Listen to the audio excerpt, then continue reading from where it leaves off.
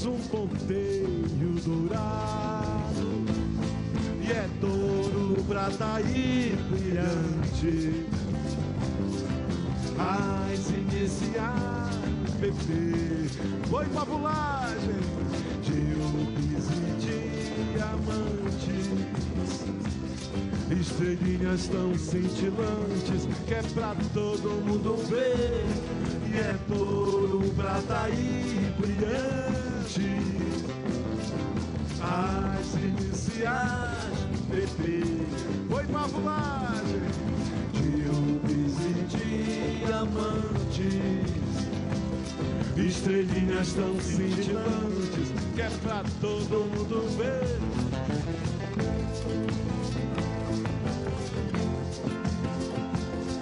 Manifestação da cultura nacional sancionada pelo presidente Lula.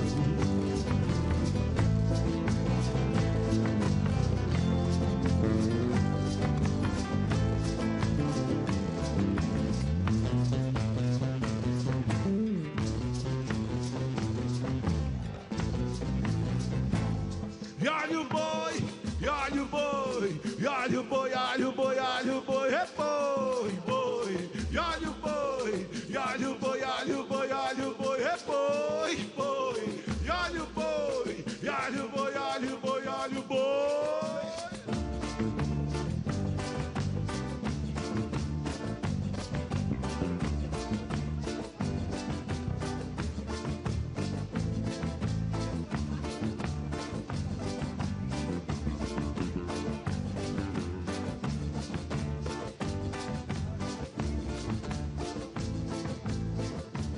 Vem ver, morena, vem ver, minha prenda é uma beleza, tesouro da natureza, realeza do Guamá.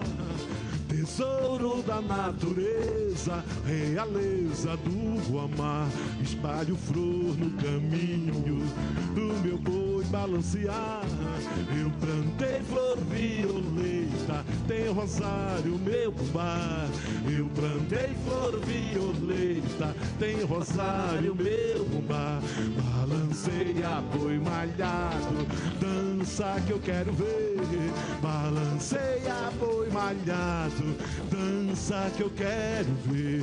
Balanceia boi malhado, dança que eu quero ver. Balanceia boi malhado, dança que eu quero ver. Arraial do Pavulagem.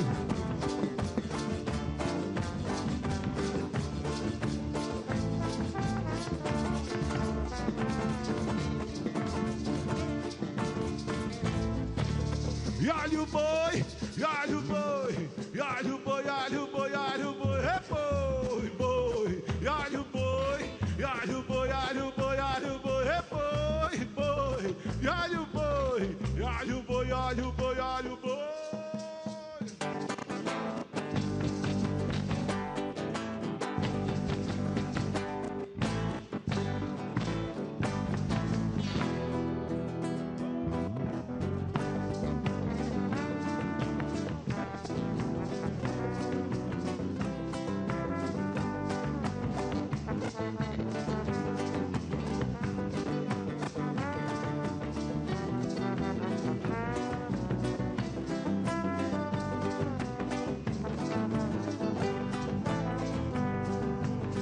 Abre os olhos, morena, vem ver meu boi.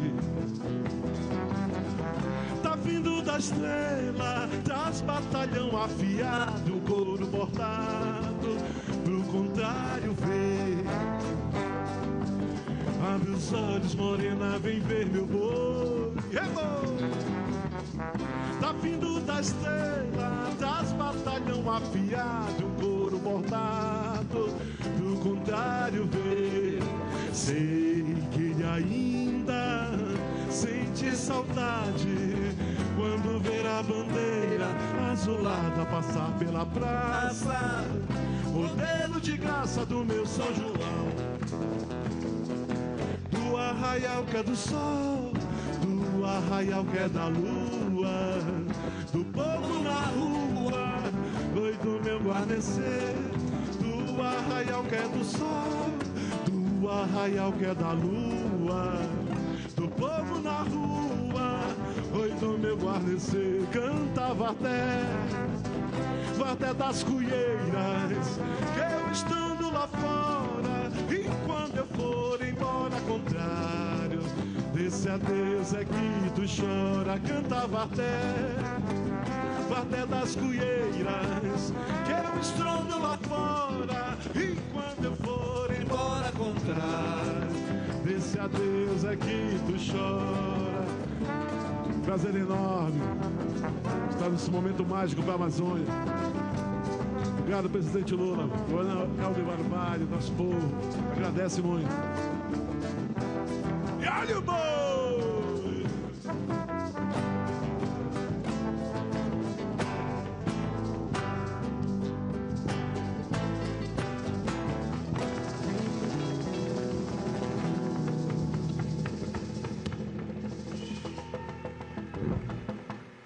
Obrigado.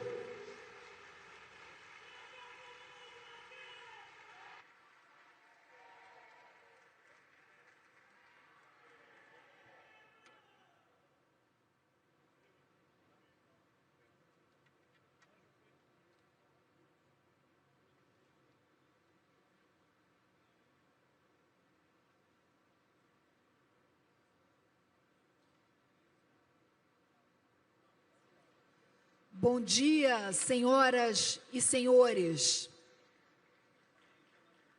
Quero dar as boas-vindas a todos os chefes e vice-chefes do Estado e de governo, aos ministros de Estado e aos representantes dos organismos internacionais aqui presentes. O Brasil os recebe de braços abertos. Daremos início com a intervenção da Organização Meteorológica Mundial e dos representantes da academia e da sociedade civil. Em seguida, passaremos à ordem estabelecida de intervenções dos países e organizações internacionais aqui presentes. Ouvir os alertas da ciência é crucial para orientar nossa nação.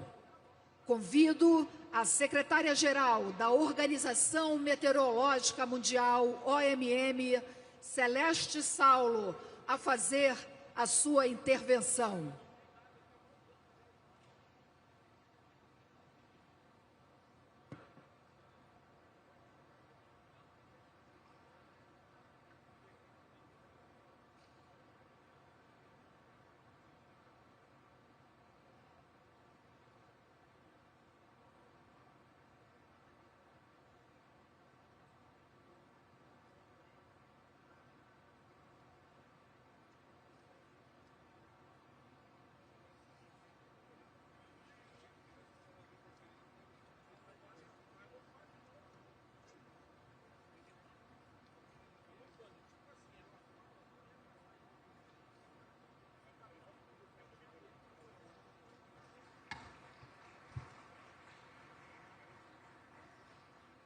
Bom dia.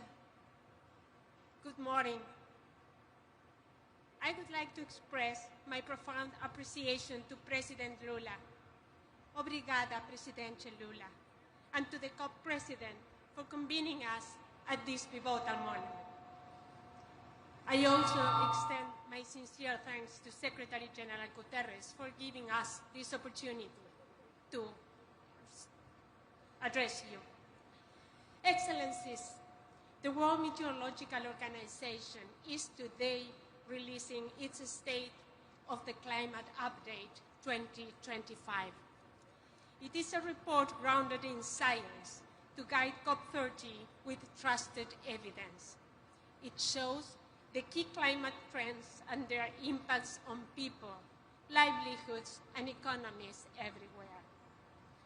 I stand before you today with the hard truth as it's the call of this COP. We cannot defy the laws of physics. Science does not lie. The alarming strike of exceptional temperatures continues. 2025 is set to be either the second or the third warmest year we have ever observed. The average temperature in January-August 2025 was about 1.42 Celsius above pre-industrial levels. Concentrations of heat-trapping greenhouse gases are their highest in 800,000 years, thus committing our planet to a warmer and more dangerous future. And of particular concern, the jump in carbon dioxide levels between 2023 and 2024 was the highest we have ever measured. Ocean heat content is also record high. Long-term sea level rise continues. Both Antarctic and Arctic sea ice are tracking at record levels. And on a daily basis, we see destructive weather. Months worth of rainfall in a matter of minutes. Extreme heat and fire, and supercharged tropical cyclones. I extend my deep condolences to all those affected. Each event leaves lasting impacts. The scars remain long after the headlines. Excellencies, this is not just a distant warning, it's today's reality. The record increase in greenhouse gas levels means that it will be virtually impossible to limit global warming to 1.5 in the next few years without temporarily overshooting the Paris Agreement target. As this has been said by UN Secretary General before, every fraction of a degree matters. Every choice matters. But there is progress, real and measurable. Across the globe, early warnings are saving lives. We are closing gaps in the world's most vulnerable regions, helping communities act before hazards strike. Climate services are transforming decision-making. 2/3 of WMO members now provide climate information, from heat health alerts to agricultural forecasts.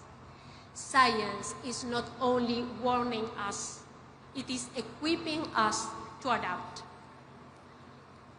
Excellencies, let COP30 be remembered as the moment the world changed course, with the Amazon as its witness. We can't rewrite the laws of physics, but we can rewrite our path. I thank you. Obrigada.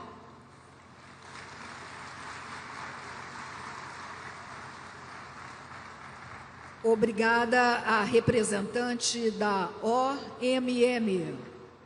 E agora convido a todos que ouçam com atenção as palavras de Marinês Scherer, bióloga da Universidade Federal de Santa Catarina, enviada especial da presidência da COP30 para oceanos.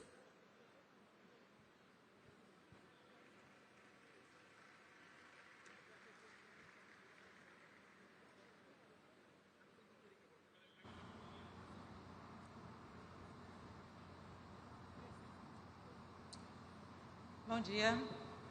Good morning.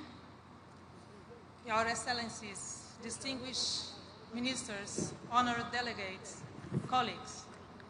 Today, I want to share a truth that's simple, but still deeply overlooked. Science is clear. We cannot solve the climate crisis unless we act together with and for the ocean, the main climate regulator of our planet.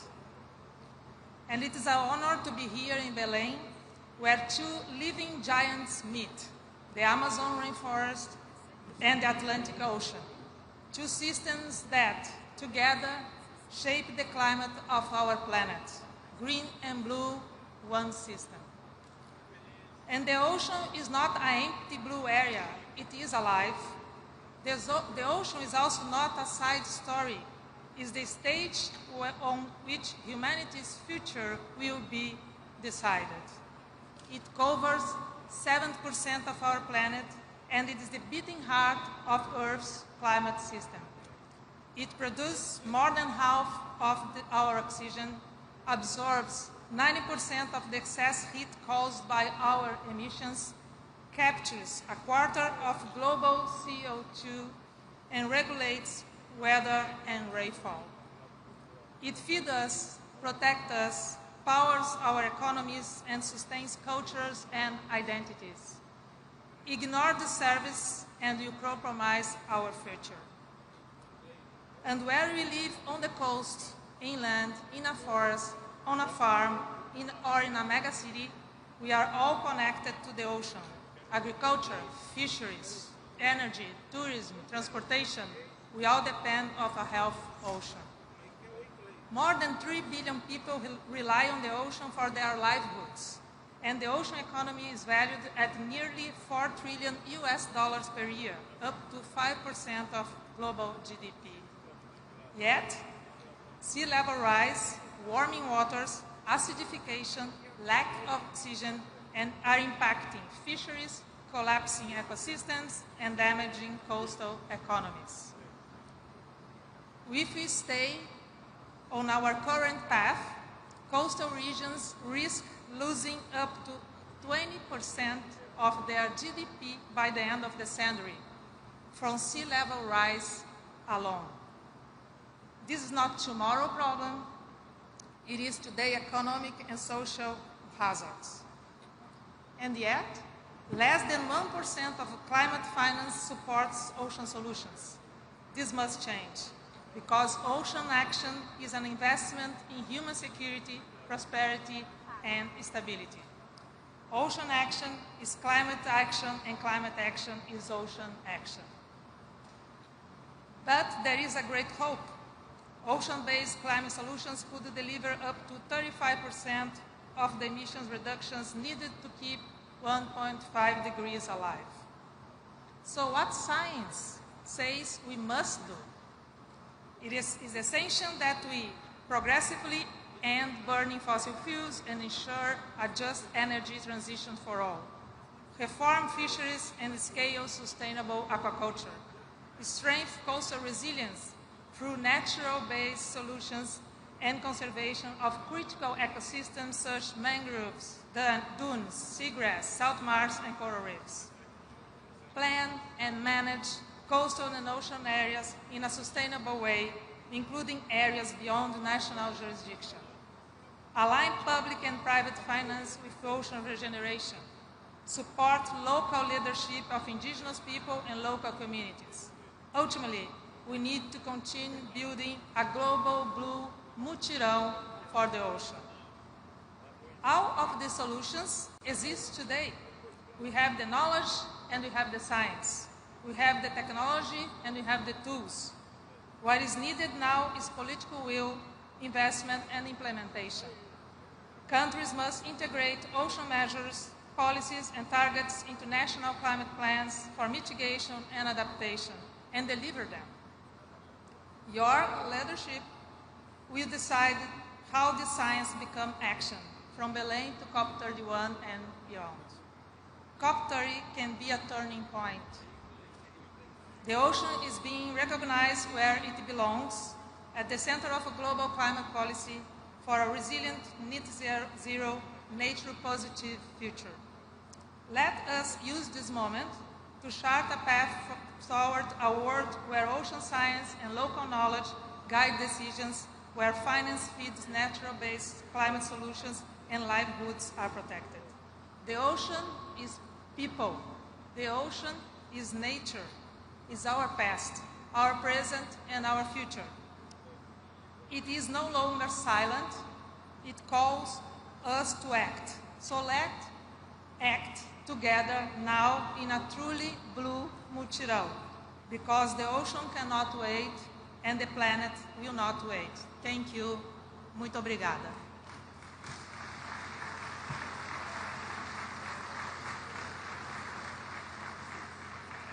Agradeço a importante mensagem transmitida pela representante da sociedade civil, senhora Marinês Scherer. E ouviremos agora o presidente da COP21, Laurent Fabius.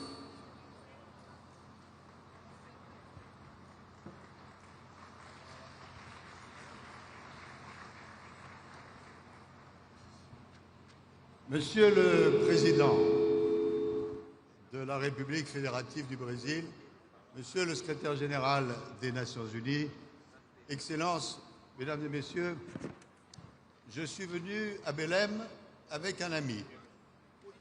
Et cet ami est dans ma poche, mais j'ai pensé que vous seriez heureux de le revoir. C'est un petit marteau. Le marteau avec lequel, il y a 10 ans exactement, j'ai scellé l'accord de Paris qui nous rassemble tous aujourd'hui.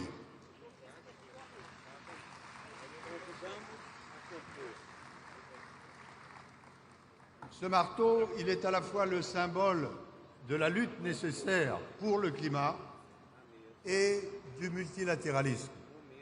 Et ce qui était vrai il y a 10 ans à Paris est vrai aujourd'hui à Belém. Alors il y a des discussions parfois sur l'effet de l'accord de Paris. Je pense que les scientifiques ont dit des choses qui sont incontestables. En 2015, au moment de l'accord de Paris, la tendance qui devait être celle de l'élévation des températures à la fin du siècle était de 4 degrés ou plus. Et aujourd'hui, la tendance est au maximum de 2,8 degrés. On dira que c'est insuffisant, et j'y viendrai dans un instant. Mais entre 4 degrés et 2,8 degrés, il y a des millions et des millions de vies sauvées.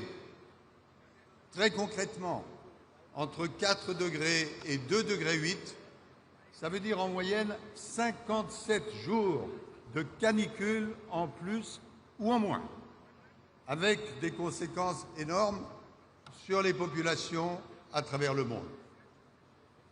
Alors bien sûr, il y a beaucoup de travail devant nous, à la fois dans le climat, sur les énergies fossiles, sur les énergies nouvelles, sur les financements, c'est évident. Mais je voudrais qu'on garde en tête cette idée simple. Paris-Belém, c'est une continuité. Nous nous sommes réunis avec mes collègues présidents de COP. Nous venons de différents continents, nous avons différentes expériences. Chaque COP a apporté quelque chose de supplémentaire. Mais nous sommes tombés d'accord sur le fait que cette COP de Belém devait mettre l'accent sur 3 points et sur 3 I. Et dans les 3 minutes qui me restent, je voudrais évoquer ces 3 I. Le premier I, c'est l'implémentation, la mise en œuvre. Nous n'attendons pas de cette COP de Belém des déclarations mirifiques sur de nouvelles initiatives qui pourraient être proposées et qui ne verraient jamais le jour. Nous attendons d'abord que les initiatives déjà prises soient concrétisées et précisées. Nous savons que ce sera le cas en particulier, et nous nous en réjouissons, en ce qui concerne la lutte contre la déforestation et la facilité pour les forêts primaires. Et c'est une excellente chose. Nous savons aussi, en tout cas nous l'espérons, qu'il y aura des initiatives nouvelles prises pour réduire les émissions de méthane. On parle toujours du CO2, le dioxyde de carbone, mais vous savez tous, parce que vous êtes des experts, que le méthane représente 30% des gaz à effet de serre et qu'il est possible, sans que cela coûte énormément cher, en particulier en direction des industries pétrolières et gazières, que les émissions de méthane soient réduites, ce qui permettrait de gagner entre 0,3 degrés et 0,5 degrés. Bref, il y a toute une série de domaines dans lesquels nous voulons que les choses soient précisées et mises en œuvre. Je résumerai ma pensée sur ce point, notre pensée plutôt, en disant, faisant écho à un slogan qu'on a entendu ici ou là, et je m'exprime en anglais, le mot d'ordre à Belém, ça doit être « implement, baby, implement, implement, baby, implement ». Le deuxième I, c'est tout simplement l'inclusion. Vous êtes des chefs d'État et de gouvernement et vous engagez vos différents pays et c'est essentiel. Et par rapport, on en parlera certainement, aux contributions nationales que chaque pays doit dégager, il y a encore des progrès à faire. Mais nous savons maintenant qu'au-delà des gouvernements, il est essentiel d'inclure dans l'action à la fois les représentants des villes, les représentants des gouverneurs et aussi, bien sûr, la population. Bref, qu'il y ait une inclusion qui s'étend bien sûr aux entreprises, parce que sans les entreprises, nous ne pouvons pas être efficaces et les entreprises savent que la vraie compétitivité, c'est de prendre en compte la lutte contre le réchauffement climatique. Inclusion. Inclusion des populations autochtones, et c'est ce qui est fait ici à Belém par rapport aux populations de l'Amazonie. Inclusion par rapport à d'autres sujets, qu'au moment de Paris, nous ne pensions pas aussi mêlés avec le climat. Je veux dire, la question de la protection des espèces, la question des océans, la question de la lutte contre les plastiques. Bref, le deuxième I, c'est l'inclusion. Et le troisième, c'est l'innovation. Il y aura des innovations dans cette COP de Belém, et c'est une très bonne chose. Par exemple, sous la présidence d'André Delago, l'agenda pour l'action va être revu pour faire en sorte qu'il ne soit pas nécessaire de présenter des projets dont on ne sait jamais s'ils sont exécutés ou non, mais qu'on y voit très clair. Et puis, l'innovation qui consiste, par exemple, à prendre en compte l'intelligence artificielle. Il y a 10 ans à Paris, personne, absolument personne, ne parlait de l'intelligence artificielle. Or, nous savons que les data centers nécessités par l'intelligence artificielle représenteront dans quelques années une consommation d'électricité aussi importante que toute l'Union européenne. Innovation, et je m'en félicite, parce que c'est la première fois dans une COP que les questions de justice, j'entends les juges, les questions de justice seront prises en compte au moment même où, il y a quelques mois, la Cour internationale de justice prenait une décision très importante sur l'accord de Paris. Respecter l'accord de Paris, ça n'est plus seulement une obligation morale, c'est désormais une obligation légale. Et puis, la lutte contre la désinformation, parce que, comme on l'a bien dit avant moi, il y a évidence à défendre la science.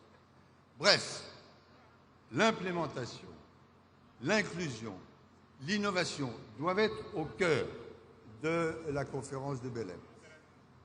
Nous allons entendre dans quelques instants le président du Brésil, Lula. J'ai lu une déclaration de sa part disant « La COP30, ce sera la COP de la vérité ». Nous, les présidents de COP, nous sommes d'accord avec cette déclaration. Qu'est-ce que ça veut dire? Ça veut dire que la vérité aujourd'hui, s'agissant du climat, c'est un mélange de lucidité, parce que les temps sont difficiles, et en même temps d'espérance. Je souhaite, j'imagine avec vous tous, que la COP30 de Belém soit une COP de lucidité et d'espérance. Merci.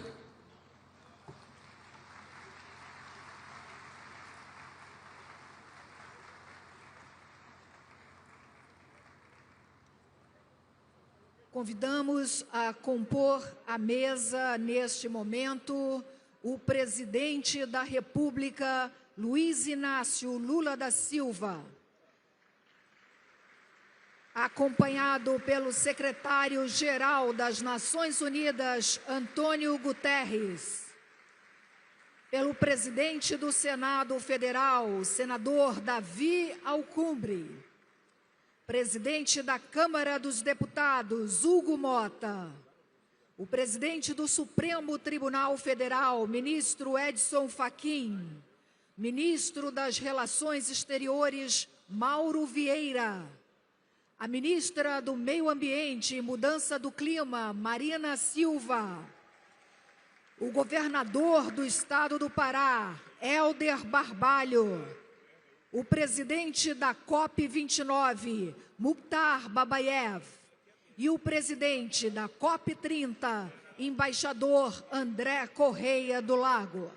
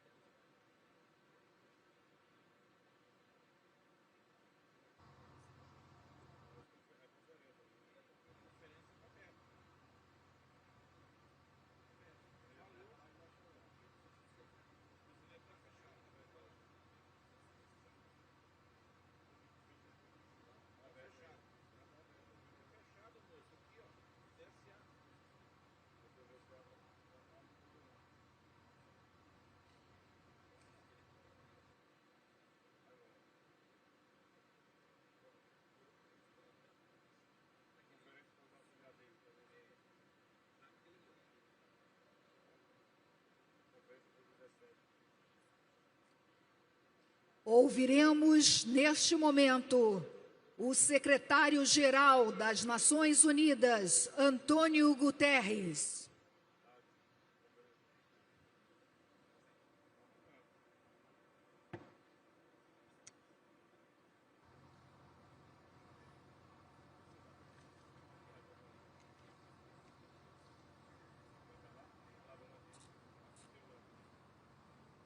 Excelências, Excellencies, agradeço ao Presidente Lula da Silva, ao Presidente da COP e ao Governo e ao povo do Brasil pela calorosa hospitalidade em Belém.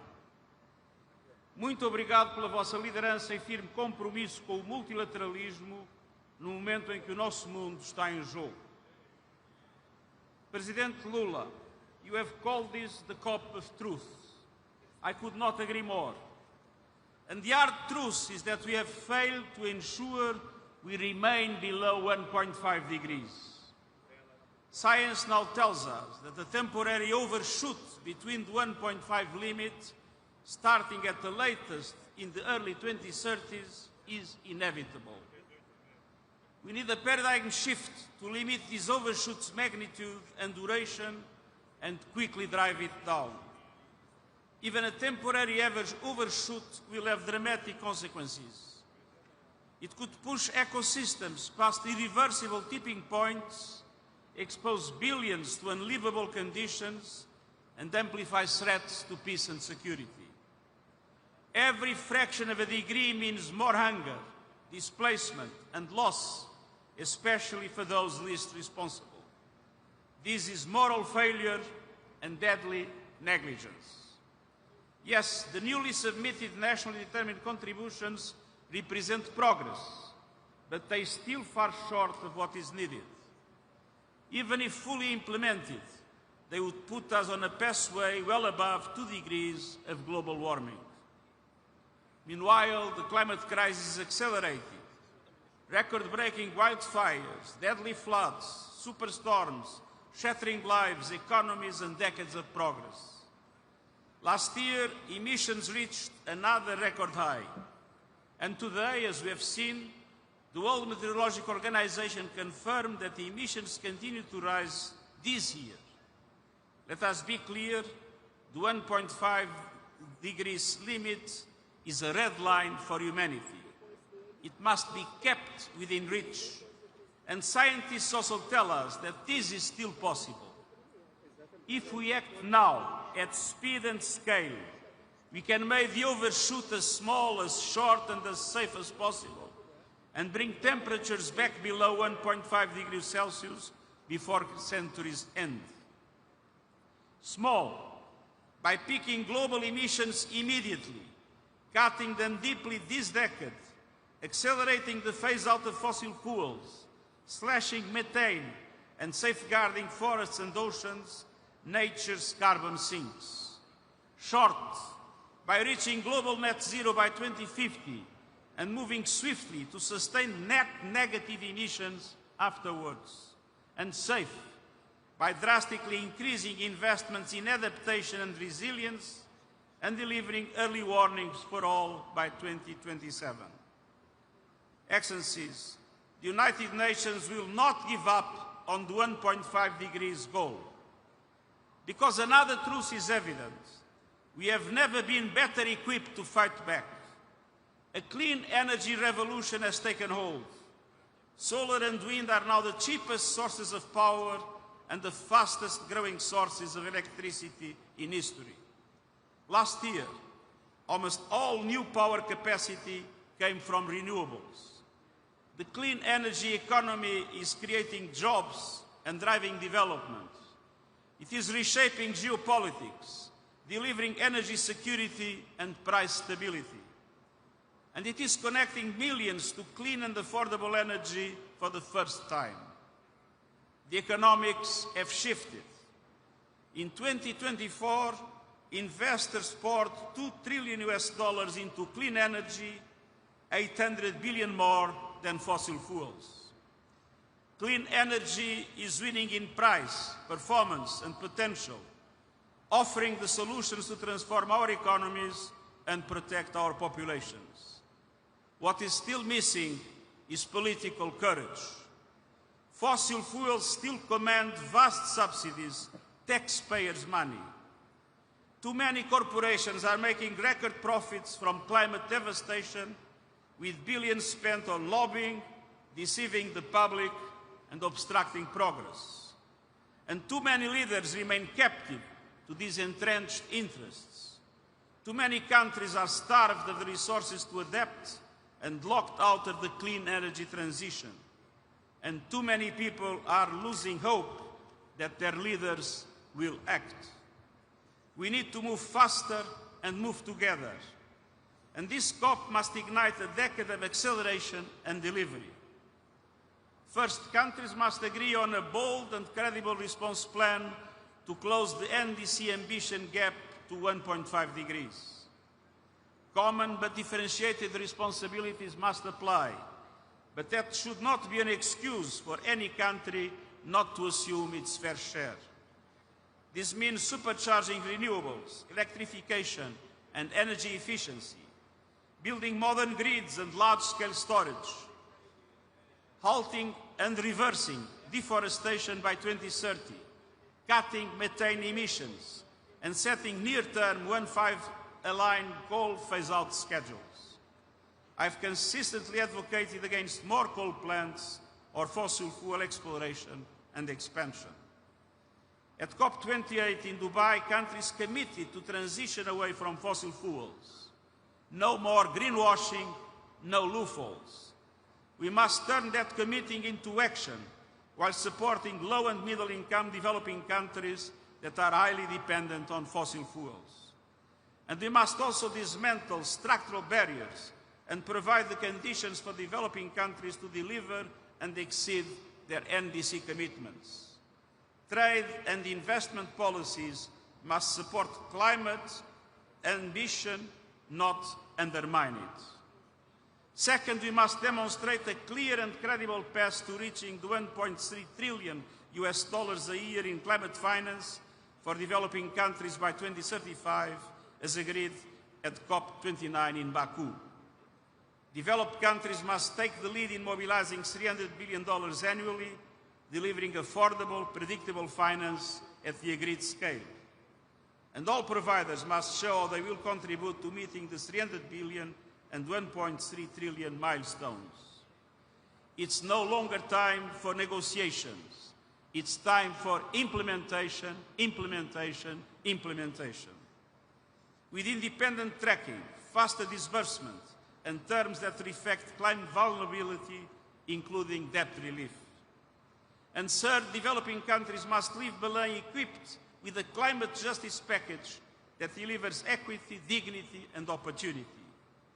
That means the concrete plan to close the adaptation finance gap, ensuring that developed countries honor their pledge to provide $40 billion adaptation finance by the end of this year, and giving confidence that affordable adaptation finance will be scaled up beyond 2025 and delivered swiftly to the communities on the front lines.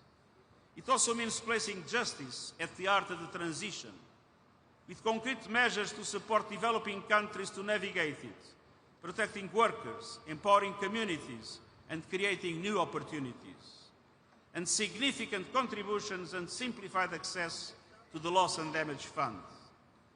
A just transition also means Indigenous peoples leading the way. Their knowledge and full participation light the path to a livable planet. Excellencies, you can count on the United Nations. Through our climate promise, over 100 developing countries received support in the preparation of the new nationally determined contributions. I've directed the United Nations Development Programme to build on this architecture and work across the system to support developing countries during the implementation plan. The challenge is immense, but the choices are clear. No one can bargain with physics, but we can choose to lead or be led to ruin. Choose to make Belém the turning point, stand with science, stand for justice, stand for future generations, and I thank you.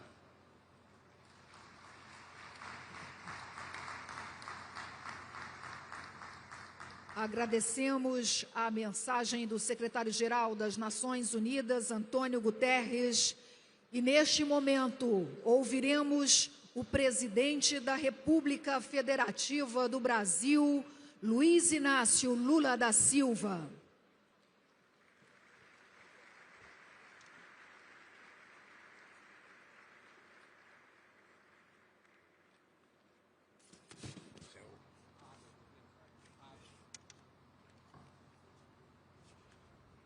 Eu quero cumprimentar o secretário-geral das Nações Unidas, o nosso amigo Antônio Guterres. Quero cumprimentar o rei Carl XVI e a rainha Silva da Suécia, em nome de quem cumprimento o chefe de Estado e de Governo e os chefes de delegações presentes. Quero cumprimentar o presidente do Senado brasileiro, companheiro Davi Alcolumbre. Quero cumprimentar o presidente da Câmara dos Deputados do Brasil, deputado Hugo Mota. Quero cumprimentar o Luiz Edson Fachin, presidente do Supremo Tribunal Federal Brasileiro. Quero cumprimentar o meu ministro das Relações Exteriores, Mauro Vieira, e a companheira Marina Silva, ministra do Meio Ambiente e Mudança do Clima, por meio de quem cumprimento os ministros e as ministras de Estado que me acompanharam. Quero cumprimentar o embaixador André Corrêa do Lago, presidente da COP30. Quero cumprimentar o presidente da COP29, Mukhtar Babayev. E quero cumprimentar o parceiro nessa jornada, o amigo Helder Barbalho, governador do estado do Pará, e cumprimentar a minha querida esposa Janja. Passados mais de 30 anos da cúpula da Terra, no Rio de Janeiro, a Convenção do Clima regressa ao país onde nasceu. Hoje, os olhos do mundo se voltam para Belém, com imensa expectativa. Pela primeira vez na história, uma COP do clima terá lugar no coração da Amazônia. No imaginário global, não há símbolo maior da causa ambiental do que a floresta amazônica. Aqui correm os milhares de rios e igarapés que conformam a maior bacia hidrográfica do planeta. Aqui habitam as milhares de espécies de plantas e animais que compõem o bioma mais diverso da Terra. Aqui residem milhões de pessoas de centenas de povos indígenas cujas vidas são atravessadas pelo falso dilema entre a prosperidade e a preservação.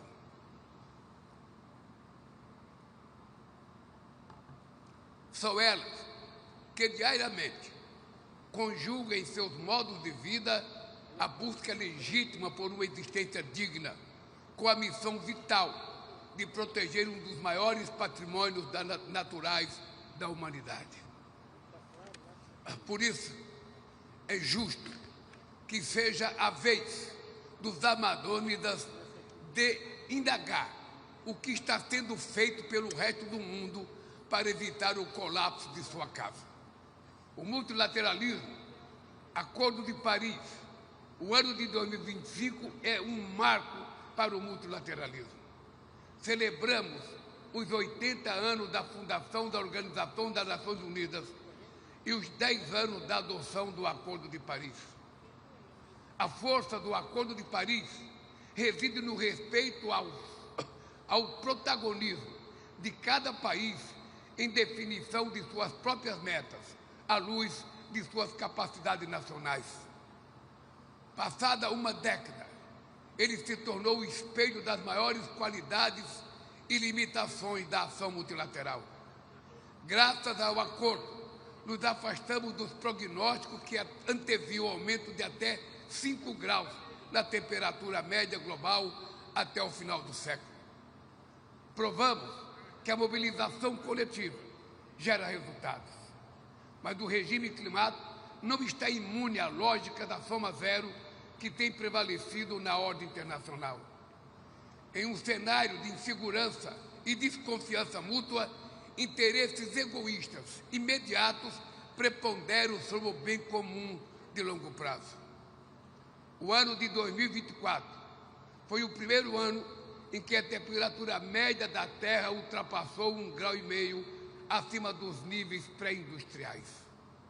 A ciência já indica que essa elevação vai se estender por algum tempo ou até décadas, mas não podemos abandonar o objetivo do Acordo de Paris. O relatório de emissões do Programa das Nações Unidas para o Meio Ambiente estima que o planeta caminha para ser 2,5 graus mais quente até 2100. Segundo o mapa do caminho Baku-Belém, as perdas humanas e materiais serão drásticas. Mais de 250 mil pessoas poderão morrer a cada ano. O PIB global pode encolher até 30%. Por isso, a COP30 será a COP da verdade. É o momento de levar a sério os alertas da ciência.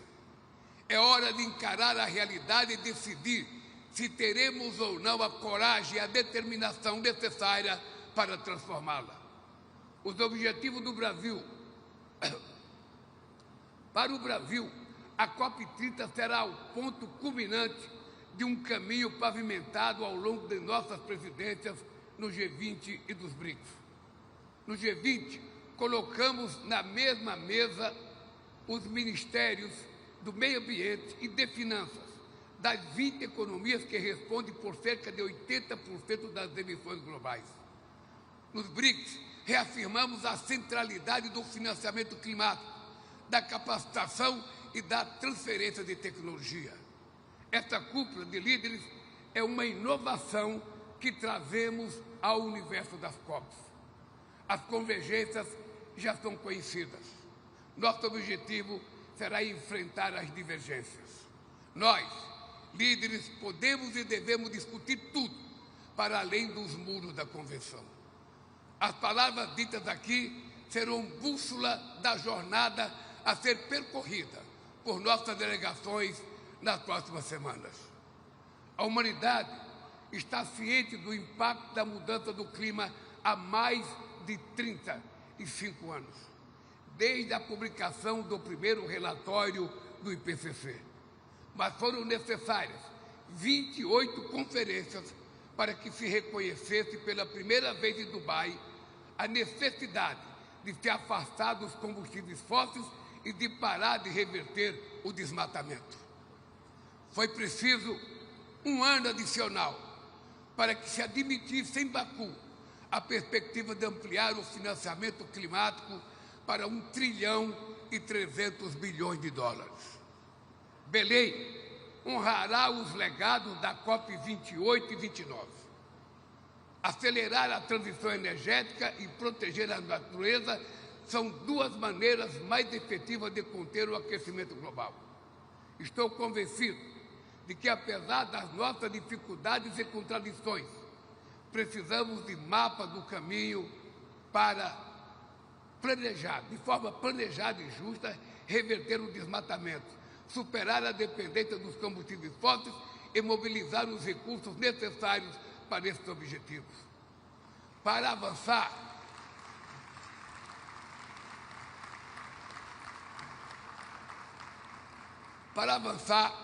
será preciso superar dois descompassos. O primeiro é a desconexão entre os salões diplomáticos e o mundo real. As pessoas podem não entender o que são emissões ou toneladas métricas de carbono, mas sentem a poluição.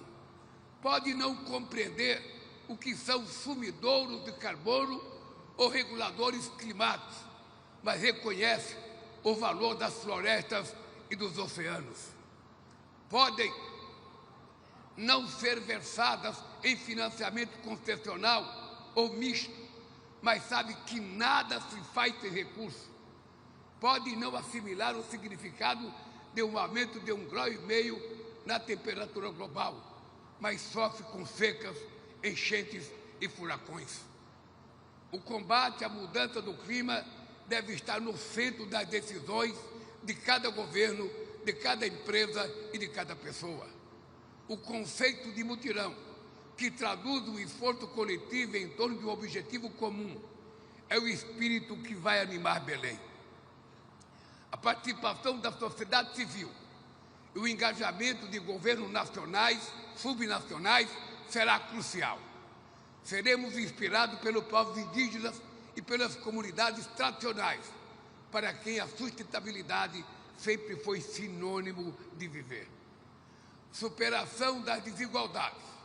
O segundo descompasso é o descasamento entre o contexto geopolítico e a urgência climática. Forças extremistas fabricam inverdades para obter ganhos eleitorais e aprisionar as gerações futuras a um modelo ultrapassado que perpetua disparidades sociais e econômicas e degradação ambiental.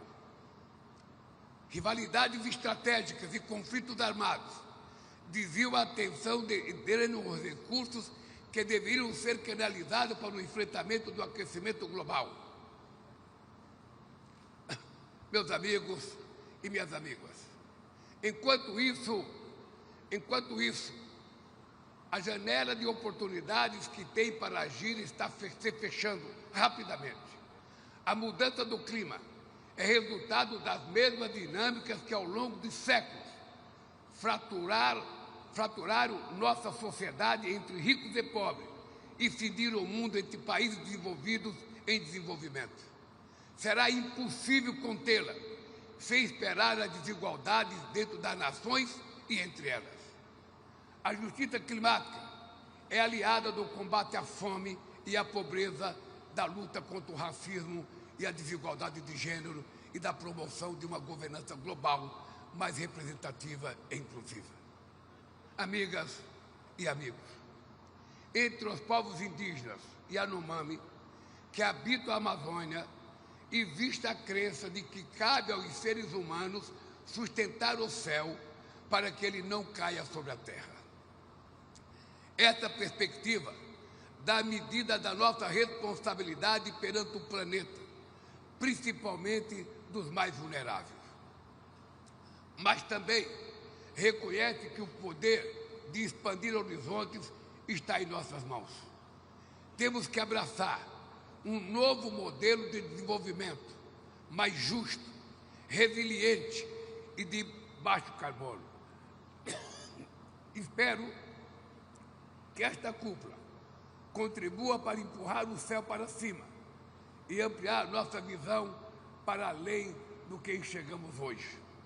Eu queria, meus amigos e minhas amigas, antes de terminar a minha fala, pedir a vocês que a gente tem que agradecer a disposição de fazer essa COP da Amazônia na Amazônia.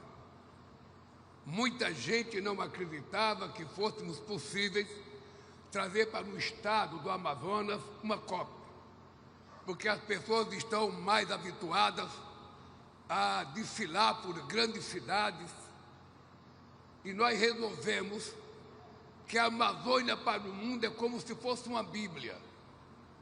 Todo mundo sabe que existe e interpreta cada um da sua forma. E nós queríamos que a pessoa viesse aqui para ver o que é a Amazônia, para ver o que é o povo da Amazônia, para ver o que é a natureza da Amazônia, para ver o que é a culinária da Amazônia. E eu quero terminar pedindo uma salva de palmas para todos os trabalhadores que ajudaram a construir em pouco tempo esse espaço que nós estamos ocupando e aqueles que vão nos receber e nos atender durante a COP. Um abraço e boa COP a todos vocês.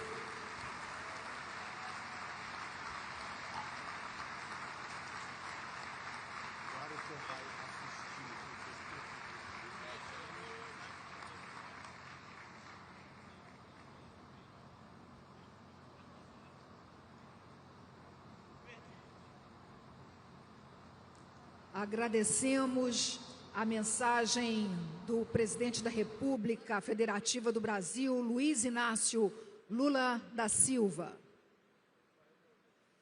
A ordem do dia prevê que cada chefe de Estado e de governo faça hoje uma intervenção de 5 minutos. Depois, passaremos aos representantes de organismos internacionais, que terão 3 minutos cada um. A lista de oradores foi organizada em ordem alfabética e de precedência, levando em conta também a agenda de cada delegação.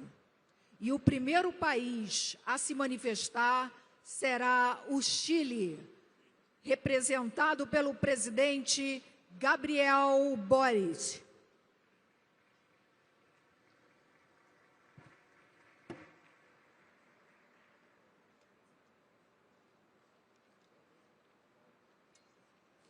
Buenos días. Resulta difícil tomar la palabra en esta cumbre mundial después de el presidente Lula por el tremendo liderazgo que expele por todos sus poros y que nos convoca a muchos otros líderes en el mundo. Y es que sabemos que vivimos tiempos complejos que ponen a prueba nuestra capacidad de actuar colectivamente como líderes, como comunidad internacional, como humanidad. Lo que está en juego es quizás el desafío más importante para nuestra generación, que es sostener la vida en el planeta. Hace poco tuve la suerte, la alegría de ser padre. Mi hija tiene 4 meses de vida. Y cuando la veo en esos 4 inocentes meses, en esa mirada que está aprendiendo a sonreír, y me pregunto qué mundo le vamos a dejar a esta nueva generación, no puedo evitar sentir a la vez una preocupación y un tremendo sentido de responsabilidad. Porque tal como ha dicho Lula, tal como dijo Antonio Guterres, el momento es ahora. Y es que a una década de la adopción del Acuerdo de París, tenemos que reconocer que como humanidad no hemos estado a la altura del desafío histórico que supone la crisis climática.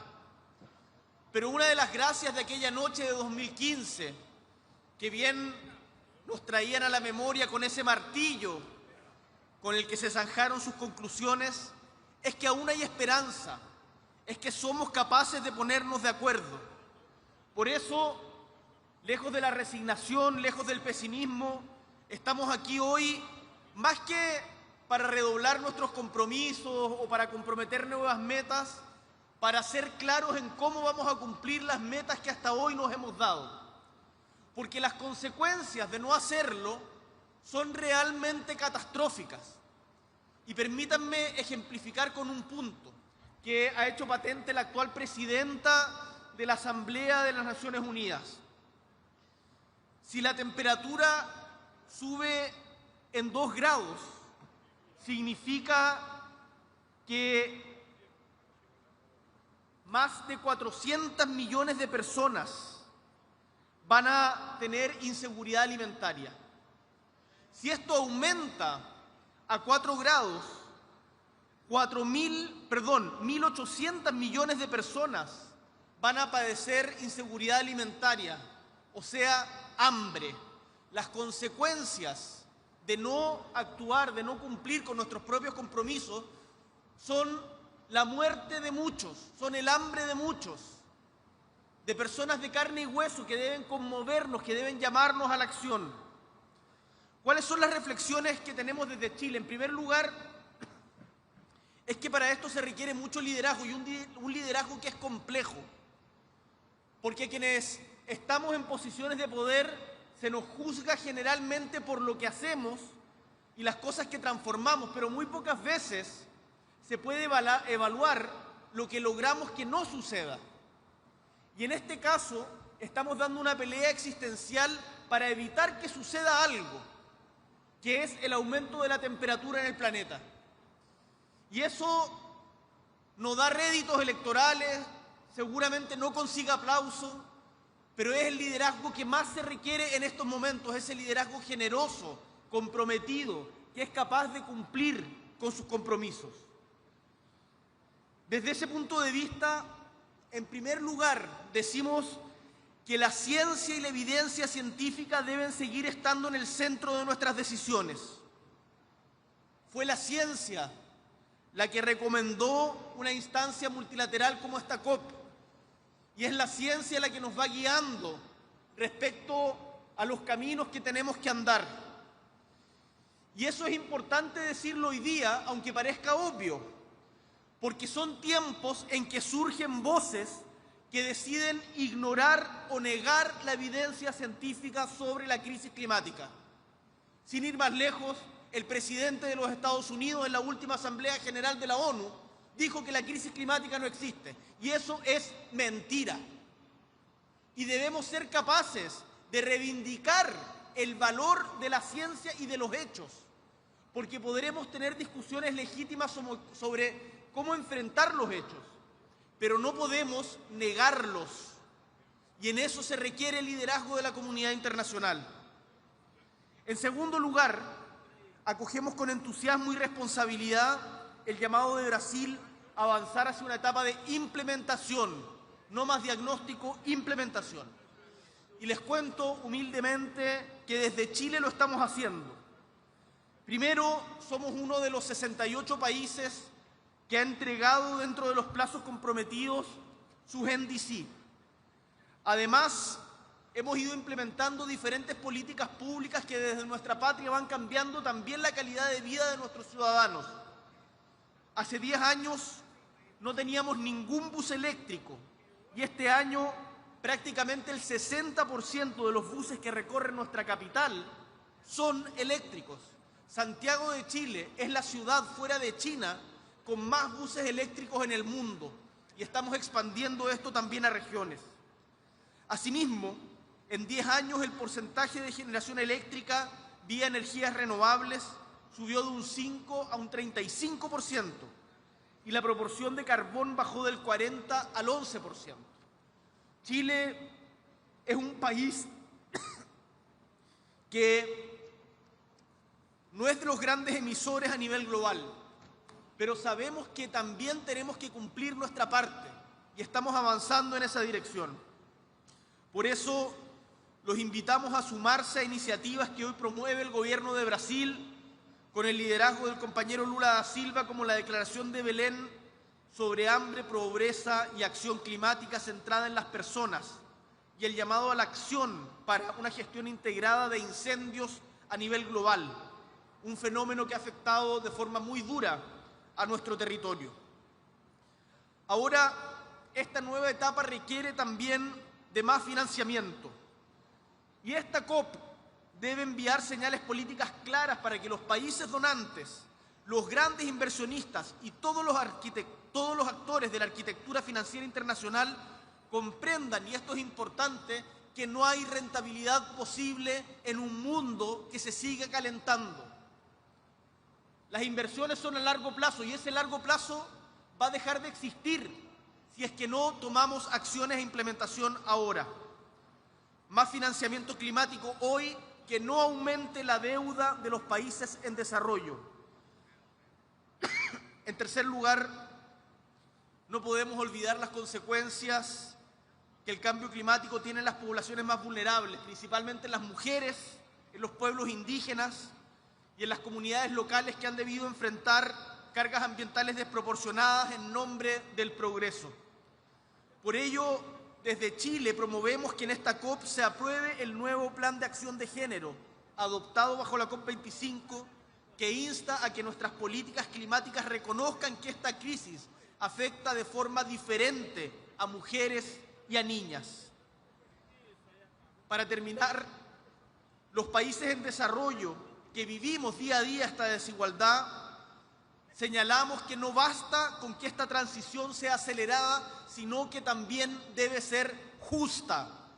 Y los países que durante muchos años se beneficiaron de un desarrollo acelerado, contaminando de manera impune el planeta, hoy día tienen que ser más responsables que los otros. Esa transición justa se debe expresar en nuestras comunidades, también para que el multilateralismo tenga sentido en nuestras bases, le haga sentido en a quienes representamos. El desafío de la descarbonización, como el nuestro del sur global, está unida a la búsqueda de un desarrollo económico que conduzca a una mejor calidad de vida, a las mujeres, mejores calidades de empleo, mayor equidad territorial y un entorno sano y seguro en el que vivir. Esto no es solo una cuestión de justicia, es una forma de dar legitimidad a la acción, que es tan importante, en especial para nuestras democracias. Señor Presidente, la COP30 en América Latina y el Caribe, en el corazón de la Amazonía, reserva de la humanidad, es una oportunidad para profundizar en nuestra misión con un llamado a la acción, con compromisos medibles de cómo vamos a implementar las metas que nosotros mismos como humanidad nos hemos dado. Muchísimas gracias.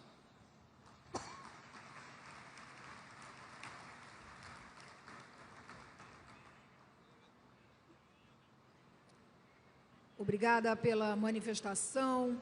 E chamamos agora o representante da China, o vice-primeiro-ministro Ding Xuexian.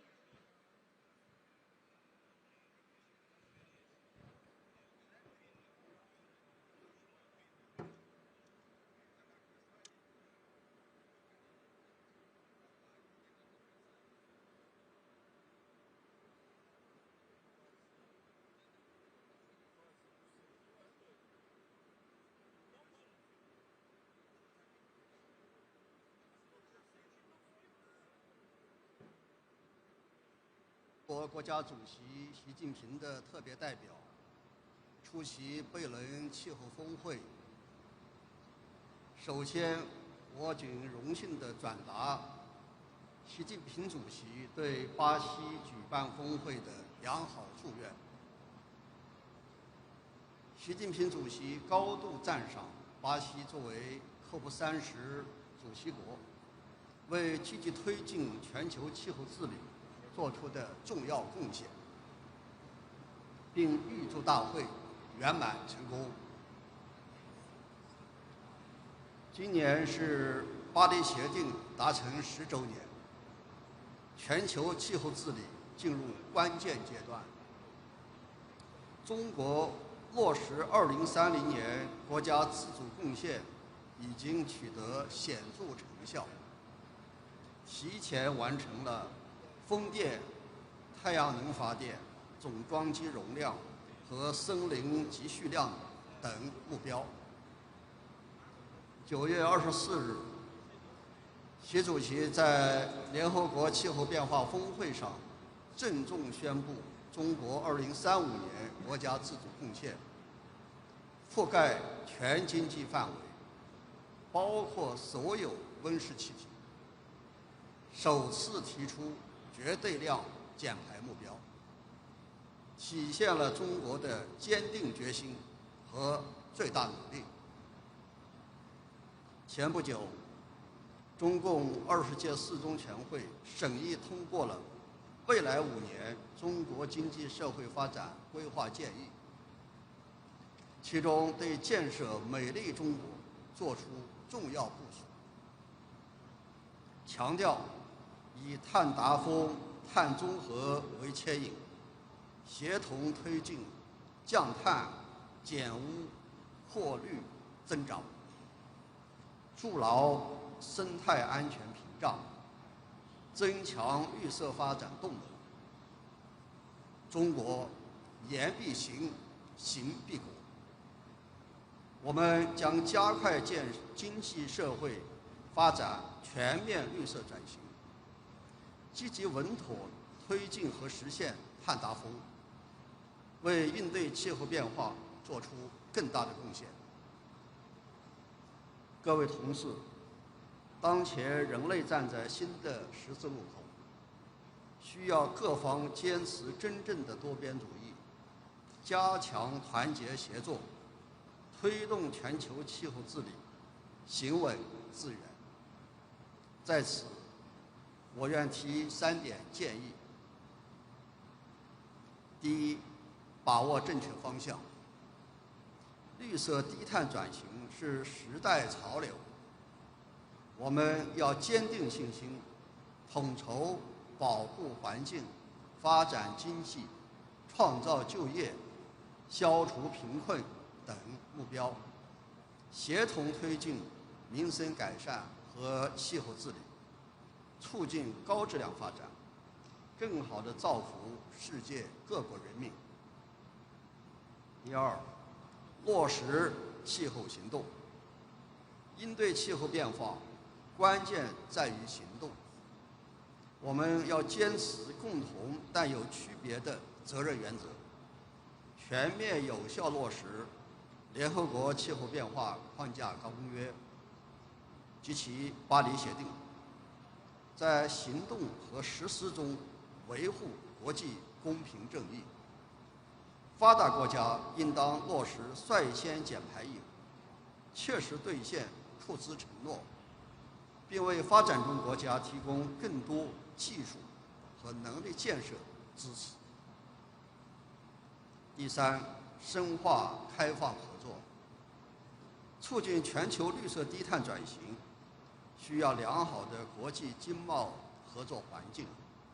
我们要加强绿色技术和产业国际协同，破除贸易壁垒，确保优质绿色产品自由流通，更好地满足全球可持续发展需要。中方愿同各方一道，坚持不懈推动绿色低碳发展，推动建设人与自然和谐共生的美丽世界。谢谢大家。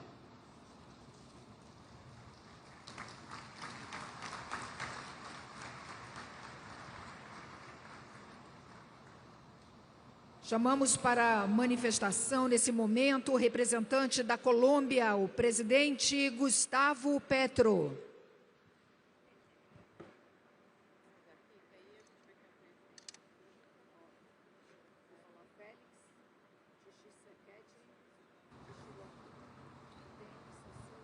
Yo le he pedido a mi equipo, presidente Lula, Antonio Guterres, secretario de nuestras Naciones Unidas, delegaciones de tantos países del mundo aquí presente, le he pedido a mi equipo que sea más radical en la consecución de las metas de la vida, reconociendo antes que nada que estamos ante un fracaso. Las palabras tibias no se convierten sino en fetiches y fantasmas ante una realidad que tenemos que asumir tal cual. Después de 29 COPs, de discursos, muchos los he dado yo, y otras, estamos ante un fracaso. El fracaso se mide por la ciencia en términos de temperatura, de leyes de la termodinámica.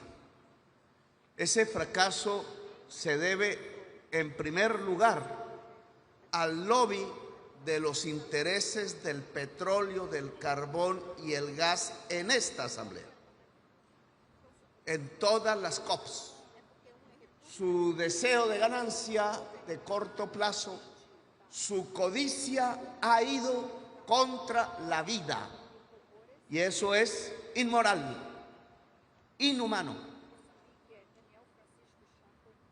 Y en cada nación, una vez se realizan las COPs, el mismo lobby, en unas naciones más que en otras, cobra sus resultados. Y sus resultados son medibles. El número 1,5 grados centígrados que no queríamos alcanzar, se alcanzó. Nos acercamos a algo que ya no se llama crisis climática.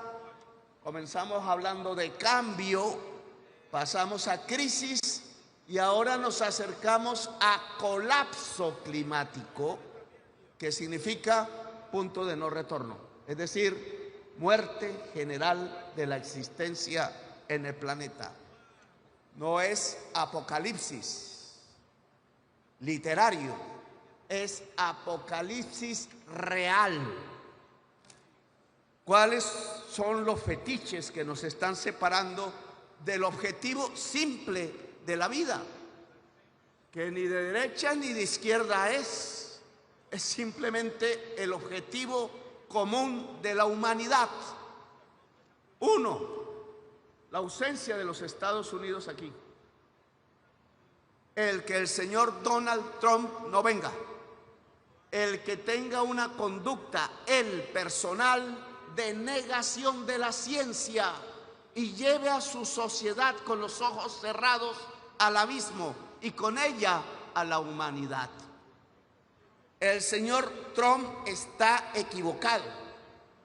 La ciencia alumbra el colapso si Estados Unidos no se mueve hacia la descarbonización de su propia economía. No es taladrar, taladrar y taladrar. Está 100% equivocado el presidente de los Estados Unidos, Donald Trump. Dos, el que se lleve a Europa a invertir en más armas de acuerdo a su Producto Interno Bruto.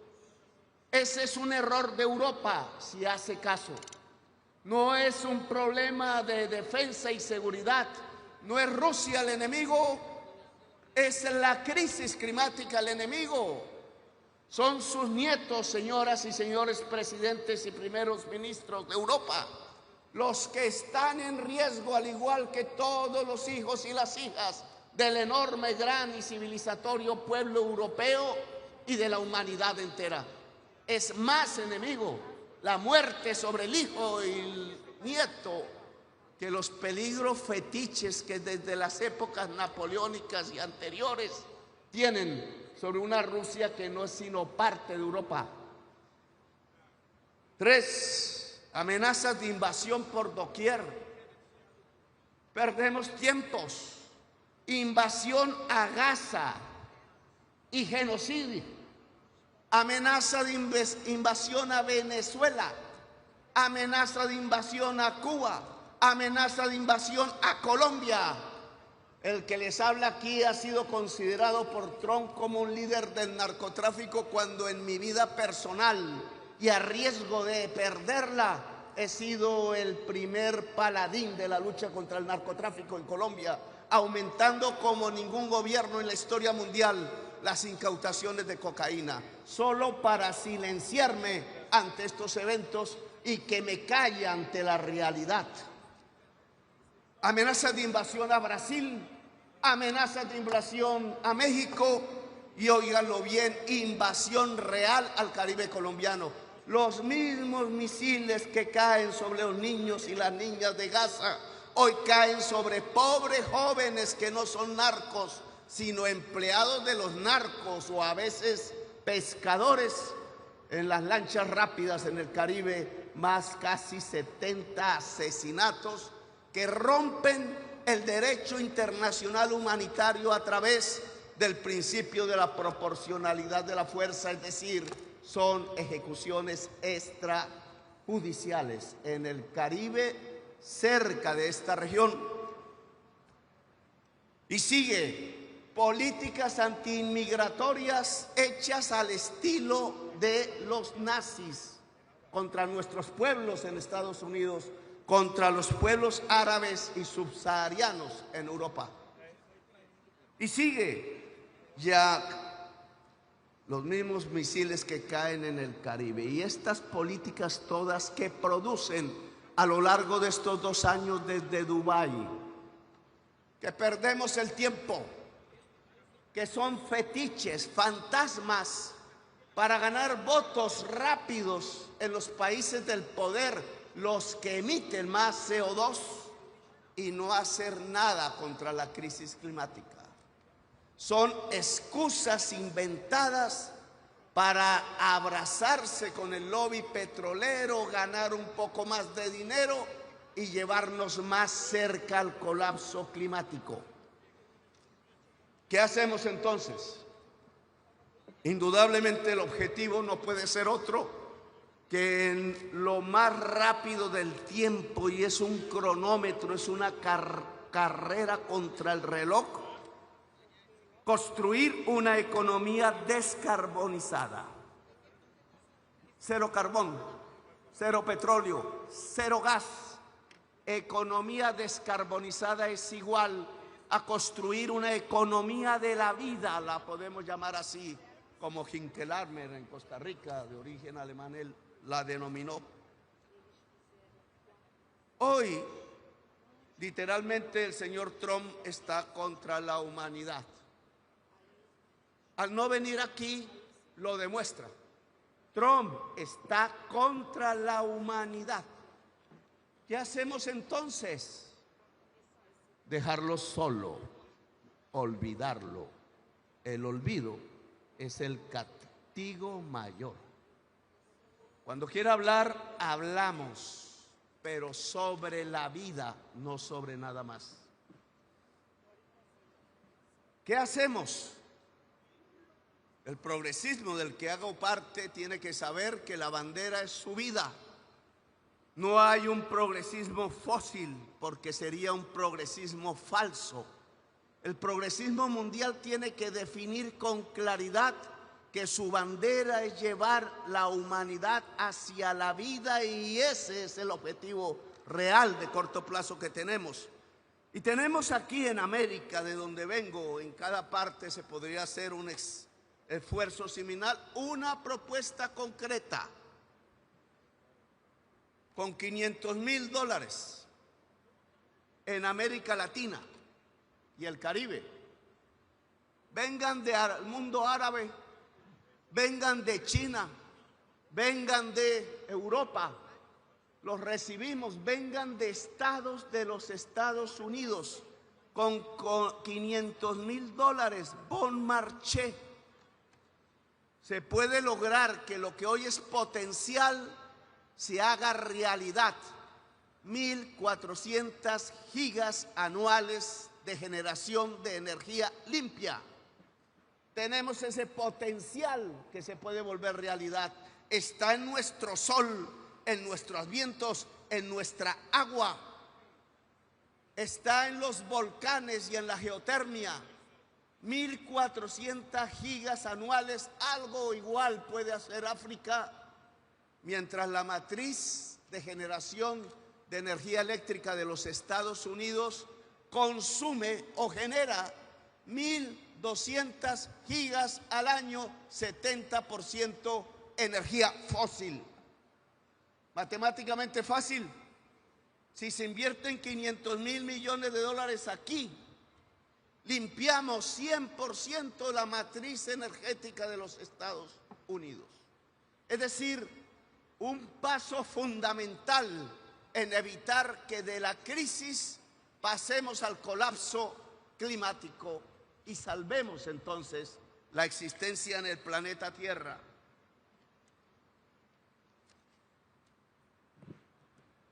Luego tenemos dos vías, compañero Lula, que América del Sur, donde usted hace parte y donde yo hago parte y tantos otros aquí, dentro de América Latina podemos proponer en concreto. Necesitamos recursos y ponemos también nuestros recursos para salvar esta selva. Esta selva es el tercer pilar climático del mundo, como las columnas del antiguo Hércules sostienen la vida en el planeta. Catedral y homenaje de la biodiversidad mundial. Si todo el piedemonte de los Andes, de donde nacen estos inmensos ríos, el más grande que llega en este mismo lugar, gigantesco mar de agua dulce a juntar con el gigantesco mar del océano Atlántico, produciendo el vapor que hace nacer esta exuberancia vegetal. Si salvamos la selva amazónica y significa llegar hasta el borde natural que tenía y recuperarla, revitalizándola, entonces estamos aportándole a la vida de la humanidad y a toda en el planeta. Uno, eso significa sembrar selva donde no la hay. Colombia lo está haciendo y qué paradoja.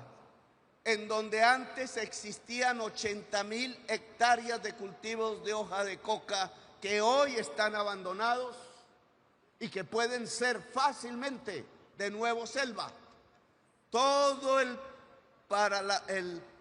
paramento entre la cordillera y la selva, el piedemonte, es donde nace este agua, y si se queda sin selva en Ecuador, en Venezuela, en Colombia, en Perú y en Bolivia, no quedará un solo árbol de la foto que ustedes ven aquí, y aquí Belém de Pará solo será un desierto, y la existencia habrá sabido que hemos llegado al punto del colapso climático.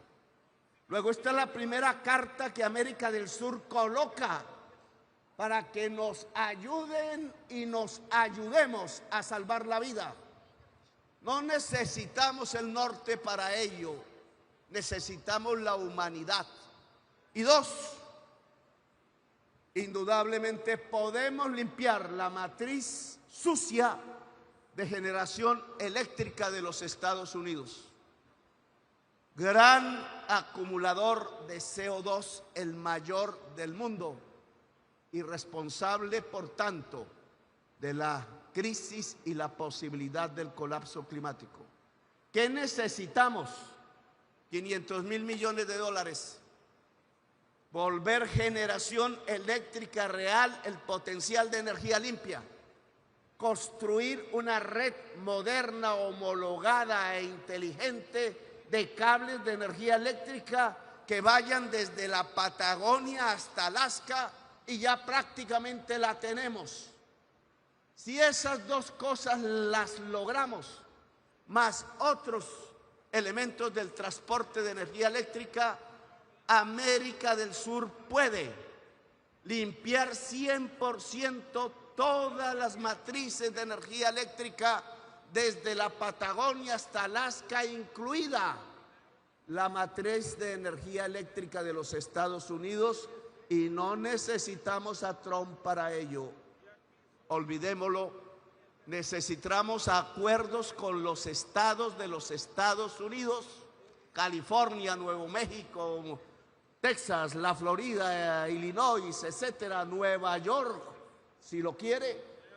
Y necesitamos un gran acuerdo latinoamericano y del Caribe para hacer que nuestros países construyan y conecten la ley de energía eléctrica, y necesitamos un gran acuerdo mundial con China, que acaba de hablar, con el mundo árabe, que necesita que lo que invirtió en petróleo se vuelva energía limpia en el mundo, e inversiones y prosperidad en su pueblo, con África, porque puede hacer lo mismo que América del Sur respecto a Europa, con Europa, que ahora se encuentra este 9 de noviembre, pasado mañana creo, en la ciudad hermosa del Caribe de Santa Marta, corazón del mundo, de acuerdo a los indígenas, centro energético del planeta, de acuerdo a la leyenda urbana actual, corazón del mundo para salvar la vida. Presidente Lula, presidente Boric, presidentes de América Latina, debemos estrechar la mano europea. Ahí en Santa Marta llegaron en carabelas y con espadas, conquistaron y construyeron la primera ciudad americana, al mismo tiempo que durante un siglo los indígenas resistieron con sus armas. Fue una guerra de un siglo, presidente Lula, en ese mismo lugar, tratando de que la civilización ancestral que había en América resistiera a la civilización europea que llegaba en ánimos de conquista. 5 siglos después, este 9 de noviembre, queremos encontrarnos de nuevo sin armas, abrazarnos con franqueza, encontrar las civilizaciones, no desencontrarlas. La guerra entre civilizaciones es la barbarie y el fin de la humanidad antes del colapso climático. El encuentro de las civilizaciones, su diálogo, es la sabiduría humana. En Santa Marta podemos encontrar a América Latina, al Caribe hoy vejado y humillado, y a Europa occidental, para darnos la mano alrededor de varios temas, pero uno fundamental: ser faro democrático para llevar al mundo a una economía descarbonizada e invertir en donde hay la potencia de la energía limpia para que se vuelva energía para el mundo, que se vuelva vida, que podamos construir una economía de la vida. Los espero a todas y todos en Santa Marta, centro vital y corazón del mundo, tierra hermosa y caribeña, para darnos esta mano, una mano por la vida de la humanidad y del planeta Tierra. Gracias, muy amables.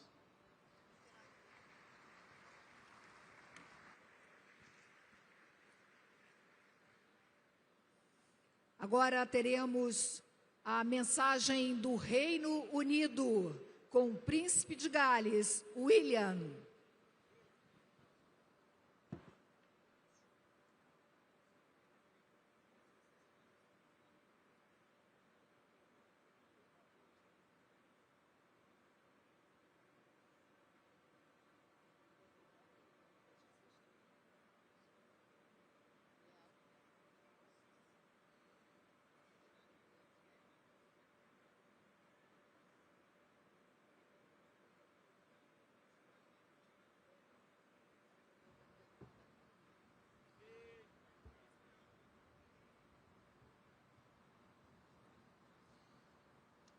Bom dia, muito obrigado, Presidente Lula e Governador Barbalho, pelas calorosas boas-vindas a Belém do Pará.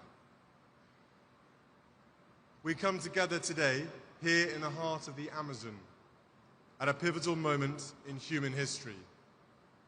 A moment that demands courage, cooperation and unwavering commitment to our planet's future. A future that belongs not to us, but to our children and grandchildren. I want to first express my profound gratitude to Brazil for welcoming us all to Belém. Over the last week, I've seen firsthand that your global commitment to environmental progress is not new, It's built on decades of bold action, visionary thinking, and shared purpose. From the Rio Earth Summit in 1992 to Brazil rapidly becoming a leader in renewable energy and sustainable agriculture, you have shown the world what climate ambition looks like. Just earlier this week, the vibrant city of Rio de Janeiro hosted the Earthshot Prize, a global initiative I founded to accelerate and spotlight the most innovative solutions to our planet's greatest environmental challenges. Many of these solutions are born in the global south. I want to add my thanks to the gracious hospitality of Mayor Eduardo Pez. The event was not only a celebration of ingenuity and hope, but a powerful reminder of what's possible when we lead with vision and courage. It was inspiring to witness such bold ideas from people all over the world come to life in a place so deeply committed to sustainability. And so as we gather here in Belém, 10 years on from the Paris Agreement, we are reminded of the extraordinary power of nations, communities, and individuals coming together to drive change. Where we unite behind shared purpose, we can scale and accelerate solutions that transcend borders. Solutions that give us hope and fill us with optimism for the future.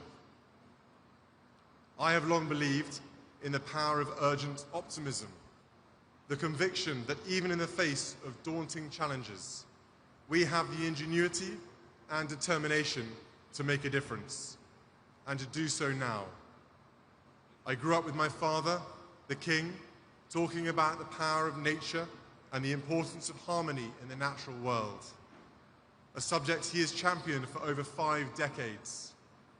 It's a privilege to also represent him here today, as well as everyone else who has championed this cause for so many years. All of us here today understand that we are edging dangerously close to the Earth's critical tipping points, thresholds beyond which the natural systems we depend on may begin to unravel. The melting of polar ice, the loss of the Amazon, the disruption of ocean currents. These are not distant threats. They are fast approaching and will affect every one of us, no matter where we live. Communities around the world are already facing rising seas, extreme heat, wildfires, floods, droughts, and increasing frequency of extreme weather.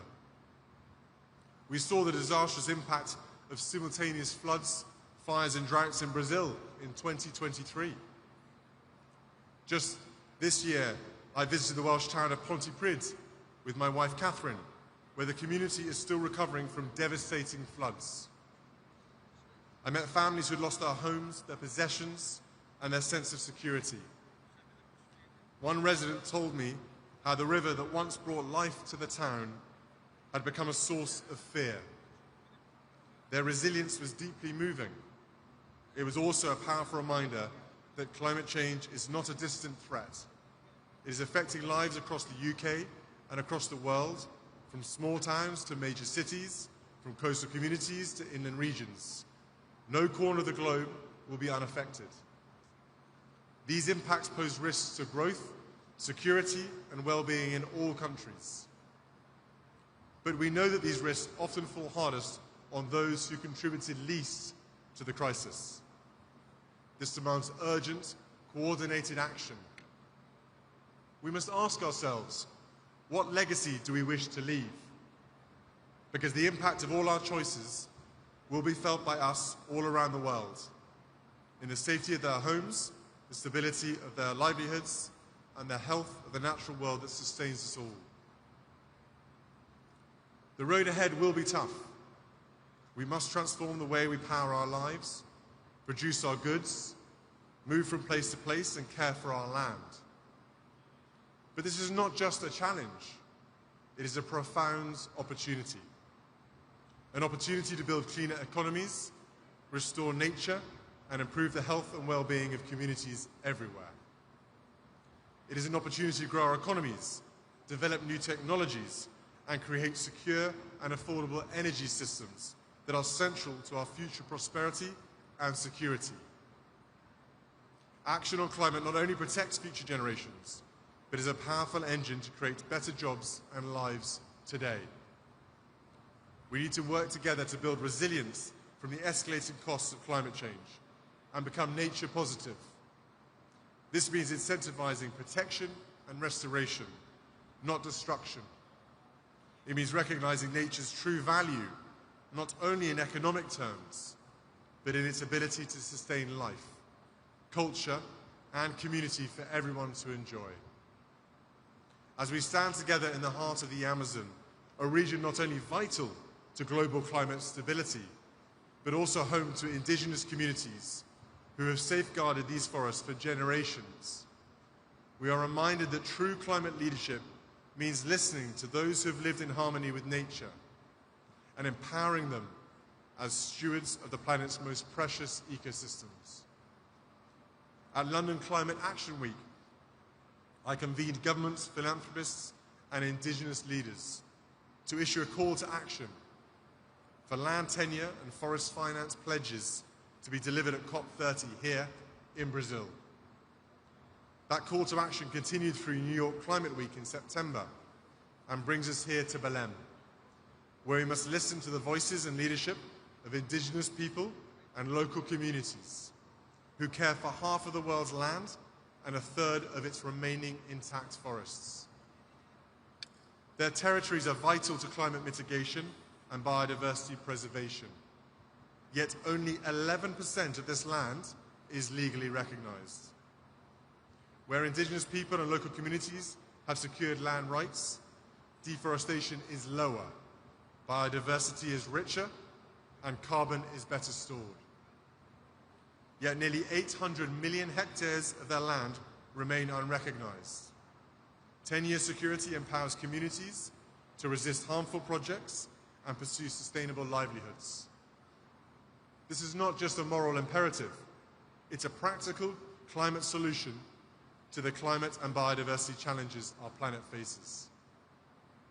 Let us build a future where indigenous people and local communities are recognized as global climate leaders, where their rights are protected, their voices heard, and their knowledge respected as vital to the health of our planet.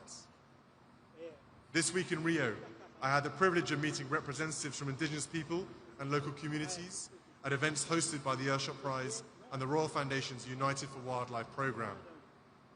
Their connection with and tireless efforts to protect nature are nothing short of inspiring. They are not just participants in the climate conversation, they are leading it, and we must stand with them. But it is also important to acknowledge the progress we have made. From the Paris Agreement to the Global Biodiversity Framework, we have shown that this can be a unifying agenda. When nations come together, we can chart a course towards a more sustainable future. And the UK stands with you in this mission. The UK hosted COP26 commitment to halt and reverse forest loss and land degradation by 2030, signed by over 140 countries, was a historic alignment of global will and has already exceeded its target. Since then, the global goal on adaptation has been agreed, and the fund for responding to loss and damage has been operationalized so that resources can begin flowing to communities hit hardest by climate impacts. The COP26 Indigenous Peoples and Local Communities Forest 10-year pledge has already exceeded its target of $1.7 billion, with over $1.86 billion supporting strengthening forest communities. Climate finance is growing. Action is being taken on emissions. Renewable clean energy is expanding at record pace, creating thousands of new jobs and boosting economies around the world. Countries are embedding nature into climate strategies, launching national adaptation plans, and investing in nature-based solutions. These are not just policies, they are lifelines. Brazil's proposal for the Tropical Forests Forever Fund is a visionary step toward valuing nature's role in climate stability. That is why it was an Earthshot Prize finalist this year. The initiative recognizes that climate and nature must be addressed together, not in silos, but in synergy. The science is clear. We must go further if we are to secure a livable future for all, and we must go together. The time for partnership, protection, and progress is now. We know what is at stake. We know what must be done. And we know that no country, no community, no individual can do it alone. Our children and grandchildren will stand on the shoulders of our collective action. Let us use these inspiring surroundings here in the heart of the Amazon to rise to meet this moment, not with hesitation, but with courage, not with division, but with collaboration, not with delay, but with decisive commitment.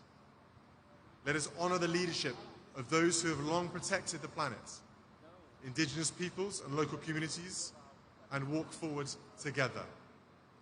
Let us build a future where nature is valued and where every child inherits a world of prosperity, not peril. Let us rise to this moment with the clarity that history demands of us. Let us be the generation that turns the tide, not for applause, but for the quiet gratitude of those yet to be born. This here at COP30 is our moment. Let us not waste it. Our children and grandchildren are watching and hoping. Obrigado.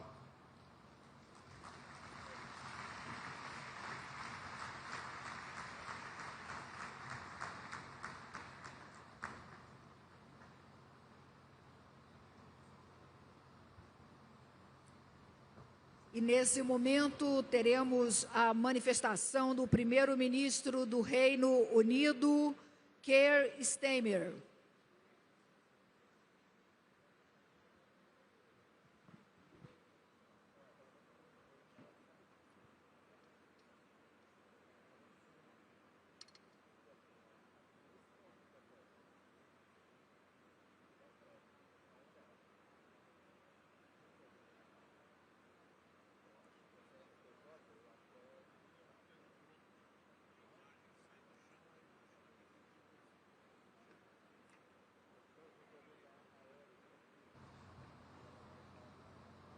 Colleagues and friends, 10 years ago, the world came together in Paris, united in our determination to tackle the climate crisis, a consensus that was based on science that is unequivocal.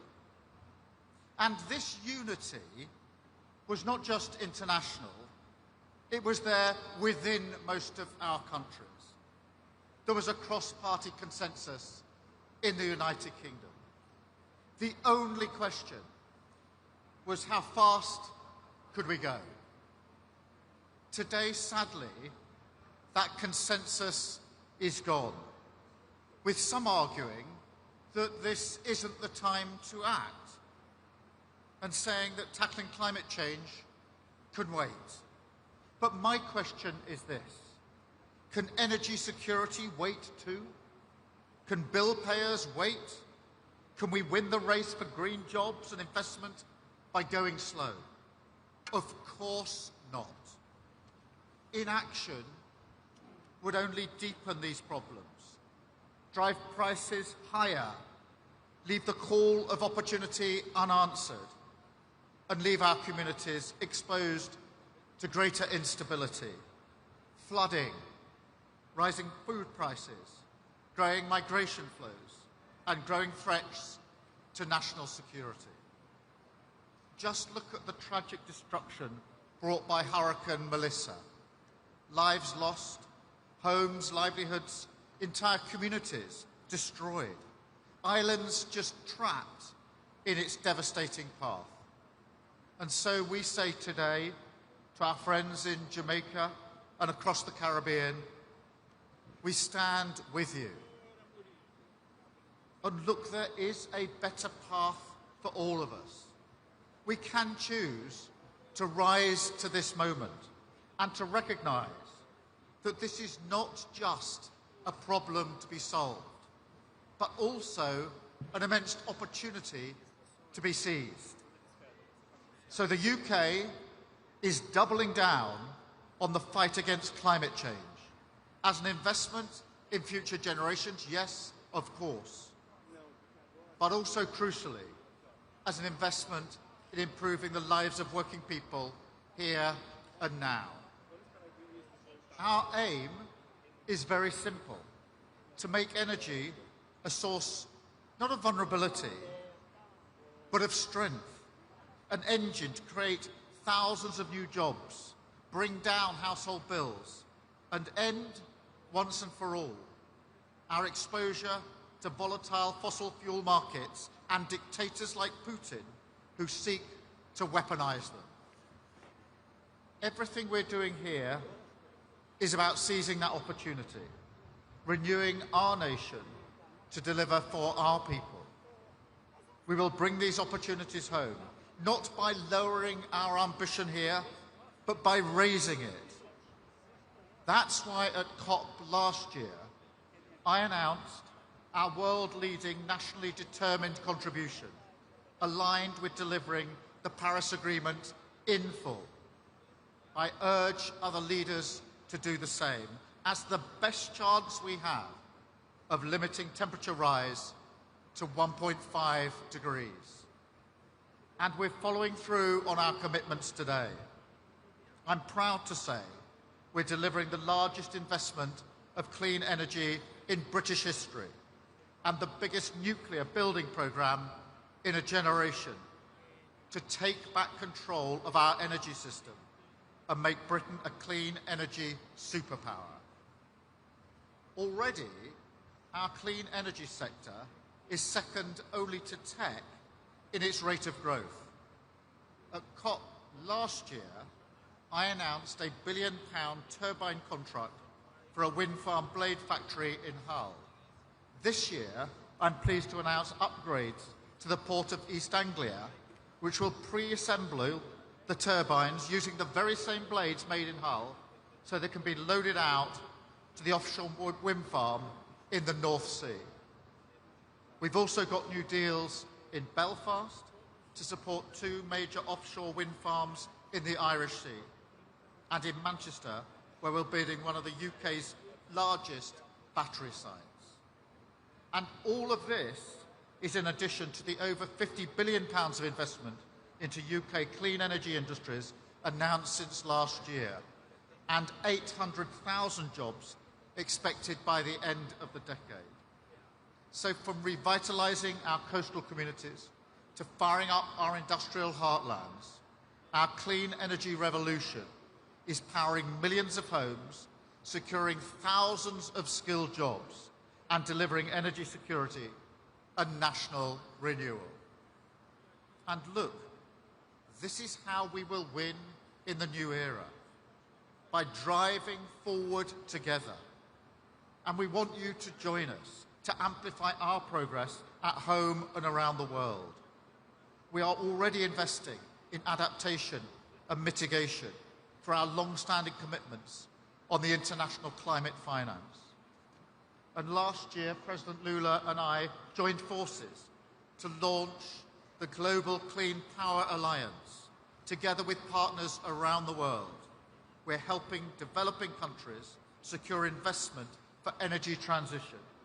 And now we're going further in unblocking clean energy supply chains too. So let me be clear. To my mind, this is a win-win. The greater our collective ambition, the more progress we make in tackling the climate crisis and the greater opportunities that we create. For example, just for UK businesses, providing goods and services for global net zero transition could be worth £1 trillion by 2030. So look, my message is that the UK is all in, because we know you don't protect jobs and communities by sticking with the status quo. You don't meet a challenge like climate change by standing still. You do it by embracing change, embracing the opportunities, and doing it together. This iconic setting eloquently makes that point. The Amazon rainforest helps to regulate the climate for every person on earth. And it reminds us that this is a truly collective endeavour. So, as His Royal Highness, the Prince of Wales, said just a moment ago, let's be inspired by this setting and let's rise to meet this moment together. Thank you very much.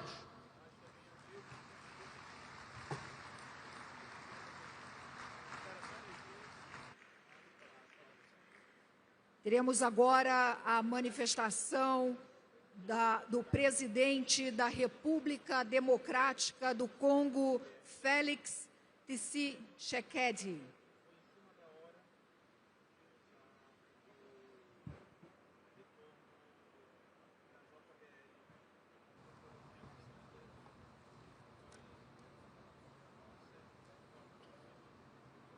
Excellences, Monsieur Luiz Inácio Lula da Silva, président de la République fédérative du Brésil, Excellences, Mesdames et Messieurs les chefs d'État et de gouvernement, Monsieur le Secrétaire général des Nations Unies, Monsieur le Secrétaire exécutif de la Convention cadre des Nations Unies sur les changements climatiques, Monsieur le Président désigné de la COP30, Mesdames et Messieurs les ministres, distingués invités, Mesdames et Messieurs, je voudrais avant toute chose exprimer au nom du peuple congolais ma gratitude au président Luiz Inácio da Silva et au peuple brésilien pour leur hospitalité et saluer le choix symbolique du Brésil d'accueillir cette 30e conférence des partis ici à Belém, au cœur de l'Amazonie. En effet, Belém est un message. L'avenir de l'humanité dépend en grande partie des forêts.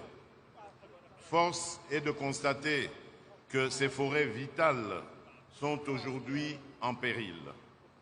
10 ans après l'adoption de l'accord de Paris, l'heure est à l'action. Il nous faut agir vite et honorer les engagements souscrits. Mesdames et Messieurs, les scientifiques sont unanimes. Si nous échouons à limiter la hausse de la température globale à 1,5 degré Celsius, les dommages deviendront irréversibles pour des vies humaines, pour des écosystèmes et pour nos économies respectives. La crise climatique n'est pas seulement une crise environnementale, c'est également une crise de justice et d'équité. Ceux qui ont le moins contribué au dérèglement climatique payent aujourd'hui le prix le plus lourd. Nos populations sont frappées par les inondations, les sécheresses extrêmes, les érosions et l'insécurité alimentaire. Pendant ce temps, les financements demeurent insuffisants, fragmentés et trop souvent mal ciblés. J'en appelle à un rééquilibrage entre financement de l'atténuation et celui de l'adaptation. Les pays qui subissent déjà les chocs ont droit à la protection aujourd'hui, pas seulement à des promesses d'atténuation demain. Il en est de même de la mise en œuvre effective du mécanisme pertes et dommages et sur son financement pérenne. Mesdames et Messieurs, je voudrais rappeler que la République démocratique du Congo est un pays solution en raison des ressources naturelles immenses dont elle regorge, notamment ses forêts tropicales primaires, ses tourbières riches en carbone, en biodiversité et en eau douce. Fort de ces atouts, mon pays se trouve au cœur de la régulation climatique de la planète. Ces dernières années, nous nous sommes employés à protéger les forêts, les droits des communautés locales et des peuples autochtones, à investir pour le développement et le bien-être de nos populations. À cet égard, j'ai lancé une initiative structurante et ambitieuse dénommée le couloir vers Kivu-Kinshasa. Il s'agit en effet d'une approche territoriale intégrée de conservation des paysages couvrant plus de 540 000 km², dont plus de 100 000 km² de forêt primaire. Cette démarche associe les communautés à la gestion durable, renforce les droits des populations locales et organise une économie circulaire fondée sur la forêt et non contre la forêt. La République démocratique du Congo est ainsi l'un des rares pays au monde à avoir déjà consacré plus de 30% de son territoire à la conservation. Sur le plan institutionnel, nous avons engagé des réformes majeures pour assurer la transparence et la crédibilité du marché de carbone, notamment avec la création d'une autorité de régulation. Dans la même perspective, je voudrais saluer l'initiative brésilienne Tropical Forest Forever Facility. Mon pays est disposé à coopérer avec le Brésil et d'autres partenaires impliqués pour la réussite de celle-ci. Mesdames et Messieurs, la République démocratique du Congo porte légitimement l'ambition d'être un pôle énergétique propre pour l'Afrique. Nous disposons d'un potentiel hydroélectrique exceptionnel avec plus de 44 000 mégawatts sur le seul site du Grand Inga. Ce potentiel est destiné non seulement à alimenter notre économie nationale, mais aussi à contribuer à l'électrification verte du continent africain. L'Agence nationale de l'électrification et des services énergétiques en milieu rural et périurbain, ANSER en sigle, est engagée à implémenter des mini-réseaux solaires ruraux. À travers le fonds Mwinda, mon pays est engagé à augmenter le taux d'accès à l'électricité aux ménages, dont une approche inclusive. Mesdames et Messieurs, l'agression que subit mon pays est aussi une guerre écologique en ce qu'elle détruit nos forêts, nos aires protégées, nos parcs. Mon pays comprend donc la pleine portée de l'initiative de Vanuatu, de Fidji et de Samoa visant à reconnaître l'écocide comme un crime international autonome. Détruire délibérément une forêt primaire, une tourbière millénaire ou une aire protégée essentielle au stockage de carbone revient à compromettre l'avenir de l'humanité. Mesdames et Messieurs, distingués invités, comme je l'ai mentionné à l'entame de mon propos, nous devons agir. Je recommande l'application effective des engagements pris à Baku, en l'occurrence le décaissement des 300 milliards de dollars par an. Je formule vivement le vœu que la COP30, ici à Belém, marque un départ dans notre volonté commune de léguer aux générations futures une planète où il fera beau vivre.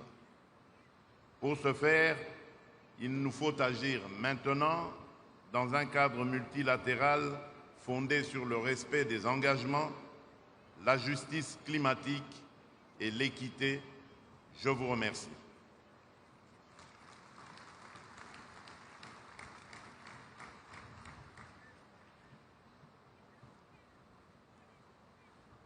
Fará uso da palavra o senhor Eduardo Martínez, vice-primeiro-ministro de Cuba.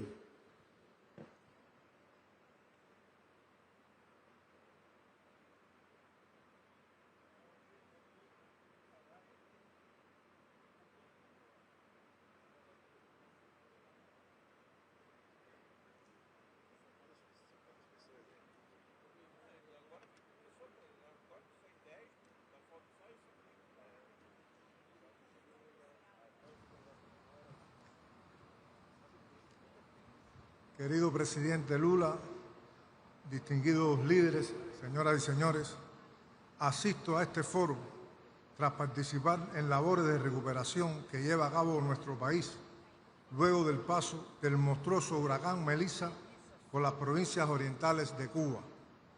Expresamos nuestra solidaridad a los pueblos hermanos de Jamaica, Haití, República Dominicana y Bahamas, que también fueron azotados por esta potente tormenta, evidencia directa de que el cambio climático es real. Excelencias, celebramos que la 30ª Conferencia de las Partes tenga lugar en la región de América Latina y el Caribe, en el entorno simbólico de la Amazonía, hogar de los ecosistemas más complejos del mundo y escenario propicio para renovar nuestra voluntad de afianzar el régimen multilateral e impulsar esfuerzos para una cooperación internacional más eficaz en el enfrentamiento al cambio climático. Debemos reconocer que la respuesta global al cambio climático ocurre en un contexto desfavorable. Las causas que originaron la crisis actual no han desaparecido. Por el contrario, continúan reproduciéndose en patrones de consumos y estilos de vida insostenibles que consolidan la desigualdad y los privilegios de las élites hegemónicas herederas de un pasado colonial que aún hoy perpetúa las desigualdades entre nuestras naciones. De esta manera se fracturan los postulados alcanzados en la histórica Declaración de Río de 1992, de la que Brasil es orgulloso albacea, y que establecen la relación simbiótica entre el medio ambiente y el desarrollo. Se resquebrajan las bases del régimen multilateral climático cuando se abandonan las obligaciones contraídas y se deja a su suerte a las naciones y los pueblos que menos han contribuido al cambio climático. También se socava la credibilidad del sistema multilateral cuando no se condena la salida unilateral del Acuerdo de París en su 10º aniversario del gobierno de los Estados Unidos, máximo emisor histórico. La inusitada carrera armamentista protagonizada por los países desarrollados y el alarmante desvío de cuantiosos recursos financieros para planes de guerra ocurren cuando los países del sur nos enfrentamos cada día a la disyuntiva de convertir en realidad las metas trazadas en el Acuerdo de París, mientras intentamos superar las condiciones de pobreza y desigualdad sin el necesario apoyo internacional. El actual orden económico internacional requiere cambios profundos y acelerados. Sus instituciones financieras reproducen un modelo arcaico que no se corresponde con las necesidades del presente y contraviene los principios sobre los que se sustenta la acción climática y la cooperación internacional con este fin. Debe abandonarse sin mayor dilación el acceso directo y la ampliación del financiamiento concesional, incluido el destinado a los pequeños estados insulares en desarrollo, a los que se les reconoce vulnerabilidades particulares. Excelencias, Cuba confirma su compromiso con el multilateralismo y con el proceso bajo la Convención y el Acuerdo de París. En este sentido, nuestro país presentó su informe bienal de transparencia y la actualización de su contribución nacional determinada. El mayor desafío para la implementación de nuestra contribución nacional es el recrudecimiento sin precedentes del bloqueo económico, comercial y financiero del gobierno de los Estados Unidos contra Cuba, incluidas sus acciones para coartar la voluntad de terceros de cooperar con mi país.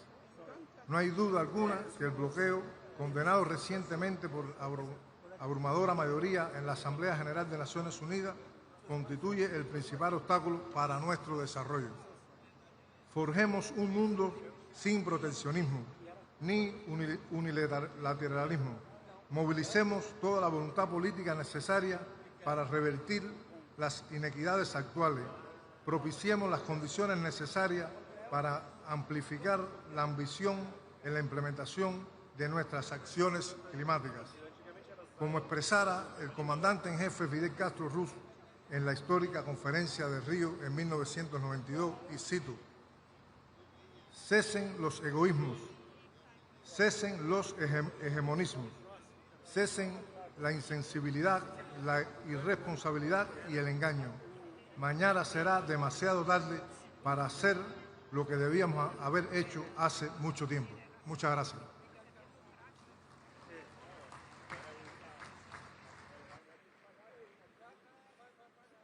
Para uso da palavra, o presidente da República do Congo, senhor Denis Sassou Nguesso.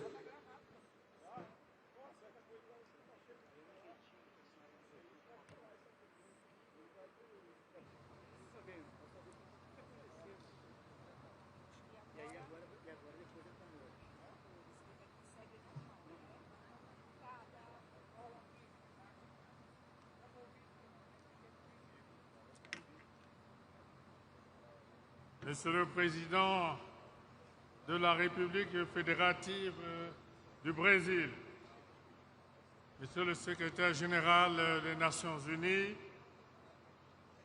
Monsieur le Président de la COP30, distingués participants, Mesdames, Messieurs, je voudrais adresser mes sincères remerciements à Son Excellence, Monsieur Luis Ignacio Lula da Silva, président de la République fédérative du Brésil, ainsi qu'au peuple et au gouvernement brésilien pour l'accueil chaleureux qui nous a été réservé à ma délégation et à moi-même. 33 ans après Rio, 13 ans après Rio plus 20 et 10 ans après l'accord de Paris, la COP30 qui se tient après celle de Baku en 2024 se focalise sur des thèmes bien connus. Je me dois de rappeler qu'en 1992, j'avais pris part à l'historique sommet de la Terre à Rio de Janeiro. Les principaux enjeux de cette rencontre portaient entre autres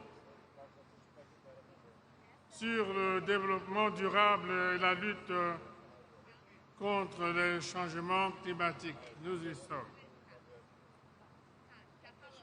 La préservation des forêts, des tourbières et des ressources en eau. La coopération et le financement en matière d'environnement. Et aujourd'hui, 10 ans après les accords de Paris de 2015, force est de relever le fossé béant entre les ambitions proclamées et la grande insuffisance des efforts réalisés, sinon la quasi-impuissance du monde entier face au dérèglement climatique. Plus que jamais, de Bakou en 2024 à Belém ici, aujourd'hui, en 2025, la responsabilité dans l'équité au service de la survie de l'humanité nous interpelle tous sous l'emprise des incertitudes inhérentes au retard des réponses à apporter pour réduire le réchauffement climatique, aux promesses de financement non tenues et toujours attendues par les pays vulnérables en appui à leur lutte contre les changements climatiques et en lien avec la transition énergétique. Monsieur le Président, Mesdames, Messieurs, depuis plus de 4 décennies, mon pays, la République du Congo, porte en toute responsabilité sa contribution à la dynamique globale de lutte contre les changements climatiques. Le Congo dispose aujourd'hui de plus de 4 millions d'hectares d'aires protégées, soit 13,5% du territoire national.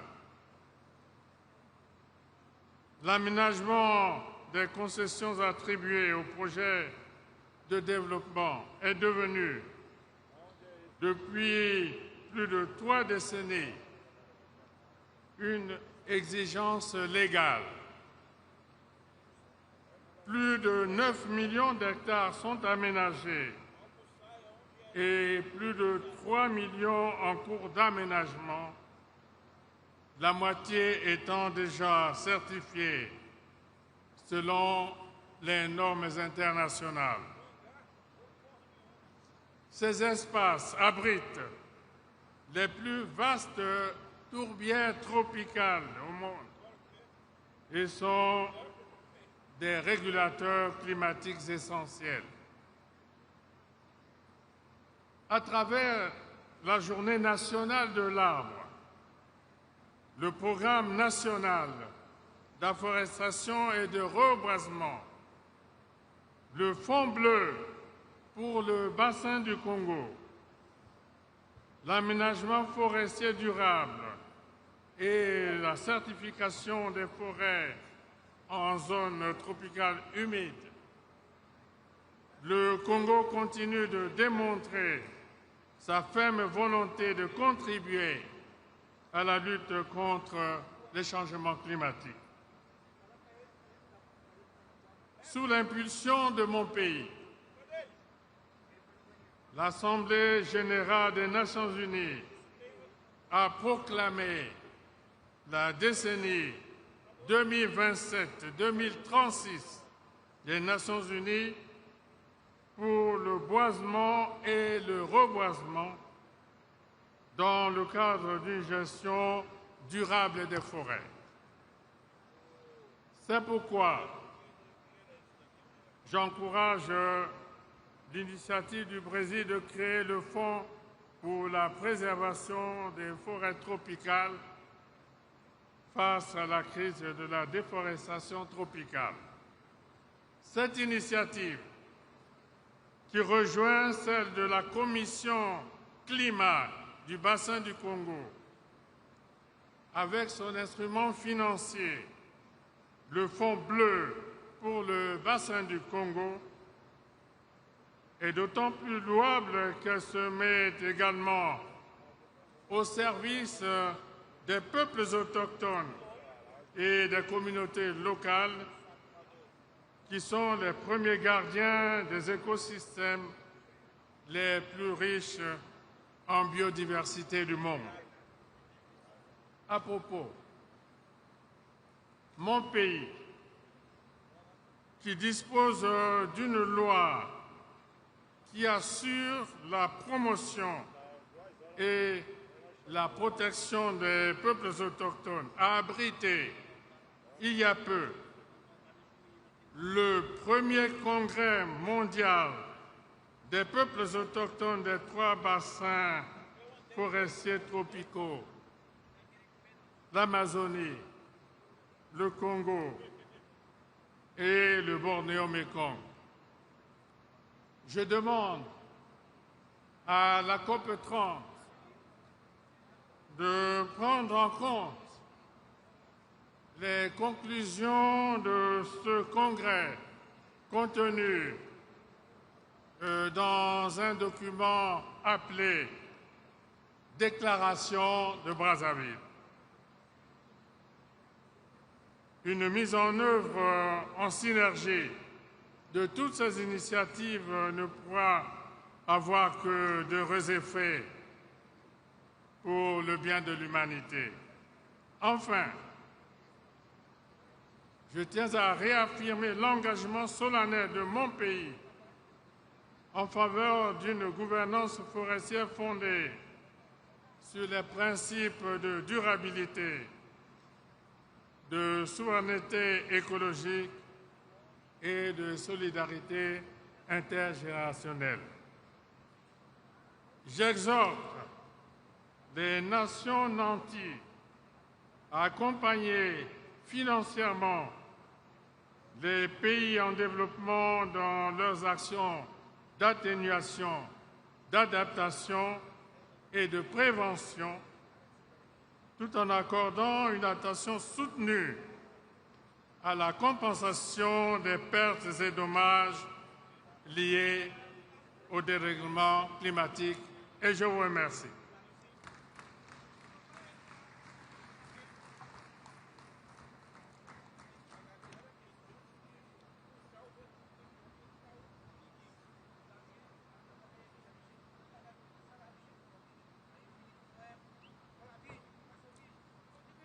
Temos agora a manifestação do representante de Comores, presidente Azali Assoumani.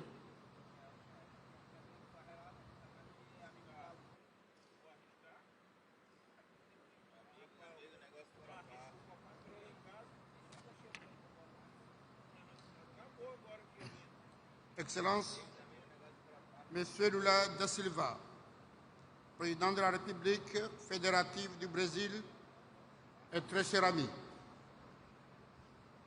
Excellences, Monsieur Antonio Guterres, Secrétaire général des Nations Unies, Excellences, Mesdames et Messieurs, chefs d'État et de gouvernement, Mesdames et Messieurs, honorables assistants, Assalamu alaikum wa rahmatullahi wa barakatuh. C'est un grand honneur pour moi de m'exprimer devant cette Assemblée réunie à Belém pour un sommet des leaders aussi décisif. À cette occasion, je tiens tout d'abord à exprimer notre gratitude à son Excellence le Président Lula et au peuple brésilien pour leur accueil chaleureux et pour avoir choisi d'organiser cette COP30 au cœur de l'Amazonie, symbole puissant de la biodiversité mondiale et régulateur climatique essentiel. Ce n'est sûrement pas par hasard si nous nous retrouvons dans le cadre de cette COP30 au cœur de l'Amazonie, ce poumon vert qui représente environ 10% de la biodiversité mondiale et absorbe chaque année près de 2 milliards de tonnes de CO2.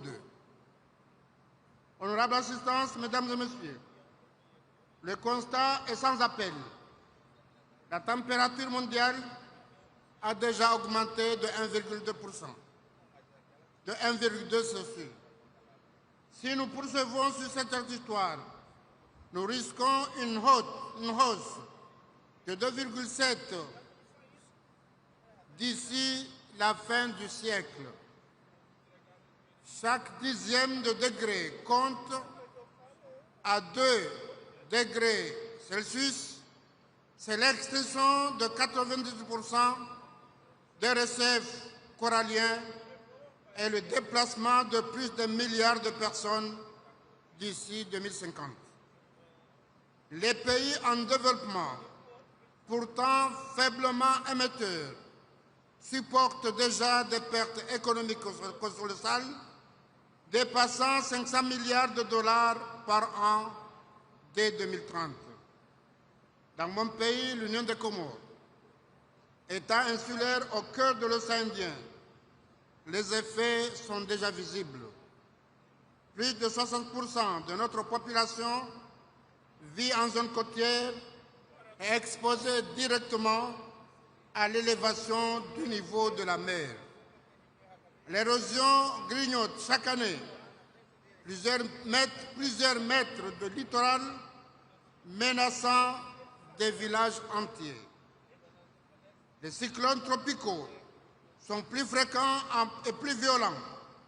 En avril 2019, le cyclone Kenneth a touché 345 000 personnes, soit près de 40% de notre population, avec des pertes estimées à plus de 180 millions de dollars, soit environ 16% de notre PIB.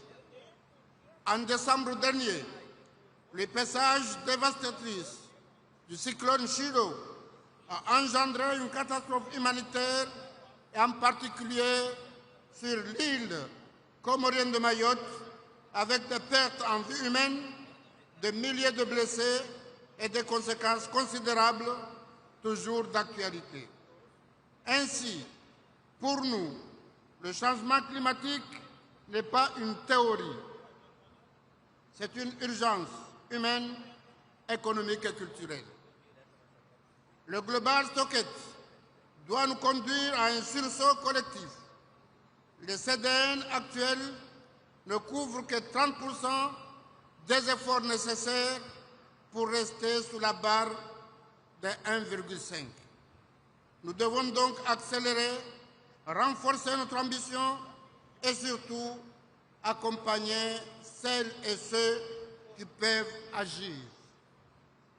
Les pays les moins avancés, responsables de moins de 8% des émissions historiques, subissent près de 90% des impacts.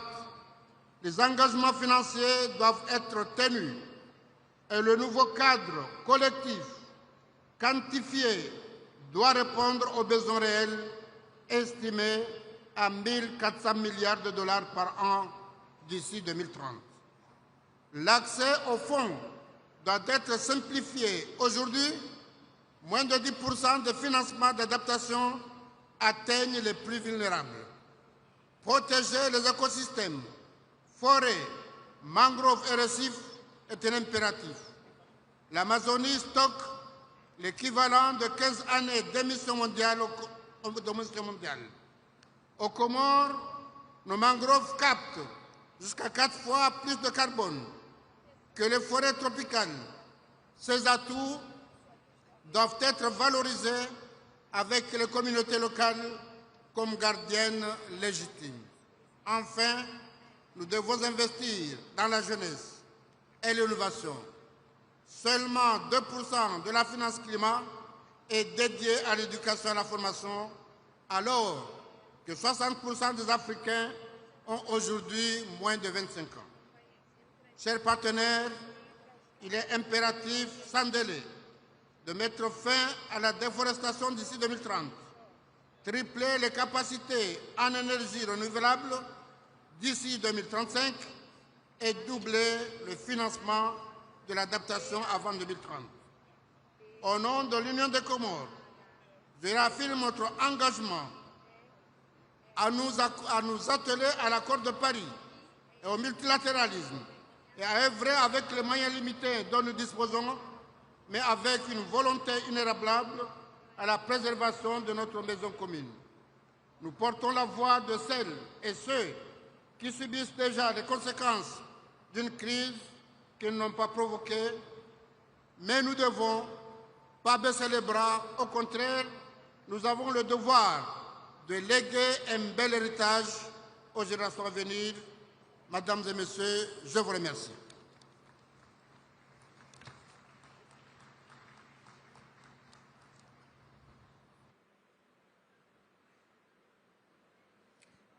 Teremos agora a manifestação da vice-presidente do Equador, Maria José Pinto.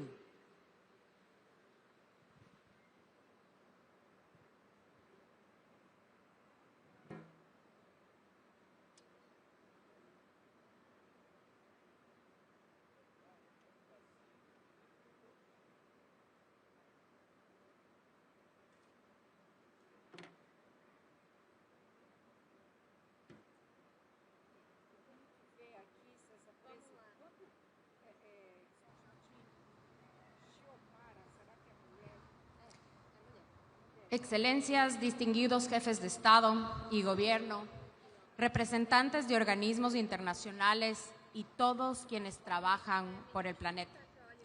Reciban un saludo en nombre del Ecuador. En esta COP vamos a hablar de bosques, de carbono, de transición energética, pero yo quiero empezar hablando de algo que casi nunca tiene micrófono en estos foros: los niños. ¿Por qué? ¿De qué sirve proteger la Amazonía si no protegemos primero a quienes la habitan? ¿De qué sirve hablar de futuro verde si los niños de la selva crecen rodeados de miedo? ¿Cómo podemos hablar de conservación si al mismo tiempo miles de niños están siendo reclutados por las mismas mafias que destruyen los ríos, los suelos y la vida? La verdad es incómoda, pero es real. La minería ilegal no solo mata árboles, envenena cuerpos y contamina agua. También destruye infancias, también roba futuro, también desplaza comunidades enteras. Y por eso hoy quiero decir algo simple: no hay conservación si no hay seguridad. No hay sostenibilidad si hay comunidades amazónicas que viven bajo amenaza. No hay clima sin infancia. No hay selva viva si los niños desaparecen en el silencio. En Ecuador, bajo el liderazgo del presidente Daniel Noboa, lo sabemos bien. Cada vez que combatimos la minería ilegal, no solo defendemos el territorio, defendemos a los niños que estaban a un paso de ser reclutados. Cada vez que protegemos un río, también estamos protegiendo la salud de una familia. Cada vez que un adolescente puede estudiar sin miedo, la Amazonía respira un poco más. Porque el clima no es solo temperatura, es dignidad, es vida cotidiana, es el derecho de crecer sin violencia. Y quiero decirlo con claridad: los niños no pueden seguir siendo una estadística en los informes internacionales. No pueden ser la nota al pie de un documento ambiental. Ellos son la razón, ellos son la medida, ellos son el futuro del planeta, literalmente. La Amazonía no se defiende solo con declaraciones, sino con decisiones reales: cooperación contra el crimen organizado, protección de territorios, trabajo con comunidades, educación que siembra esperanza. Por eso hoy, desde Ecuador, quiero invitarles a algo profundo: a que la causa climática deje de ser solo técnica y vuelva a ser humana. Que dejemos de hablar solo de árboles y toneladas de carbono y volvamos a hablar de personas, de familias, de niños, de futuro. Porque si la transición ecológica no incluye a la gente, no es transición, es maquillaje. Si la justicia climática no incluye a la infancia, no es justicia, es discurso. Si el planeta se salva, pero los niños no, entonces habremos fracasado. Hoy les propongo que demos un paso más, que la defensa de la infancia sea reconocida como una parte esencial de la agenda climática global, porque proteger a los niños es proteger la continuidad de la vida. O lo hacemos juntos o no habrá victoria individual. La Amazonía no tiene fronteras, el futuro tampoco. Y termino con esto: un niño que hoy crece sin miedo, mañana será un adulto que sabrá cuidar la tierra. Pero un niño que crece rodeado de violencia crecerá sin posibilidad de amar lo que el mundo quiere que salve. La lucha ambiental no es solo por la tierra, es por quienes caminarán sobre ella. Muchas gracias.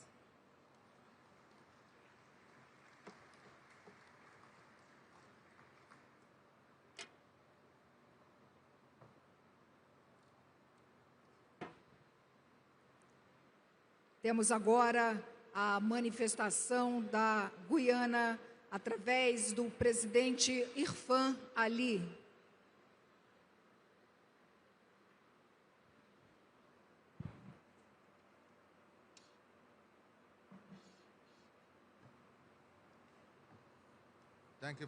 Thank you very much. Excellencies, colleagues, friends, once again, we meet in Brazil, more than 30 years after the world created the UNFCCC in Rio.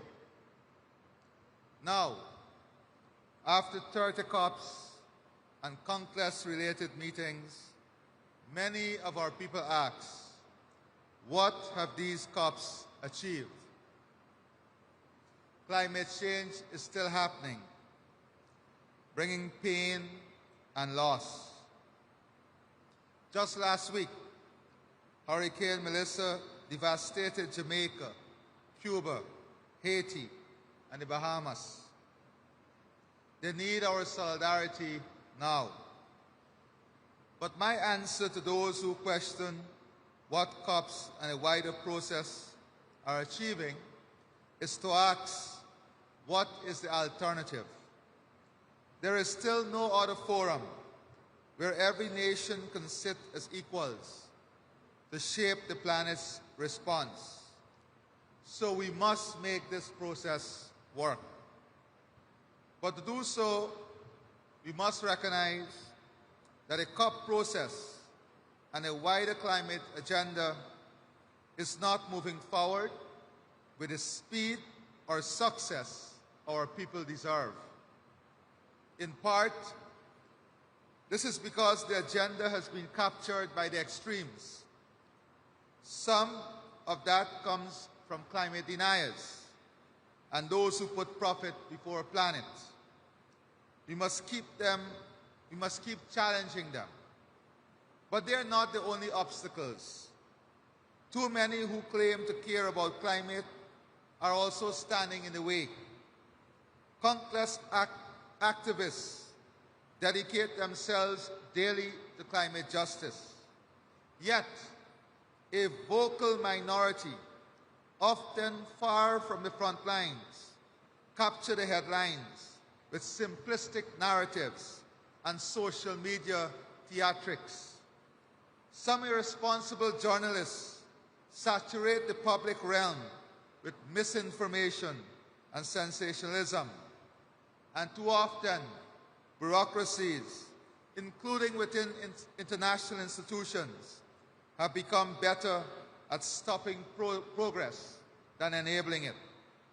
These forces create a different kind of climate denial by generating public fatigue and skepticism that solutions can never be found.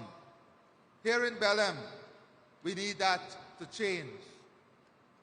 Our challenge is not to dismiss COPs, but to fix the machinery of cooperation so that good ideas can move forward. And being in Brazil can inspire us. Under President Lula, Brazil achieved the largest reduction in deforestation ever recorded, an 80% fall that prevented 5 billion tons of carbon emissions. It is encouraging to see the spirit carried forward by the COP30 presidency. That is the right focus, and we support it wholeheartedly. In Guyana, we have seen how fair and effective solutions can work. When we launched our low-carbon development strategy in 2009, many said it could not be done, that a small country could not provide a model for the world or pursue growth while protecting its forests. But we proved otherwise. We implemented one of the biggest bilateral climate partnerships ever with the government of Norway. More recently, Guyana became the first country to issue R3's jurisdictional carbon credits, the first to engage with CORSIA compliance market, and the first to complete large-scale sales agreement. Guyana remains in net carbon sink, with our forests storing 19.5 gigatons of carbon. Carbon credit revenues flow directly to indigenous peoples and local communities, and to renewable energy, technology, job creation, and the biggest adaptation investment in our history. We have proven a simple principle. When people protecting nature share directly in its value, everyone wins. So if we believe this can be done, based on our experience, how do we recommit the global process to energetically solving problems? I offer 3 priorities. First, we must recognize that the world we face today is not the same as 30 years ago. The digital revolution, artificial intelligence, and automation are reshaping economies. Global energy demand is rising, including demand for AI and data systems that were not even imagined a few years ago. Yet chronic energy insecurity still defines the lives of billions. All of this makes one truth unavoidable. We must accelerate the energy transition at the same time as we expand energy security. That means moving on 2 tracks: massive investment to scale renewables, hydrogen storage, and modern grid systems to decarbonize growth and meeting rising demand, and science-based policy that advances a just transition by powering the remainder of the fossil fuel era with the lowest carbon, most efficient, least cost fuels. That means recommitting to global rules, not relying on global slogans, a carbon price, the removal of fossil fuel subsidies, and competition that is based on carbon science. And competition that is based on carbon science, not legacy advantage. It also means recognizing that responsible producers must be included in the search for solutions. None of this is easy, and it does not fit neatly into the narrative peddled by some.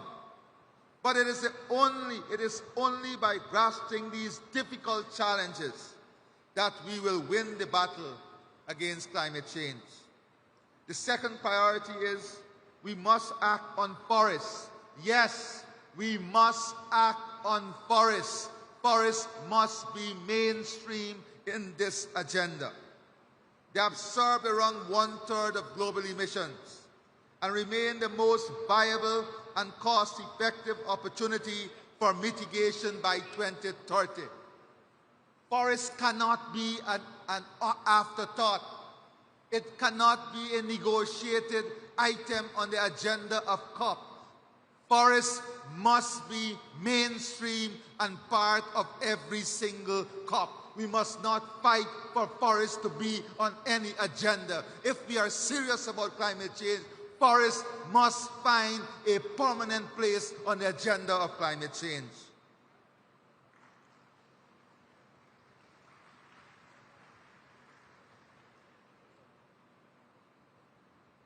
I congratulate Brazil for advancing the Tropical Forest Forever facility, the TFFF. It complements the work we are doing through the Forest and Climate Leaders Partnership, the FCLP, a group of almost 40 countries, co-chaired by Guyana and the United Kingdom. Together in the FCLP, we have worked with Brazil and other partners to develop the Forest Finance Roadmap, a shared plan setting out a menu of 6 complementary options to halt and reverse forest loss by 2030. The world must now act on all the financing options in the roadmap, expanding jurisdictional REDD+, scaling up the TFFF, strengthening concessional finance, and unlocking private capital. once again, we also express our support for the Bridgetown Initiative. We must also connect to the other Rio Conventions by integrating biodiversity into our work. Healthy biodiversity strengthens ecosystem. Strong ecosystems stabilize the climate, and a stable climate protects economies and sustains societies. This is why Guyana is expanding our protected areas to meet our 30 by 30 target, and why we launched the Global Biodiversity Alliance this year, bringing countries together to value nature in its entirety, not just the carbon it stores. And I want to congratulate and thank all those leaders, academic institutions, who joined us in the launch of the Biodiversity Alliance. Many speak glowingly about biodiversity and nature, but when a small country puts its hands up and say we are going to lead and we are going to launch an alliance, they cannot find the time to join that alliance. They cannot find the time to attend the summit on the alliance, but they will speak glowingly about biodiversity and nature. Let our words and meditation of our heart be followed by action, and not based on the size of countries or the power of country. Climate change affects us all equally. And I use this platform to thank all of those who embrace this initiative as we work towards enhancing and expanding the Global Biodiversity Alliance. The third priority is to advance adaptation finance. Even if all mitigation targets are met, millions already live with the consequences of climate change. For them, adaptation is survival. Investing in resilience protects lives, food systems, and economies. It strengthens stability and peace. So to conclude, we are at a hopeful moment if we choose to grasp the opportunities before us. People everywhere, and in particular, the people of the developing world, are offering practical, experience-based solutions. If we commit ourselves to shun extremism and instead promote collaboration, if we make our bureaucracies accelerate innovation, not trap it, if we unleash the financing options that are affordable and available, then more than 30 years after Rio, Belém will be the turning point when the world moves from promises to progress. I thank you, and God bless all of you.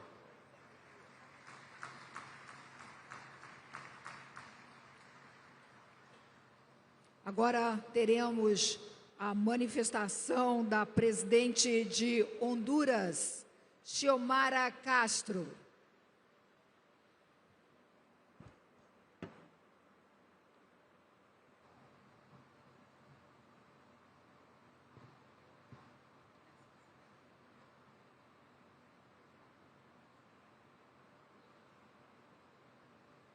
Señoras y señores, jefes de Estado y de Gobierno, distinguidos delegados, pueblos indígenas y guardianes de nuestra tierra. Es un honor representar al pueblo soberano de Honduras en esta COP30, aquí en Belém do Pará, el corazón vivo del Amazonas. Agradezco al presidente Luis Ignacio Lula da Silva, a su equipo y al pueblo brasileño por organizar esta cumbre que devuelve al sur la voz de la esperanza y de la vida. Hablar desde Belém es hablar desde el pulmón del planeta, pero también es hablar desde el lugar donde nació una conciencia continental contra la violencia y la desigualdad. Aquí se firmó la Convención Interamericana de Belém do Pará, que consagró el derecho de las mujeres a vivir libres de violencia y dominación.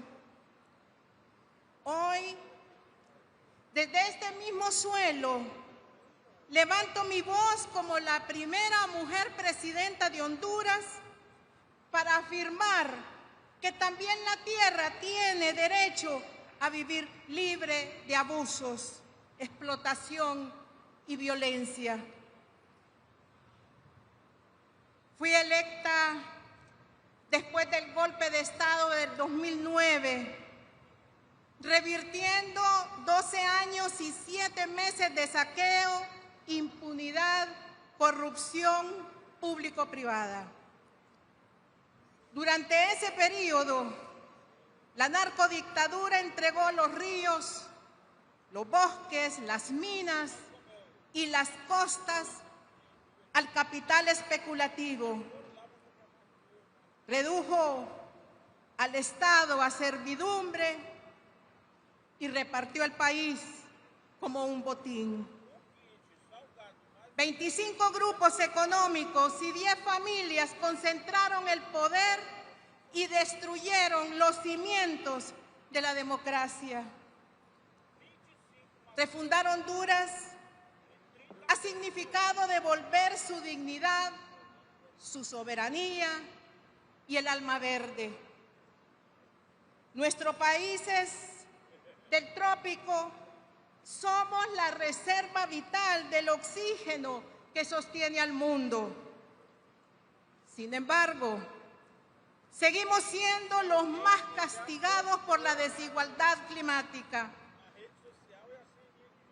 En la COP28, como presidenta de la coalición de países con bosques tropicales, denuncié que 100 corporaciones generan el 71% de las emisiones contaminantes, mientras el norte global, con apenas el 10% de la población, produce más de la mitad de los gases que destruyen el clima. El capitalismo se ha convertido en el principal verdugo ambiental. Devora los bosques, seca los ríos y condena al hambre y desplazamientos a millones de seres humanos. El cambio climático no es pronóstico, es una herida abierta que sangra en nuestros pueblos. En Dubái propuse 7 medidas urgentes para que la naturaleza y la vida humana sea reconocida como bienes supremos universales. Hoy se las reitero a ustedes. Exigir ante las Naciones Unidas el cese inmediato de las guerras que devastan el planeta y asegurar la paz con respeto a los derecho internacional. Condenar el terrorismo en todas sus formas, incluyendo el terrorismo del Estado. El genocidio contra el pueblo palestino en Gaza no puede quedar impune. Erradicar el lucro depredador que destruye bosques, ríos y tierras ancestrales, fortaleciendo alianzas entre países tropicales y pueblos indígenas. Formular una iniciativa para que los países acreedores y los organismos de crédito internacionales aprueben la conversión de la deuda externa para implementar planes de desarrollo ambiental y mitigar los efectos nefastos del cambio climático. Cumplir los acuerdos de la Convención Mundial de los Océanos, sancionando la sobreexplotación y la contaminación marina, reducir el consumo irracional de recursos naturales por parte de las potencias industrializadas que amenazan el equilibrio de la vida en el planeta, incluir los delitos ambientales en la jurisdicción de la Corte Penal Internacional, castigando a empresas y gobiernos que destruyen la naturaleza. Si detenemos las atrocidades del capitalismo en los bosques y en las selvas tropicales, estaremos protegiendo a la humanidad.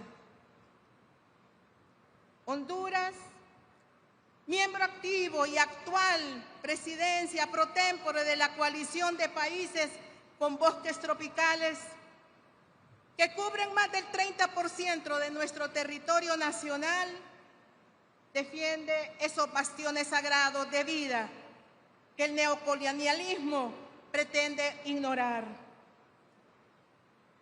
En mi gobierno hemos comenzado la reparación ambiental de una patria herida.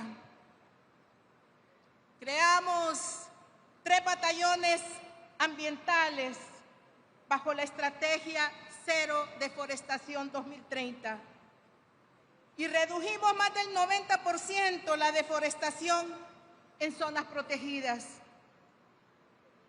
Con el programa Agrobosques hemos producido 30 millones de plantas, reforestando 10.000 hectáreas y beneficiando a 6.000 familias rurales. Creamos el Fondo Nacional de Áreas Protegidas, que garantiza recursos permanentes para 104 microcuencas de agua. Y con la Red Nacional de Escuelas Agrícolas, formamos jóvenes en agroecología, soberanía alimentaria y amor a la tierra.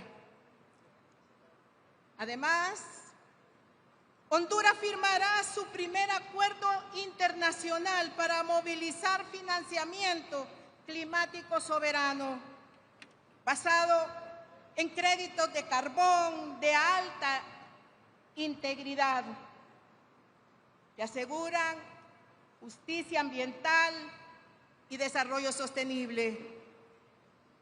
No hemos otorgado una sola concesión nueva sobre nuestros bienes naturales, porque la refundación ambiental también es un acto de soberanía. Honduras respalda la iniciativa del presidente Luis Ignacio Lula da Silva, bosques tropicales para siempre, porque creemos que la justicia climática exige reconocer el valor económico y moral de los pueblos que la protegen.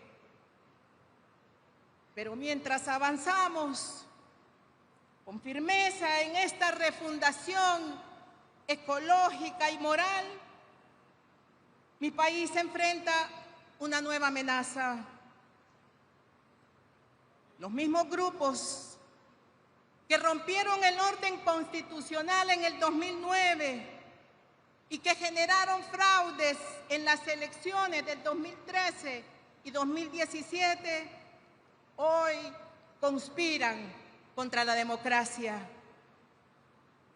Se han revelado 26 audios que evidencian un intento criminal de vulnerar la voluntad popular desde el Consejo Nacional Electoral. Ante esta cumbre, declaro: ninguna conspiración política, digital o mediática podrá arrebatarle al pueblo su derecho a decidir. El 30 de noviembre celebraremos elecciones libres, limpias y transparentes. Honduras volverá a demostrar que se gobierna a sí misma, libre, soberana e independiente. Pueblos del mundo, refundar una nación es también refundar nuestra relación con la naturaleza. La justicia ambiental es la base de la justicia social y la defensa del bosque es también la defensa de la democracia. Como mujer, como madre y como presidenta, sé que cuidar la tierra es cuidar la vida. Desde este Belén, que marcó la ruta a las mujeres para vivir libres de violencia, llamo a liberar también al planeta del abuso y del egoísmo. Que esta COP30 sea recordada como la cumbre donde el sur dejó de pedir permiso y comenzó a exigir respeto. Que Belén vuelva a parir esperanza. Despertemos humanidad. Ya no hay tiempo, nos dijo Berta Cáceres. Muchas gracias.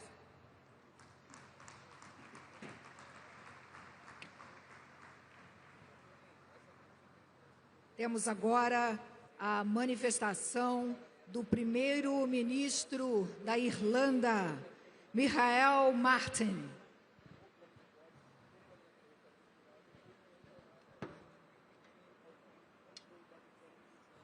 Excellencies, could I first of all thank President Lula for hosting this very important COP30 in beautiful Brazil. And as we meet here in Belém, at the edge of the Amazon, we find ourselves in a place that is both a wonder of nature and a reminder of what is at stake. The Amazon is much more than a forest.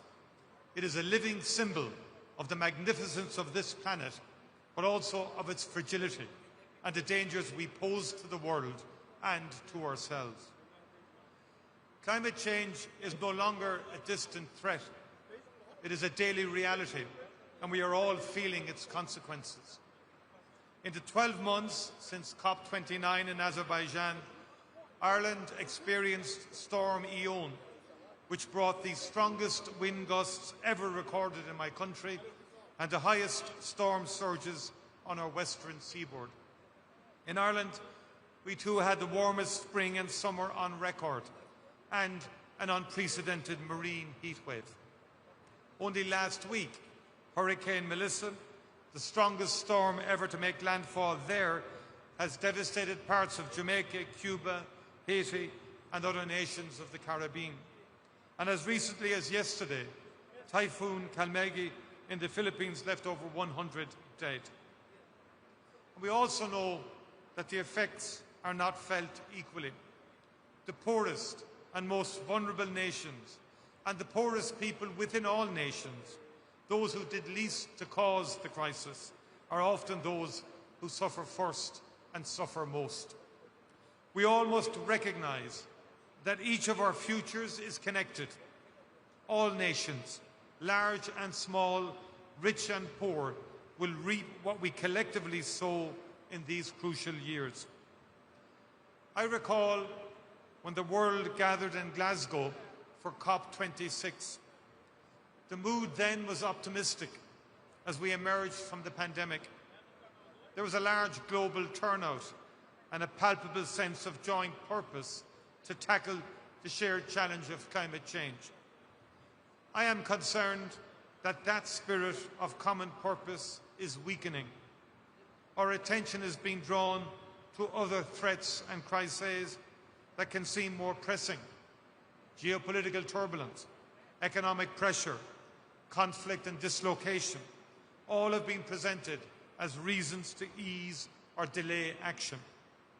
But increasingly, the challenges we face arise because of climate change, and this will worsen with time.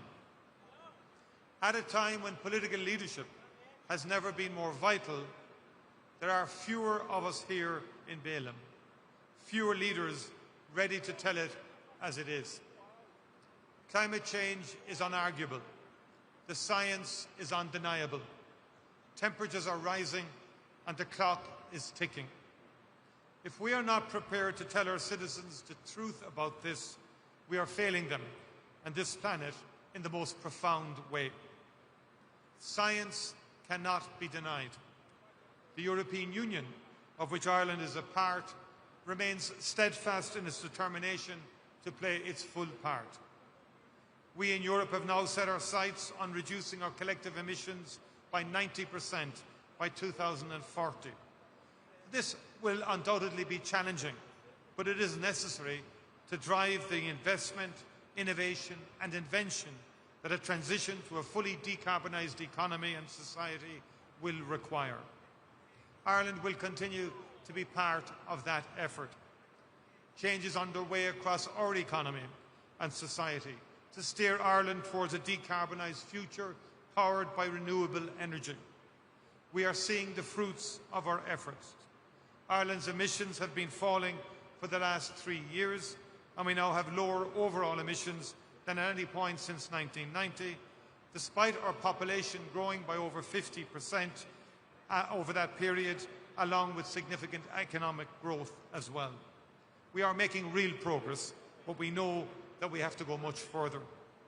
A particular focus of my government is to find ways of doing what we need to do more quickly. Meeting our climate targets and decarbonising our society requires a transformation in energy, agriculture, transport, industry and buildings. The public interest lies in us being able to deliver the changes we need to build a truly sustainable society quickly. We are therefore looking at how to rebalance our decision-making processes to make sure that the public interest is given the right weight. The people of Ireland are no strangers to shifting weather patterns and more intense storms which expose our vulnerabilities. So we are investing in adaptation, in resilient infrastructure, in flood relief schemes and coastal defences, in early warning systems, in nature-based solutions and in sustainable agriculture and industrial practices. Ireland recognises that adequate and accessible climate finance is the key to achieving decarbonisation and climate resilience globally. We are keen to scale up and improve access to climate finance to tackle loss and damage facing vulnerable countries. The fund for responding to loss and damage to which Ireland contributes will be important in this context. I'm also very happy to announce that Ireland will host a new UNDP project office in Dublin dedicated to advancing sustainable finance, mobilising the capital that will power a fair, inclusive and global green transition. The world is at a decisive moment in how we act on climate change. We have made some progress, but we now need to act with unity and with much more urgency. There is an old Gaelic Irish saying, Ní nart go cur le chéile. There is no strength without unity. The world can and must come together, and its leaders must lead. It is the only way to secure the future that this and future generations deserve. Good of Mila Mahaguv Galer. Thank you very much indeed.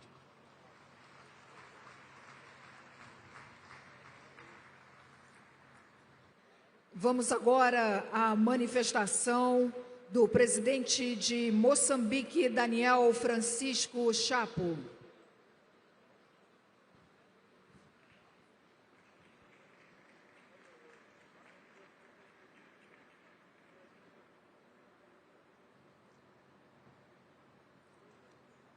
Sua Excelência Inácio Lula da Silva, Presidente da República Federativa do Brasil, Sua Excelência Engenheiro António Guterres, Secretário-Geral das Nações Unidas, Senhora Presidente desta Conferência, Excelências, minhas senhoras e meus senhores. Queremos começar por criar e citar, sobretudo, o saudoso Papa Francisco, que uma vez disse: o tempo para buscar soluções globais está se esgotando. Só encontraremos soluções adequadas se agirmos juntos e em acordo. Estas palavras, excelências, devem fazer-nos assumir esta reunião como prioritária nas nossas agendas, pois é sobre a nossa casa comum, a Mãe Terra. Assim, é com profunda honra que me dirijo a esta augusta cimeira de líderes mundiais, em nome do Governo e do povo da República de Moçambique, para expressar o nosso apreço ao povo irmão brasileiro e ao Governo do Brasil pela hospitalidade calorosa e pela organização exemplar desta 30ª Conferência das Partes aqui na inspiradora cidade de Belém do Pará. A escolha de Belém, no coração da Amazônia, como palco da COP30 é profundamente simbólica. Estamos reunidos no pulmão do planeta, um espaço que encarna tanto a generosidade como a fragilidade da natureza. Que este local nos inspire a decisões corajosas e transformadoras para assegurar uma exploração sustentável e responsável dos ecossistemas que sustentam a vida na Terra. Excelências, reunimos-nos num momento crítico da história da humanidade, um momento em que o mundo enfrenta simultaneamente crises interligadas, conflitos armados, eventos climáticos extremos, fluxos migratórios sem precedentes, declínio econômico e uma preocupante estagnação no cumprimento dos compromissos globais do financiamento ao desenvolvimento. Estes desafios exigem mais do que palavras, exigem ação concertada e solidariedade multilateral renovada. Passaram-se mais de 3 décadas desde a histórica Cimeira do Rio, marco que despertou a consciência coletiva sobre o impacto das mudanças climáticas e a necessidade de todos nós protegermos o planeta como legado comum. Hoje, o imperativo é o mesmo, mas a urgência é maior. Precisamos de decisões executáveis, justas e sustentáveis, particularmente no que toca ao financiamento das ações de adaptação e a construção de resiliência, sobretudo nos países e comunidades mais vulneráveis. Ao longo dos anos, criamos instrumentos e mecanismos multilaterais para travar a degradação ambiental, no combate à desertificação, na proteção da biodiversidade e na gestão sustentável da água. São avanços que nos encorajam, mas não nos devem satisfazer. Como se tem dito, o tempo de agir é agora e a escala da ação deve ser tão vasta quanto o desafio. O balanço global da ação climática é inequívoco. O progresso existe, mas é insuficiente. Precisamos de aumentar a ambição e acelerar o passo para alcançar a meta de limitar o aquecimento global a 1,5 graus centígrados, conforme o Acordo de Paris. Cada fração de grau importa e cada ação ou omissão tem consequências reais. Excelências, minhas senhoras e meus senhores, Moçambique é um país de vastas riquezas naturais e de extraordinária beleza, mas também de alta vulnerabilidade climática. Ciclicamente, somos assolados por ciclones, cheias, secas, inundações e secas prolongadas que devastam comunidades inteiras, degradam os ecossistemas e comprometem o nosso desenvolvimento. Apenas nos últimos 2 anos, os ciclones Chido, de Clede e Jude deixaram um rastro de destruição, afetando milhares de famílias e ceifando 233 vidas em várias províncias do nosso país. Estima-se que Moçambique necessita de cerca de 300, ou melhor, 37,2 mil milhões de dólares para alcançar a plena resiliência climática do seu capital humano, físico e natural. Este número traduz o custo de adaptação, mas também o valor de esperança de milhões de moçambicanos. Com uma população maioritariamente jovem, o futuro do nosso país e do continente africano depende das decisões que tomarmos hoje. É por isso que defendemos uma ação climática inclusiva que envolva governos, setor privado, comunidades locais, melhor dizendo, e a juventude.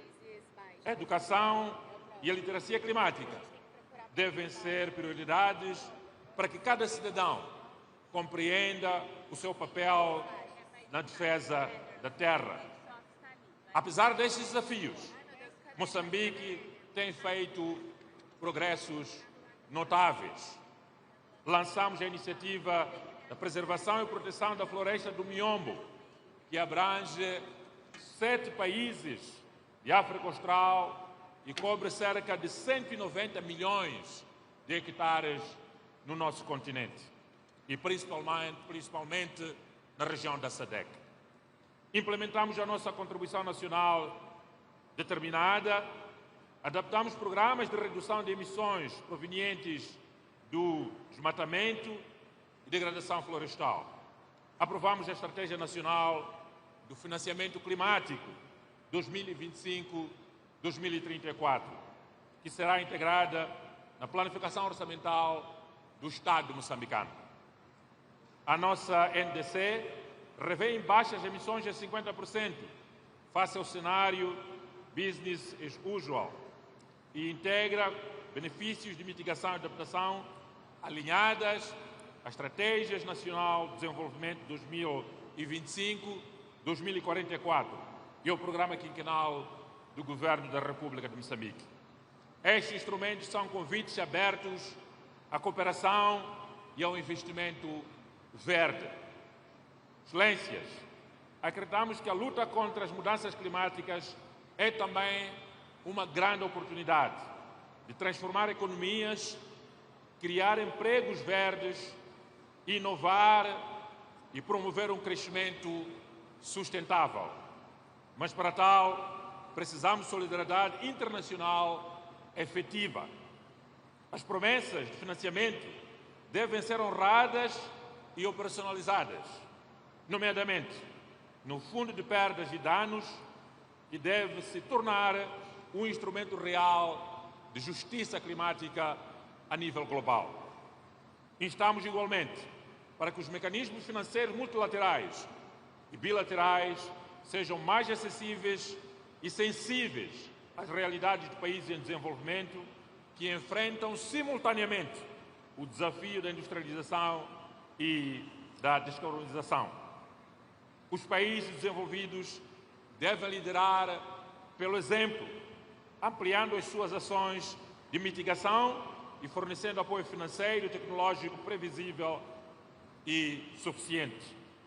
A equidade climática deve reconhecer o direito dos países africanos em desenvolvimento, incluindo o acesso à energia limpa, infraestruturas resilientes e oportunidades industriais sustentáveis. Moçambique defende uma transição energética justa que garanta espaço político e econômico para que os nossos recursos naturais sejam usados de forma sustentável em benefício das populações e de todo o planeta Terra. Excelências, que as nossas decisões sejam inspiradas no ditado: nós não herdamos a terra dos nossos antecessores, nós pegamos-la emprestada das nossas crianças. Auguramos que desta COP30, no coração da Amazônia, emanem compromissos renovados, ações concretas e uma visão partilhada de esperança para o planeta Terra. que saiamos de Belém com a convicção de que proteger o sistema climático é um dever moral e uma responsabilidade coletiva de todos nós com as presentes e futuras gerações. Moçambique continuará a fazer a sua parte com determinação e sentido de responsabilidade, competência e urgência.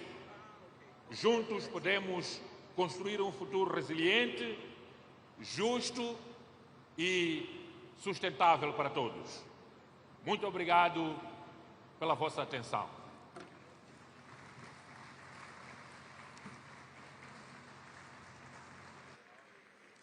Chamamos agora a manifestação dos Países Baixos através do primeiro-ministro Dick Schoof.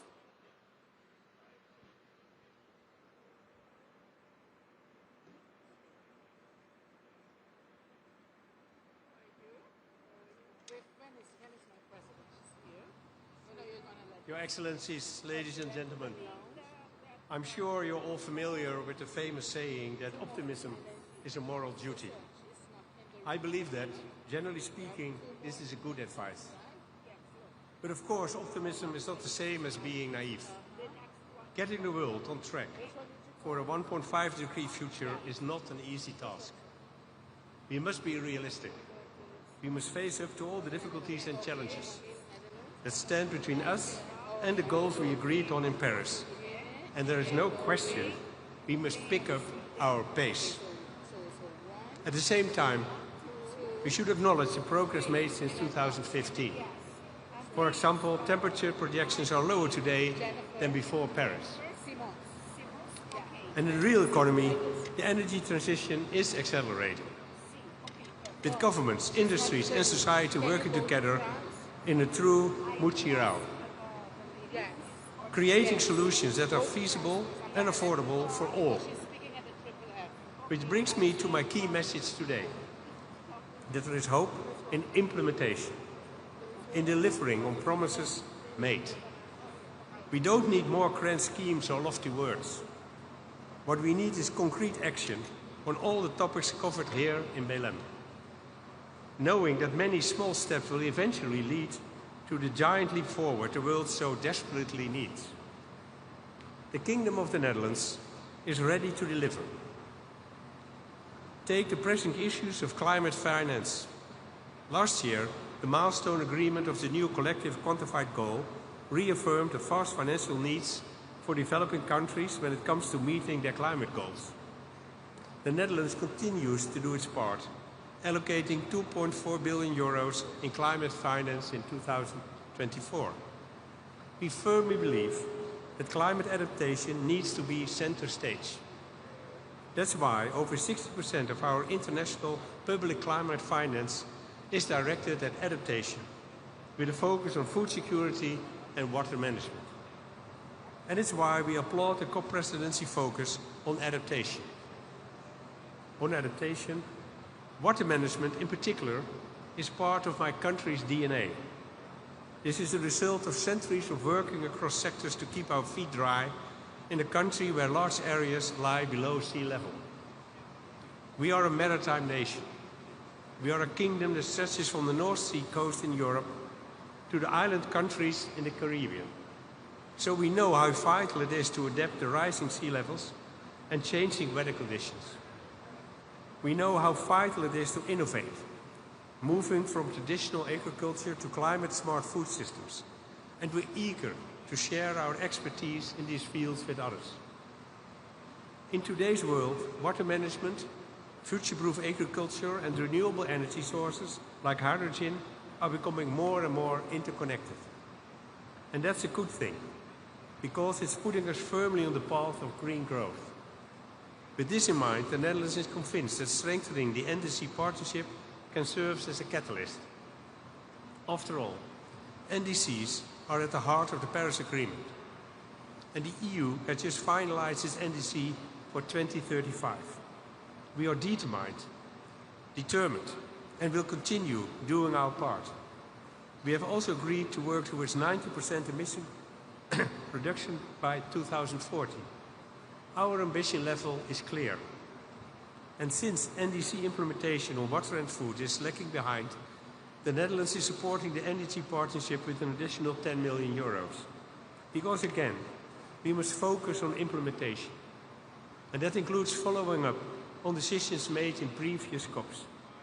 In this light, I applaud Brazil for its Tropical Forest Forever Facility initiative. The Netherlands is proud to support this initiative and will contribute $5 million to help to get the fund off the ground. What's more, and I think even more important, is that I know that Dutch asset managers and large investors like pension funds are interested in taking part too. Now, is this fund all it will take to achieve the pledge we reaffirmed 2 years ago? To stop and reverse deforestation by 2030? No, of course not. We also need to address the root causes and work towards deforestation-free products. But it is an important step forward. And as I said earlier, every step counts and leads to something bigger. So, ladies and gentlemen, let us send a strong message to the world from here in Belém. If we continue the moral duty of optimism with realism and resolve, working step by step, we can and we will move closer to the Paris goals. The Kingdom of the Netherlands stands ready to work with all of you. Thank you.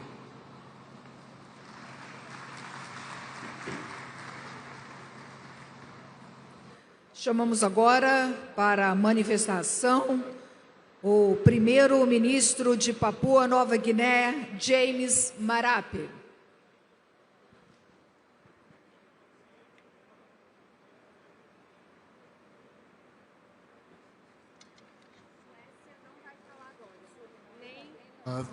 Thank you very much, Mr. President.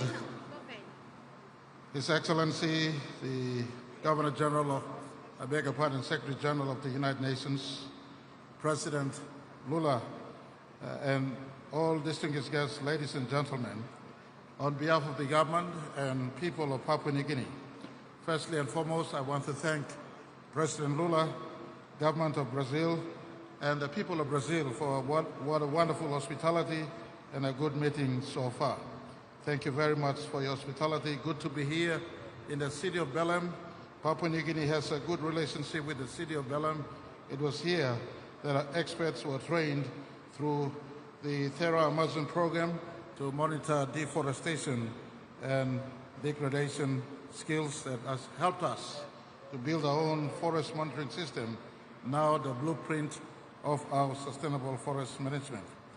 Brazil is not new to the conversation on environment and climate change.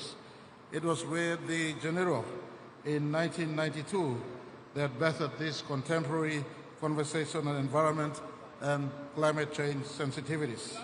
Mr. President, I come here with one message: save our one livable planet by honoring our commitments for Papua New Guinea. Climate adaptation and mitigation is not a choice, it is a matter of survival. We call on all nations to act now, act responsibly, and honor our combined pledges.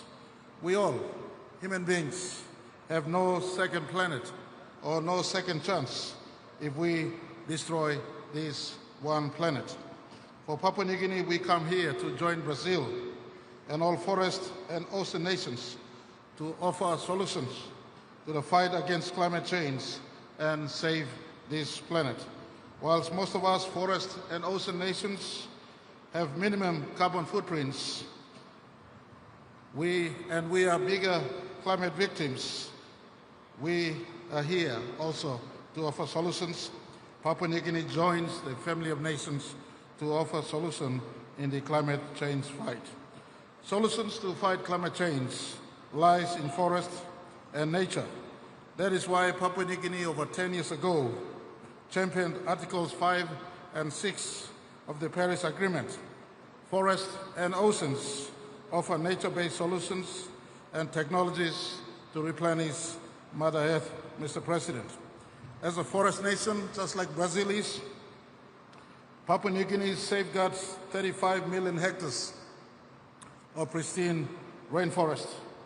These are lungs of the earth, and with many of our forest nations globally, in the Amazon basins, in the Congo basins, and us in Southeast Asia, we offer our forests for the sustainability of planet Earth.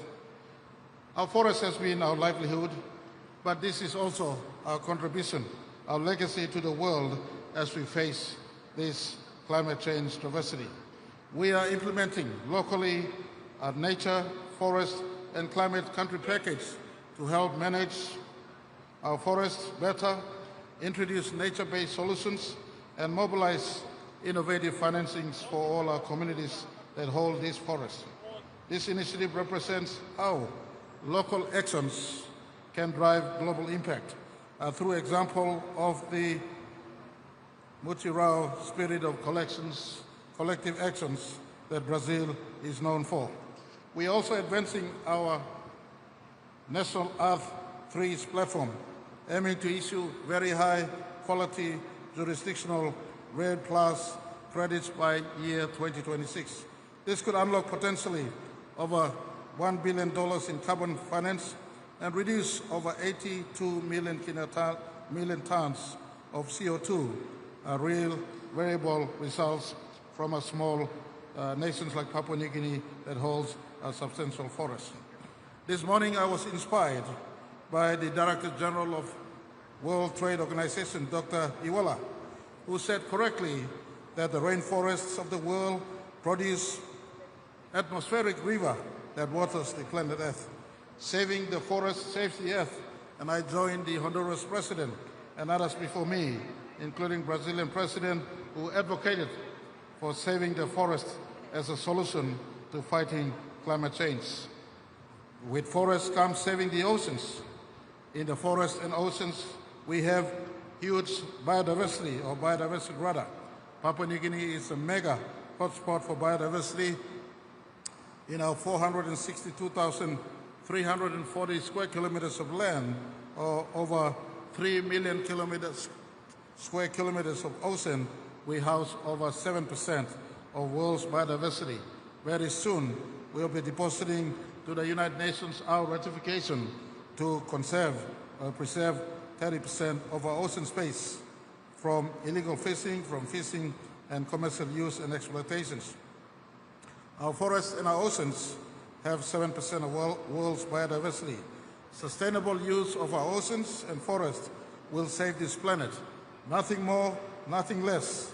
We have come back to a full cycle here in Brazil since 1992 conversation on Rio de Janeiro. Brazil, you are as the biggest forest nation on earth. We count on you for your leadership to drive conversation to ensure Article 5.2 and Article 6.2 is truly honored. Papua New Guinea rallies behind offering this simple nature-based solution.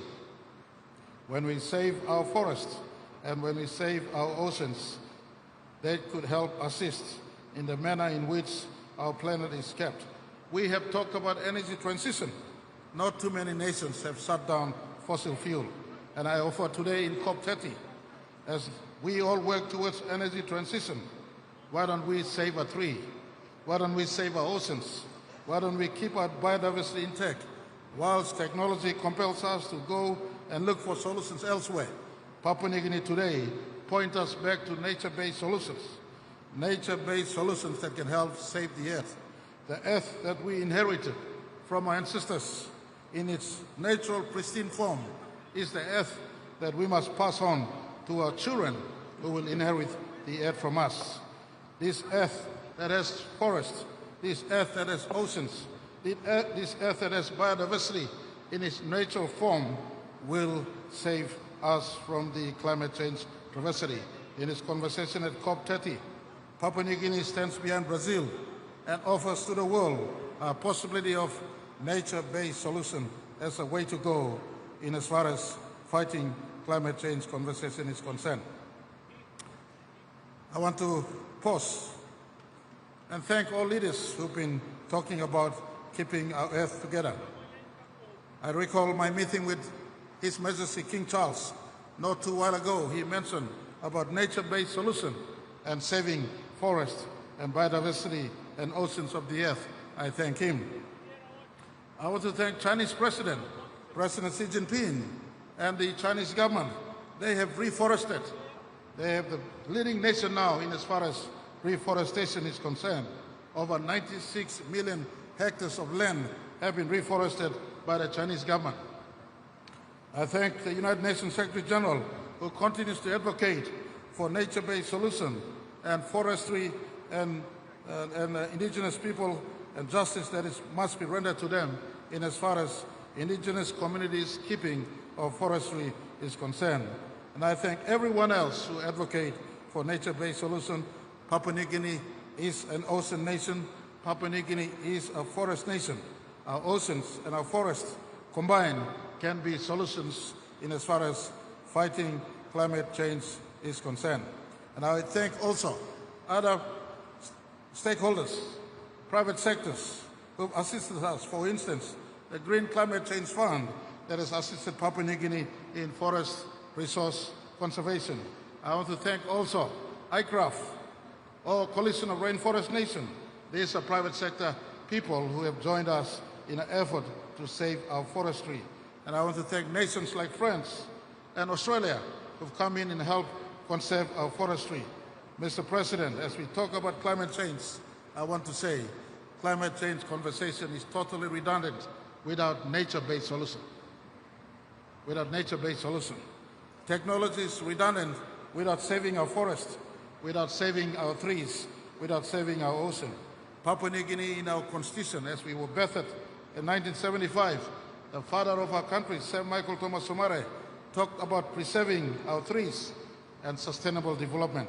It is this sustainable development that I am pointing to today, while science and statistics compels us to a planet that is warming. Why don't we turn back in simple things like saving our trees, preserving our biodiversity, saving our oceans. In nature, we can truly keep our earth in balance. And I put this to the forum of esteemed leaders here. Talk globally, go back home and act locally, and nature-based solution holds the key to preserving this earth. We inherited a livable planet from our ancestors. We must all work together to pass on a livable planet to our descendants. This planet is worth saving and fighting. You can look 96 billion light years into the extremity of the observable universe. You can never find one planet that is like our Earth. And so it is worth fighting for, it is worth defending, it is worth living a sustainable lifestyle. That is why Papua New Guinea will offer our support to Australia, and the biggest ocean nation, to host COP31, so that we bridge the conversation between forestry and ocean. And when we conserve our forestry and ocean resource together, we keep our earth in balance and truly we can save the earth for our future generation.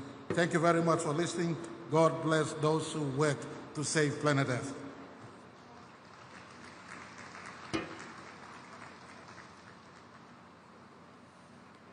Nesse momento, representando a Eslovênia, chamamos a vice-primeira-ministra e ministra das Relações Exteriores e Europeias, Tanja Fajon.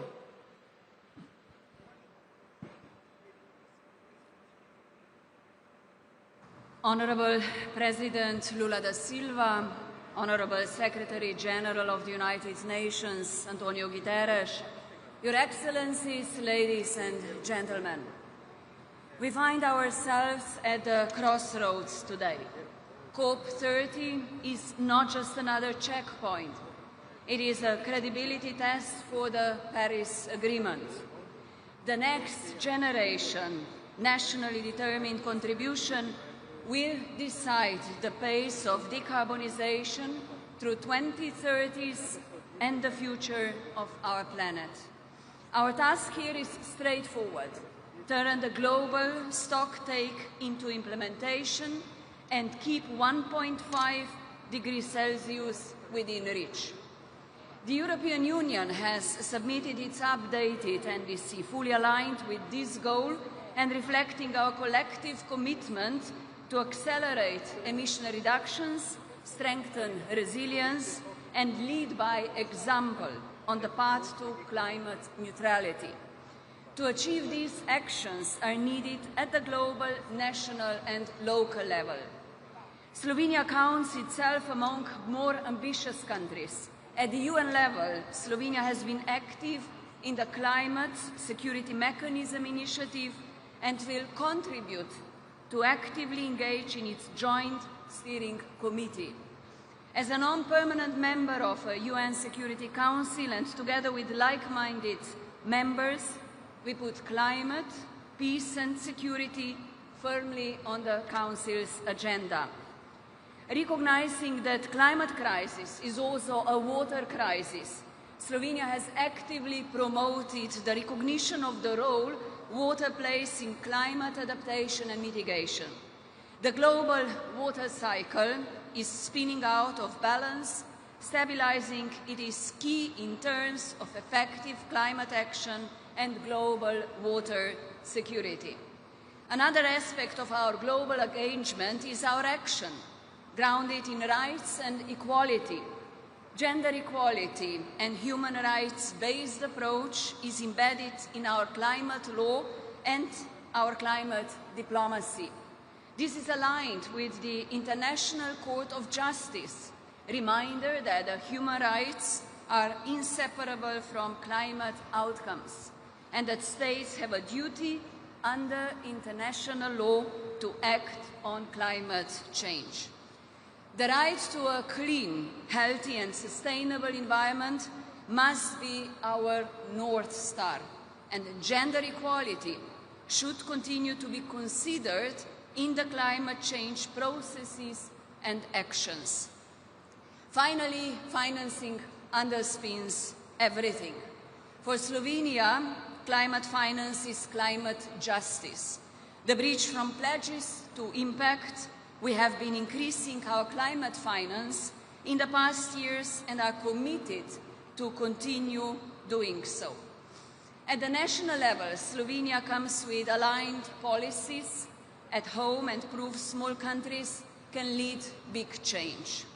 In July this year, we adopted our first national climate law, a framework to safeguard quality of life, support a resilient economy, and protect long-term security as climate risks intensify. It sets a legally backed commitment to climate neutrality by 2045 at the latest and builds a governance system where an independent scientific advisory board informs policy and monitors delivery. The first report on climate change mitigation and adaptation, as required by the climate law, was prepared last month. The main messages of the report is that Slovenia is on track to meet our emission reduction commitments and that although additional effort will need to be made, this can be done in a just and fair manner. At the national level, Slovenia also pays great attention to nature protection, among others with respect to forest, biodiversity and water management. Alerted by the reports that by 2050, globally, 50% of the today's species will be extinct, the Slovenian government initiated the process of preparing a national plan for nature restoration. And by striving for ambitious climate agenda globally, supported by coordinated national policies, is not enough to make substantive progress in adaptation and mitigation of climate change. Implementation and awareness raising are the key to progress. And in that regard, activities at the local level play an important role. A climate office that connects stakeholders at the municipality level was established in Slovenia in November 2024. And it supports local communities and regions in adapting to climate change and helps the state understand local needs and conditions. At the same time, it strengthens understanding, awareness and support for municipalities and regions through targeted knowledge transfer. In conclusion, ladies and gentlemen, We are still hearing voices of climate change skepticism. However, scientists, as well as the current increase in frequency and intensity of extreme weather events, are telling us a different story. Climate change is real. It is happening already now. It is aggravating existing vulnerabilities and increasing inequalities. To make progress, acting alone will not bring success. We will reach our climate goals only if each of us acts and contributes. Let this COP be remembered for delivery of ambitious and scaled finance and faster adaptation. Slovenia stands ready to partner with all who share this purpose, and despite uncertain times, multilateralism can still prove its worth, and we must choose to use it now. Thank you.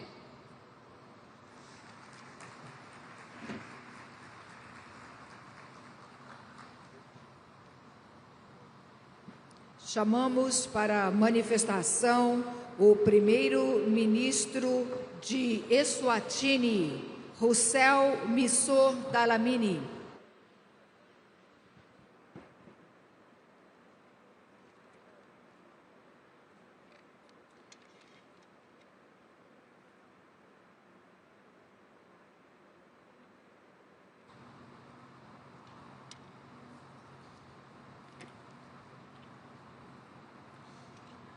Your Excellency, the President of the Republic of Brazil, Mr. Lula, distinguished heads of state and government, honorable delegates, ladies and gentlemen, I'm profoundly honored to deliver this statement on behalf of His Majesty King Mswati III and on behalf of the people of Eswatini.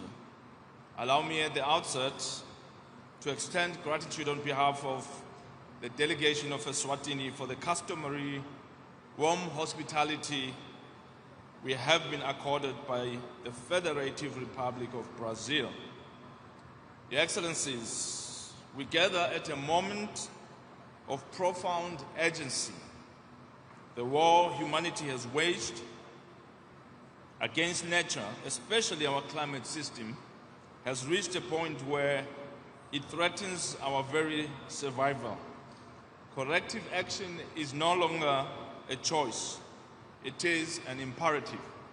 Climate action is long overdue, and its urgency cannot be overstated. The third round of nationally determined contributions have been submitted and synthesized. While the increase in ambition across nations is commendable, it remains insufficient. If we are to limit the temperature increase to below 2 degrees Celsius, although the more ambitious target to limit the increase to 1.5 degrees is preferred, we must accelerate our efforts dramatically. To achieve the goals we have set, collaboration is essential. In fact, we must go beyond collaboration. We must ramp up ambition and align with scientifically determined emission reduction targets. For Africa, distinguished delegates, this struggle is not about environmental policy. It is about survival and justice. Africa contributes less than 4% of global greenhouse gas emissions, yet we endure the heaviest consequences. The Kingdom of Eswatini, like much of the continent, has borne the brunt of this circumstance. Our rain-fed agriculture, which sustains the livelihoods of over 70% of our population, is increasingly threatened by unpredictable weather patterns, water scarcity, soil degradation, and biodiversity loss, placing immense strain on our rural communities. While we continue to call for the honoring of commitments, Africa will not wait, but will continue to make a difference by ensuring that her development is environmentally friendly, as it has always been. Your Excellencies, despite our criminal Despite our minimal contribution to the global crisis, the Kingdom of Eswatini refuses to be defined solely by vulnerability. We believe that our resilience, innovation, and unity will chart the course for a sustainable future. Drawing from our national development strategies, Eswatini is committed to strengthening NDC 3.0 commitments which cover both adaptation, mitigation, as well as social inclusion. Our response embraces robust, homegrown, nature-based and technology-based solutions. To begin with, we have prioritized watershed management, community reforestation, and sustainable land use practices to safeguard our ecosystems. Simultaneously, we are actively investing in climate-smart agriculture and integrated water resources management to strengthen our adaptive capacity. We are also advancing our initial adaptation communication to the UN FCCC, which outlines comprehensive actions such as flood control measures and efforts to achieve land degradation neutrality by 2030. Excellencies, Eswatini is determined and ready to play its part, but the principle of common but differentiated responsibilities must remain intact. Those who have contributed most to this crisis must lead the way in resolving it. Our commitment does not abdicate their responsibilities to lead the response. We cannot allow our people to live in poverty while resources are diverted to solve a crisis that disproportionately benefited others. None of our global goals are possible without adequate and accessible financing. Accessing climate funds is currently overly complex for developing nations. Eswatini's NDC alone requires an estimated $2.4 billion but globally we need approximately $2 trillion. Crucially, this financing must be in addition to development financing. Excellencies, the current global financial architecture is simply not fit for purpose. It must change. We need transformative climate financing, moving from aid to strategic investment in local innovation. An urgent reform of global funding mechanisms, including multilateral development banks, to increase concessional finance and African representation is a must. Equally important and urgent is the operationalization of the fund for responding to loss and damage and the operationalization of the agreement on a meaningful new collective quantified goal on climate finance. There must be an unequivocal rejection of unilateral measures which threaten and seek to penalize developing countries. Furthermore, there is need for a robust technology implementation program, one that delivers tangible results on the ground, not just frameworks and facilitation. Both developed and developing nations require access to technologies that will make the net zero goal a reality.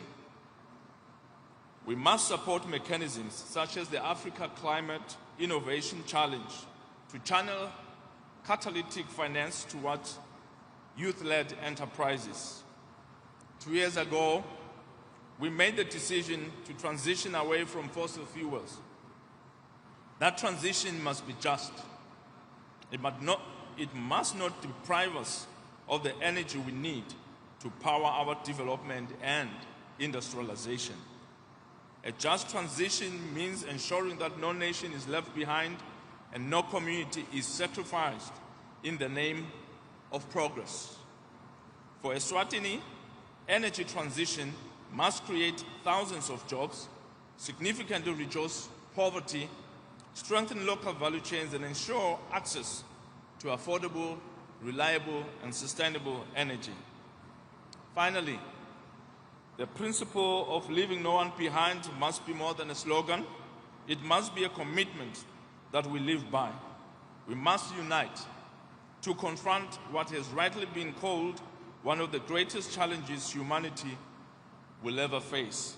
And in doing so, we must urgently find ways to include all members of the global community, especially those who remain excluded from full participation in the process, such as the Republic of China on Taiwan. We must leave this summit speaking not as victims of climate injustice, but as architects of global solutions. In the spirit of our African values proudly mirrored in the great Brazil Republic and the Tinkhundla system of governance, which places people and communities at the center of decision-making. The Kingdom of Eswatini commits to working with all member states to ensure that climate action is inclusive and equitable. Let us rise to this moment. Let us act. This is the most important thing. We must act. This action must be taken with courage, with fairness, and with unity. The future demands nothing less. I thank you. Obrigado.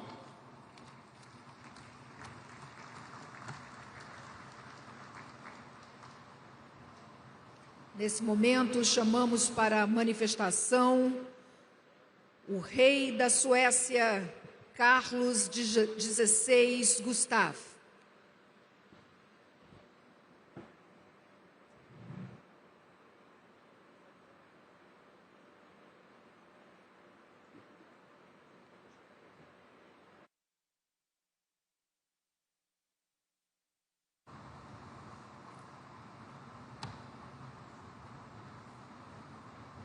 Mr. President, Secretary General, Excellencies, ladies and gentlemen, I've had the privilege of visiting Belém before, a vibrant gateway to the Amazon.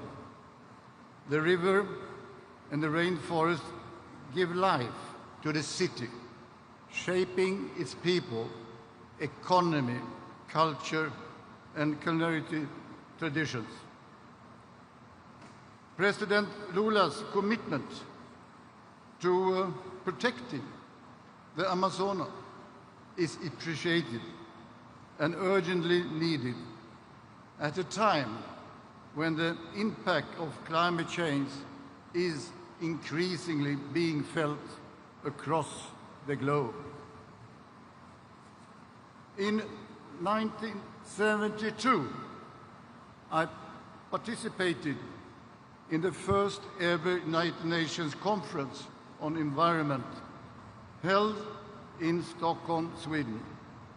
I was a young crown prince back then, attending the ceremony with my grandfather, King Gustav Adolf.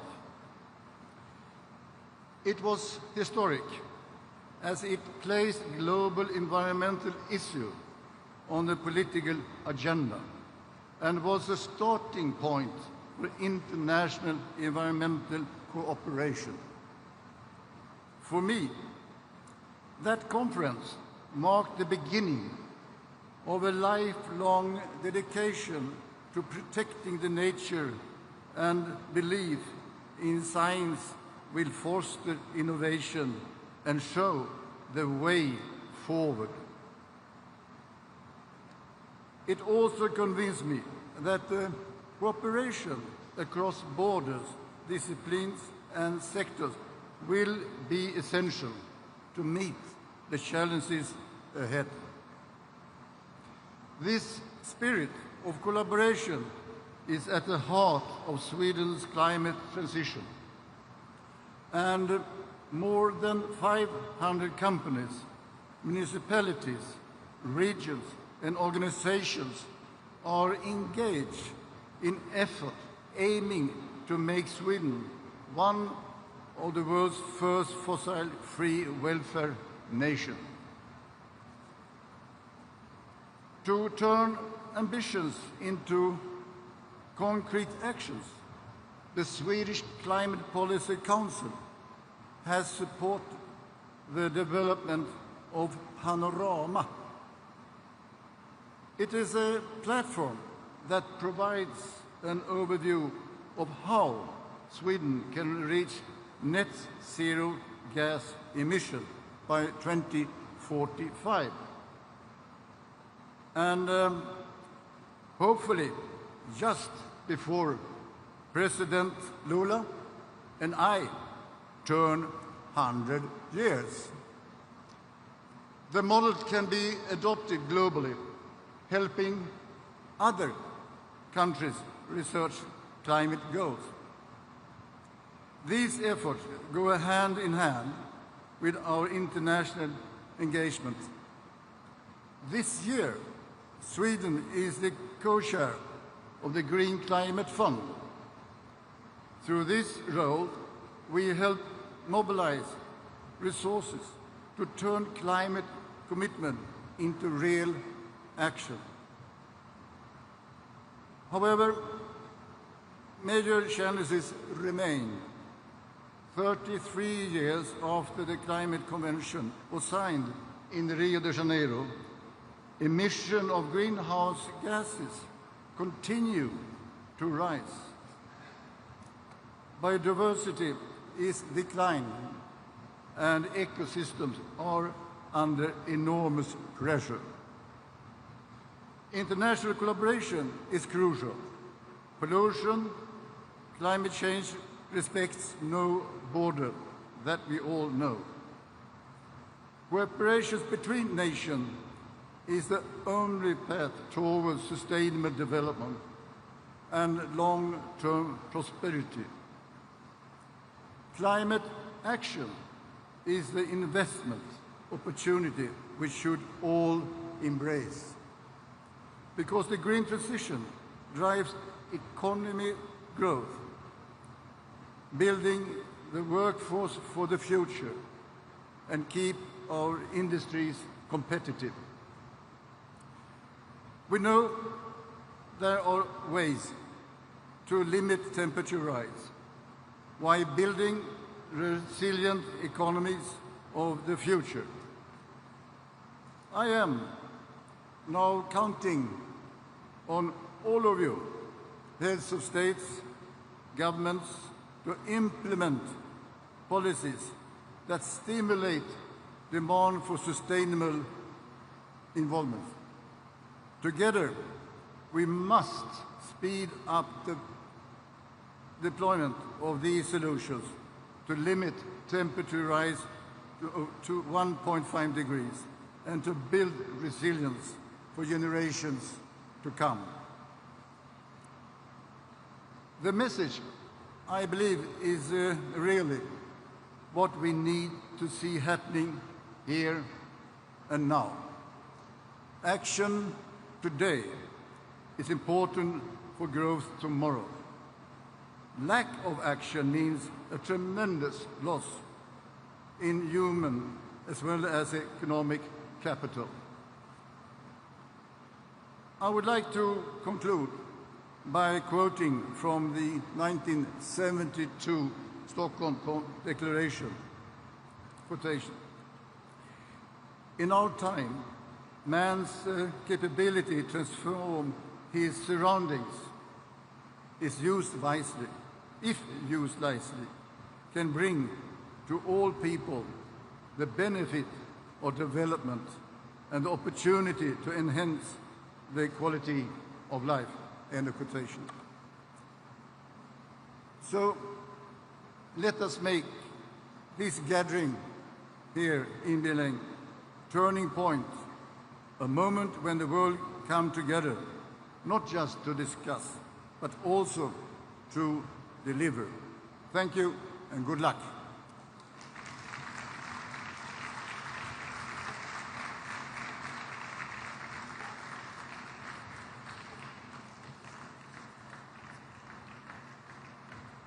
Convidamos agora para a manifestação o presidente da Finlândia, senhor Alexander Stubb.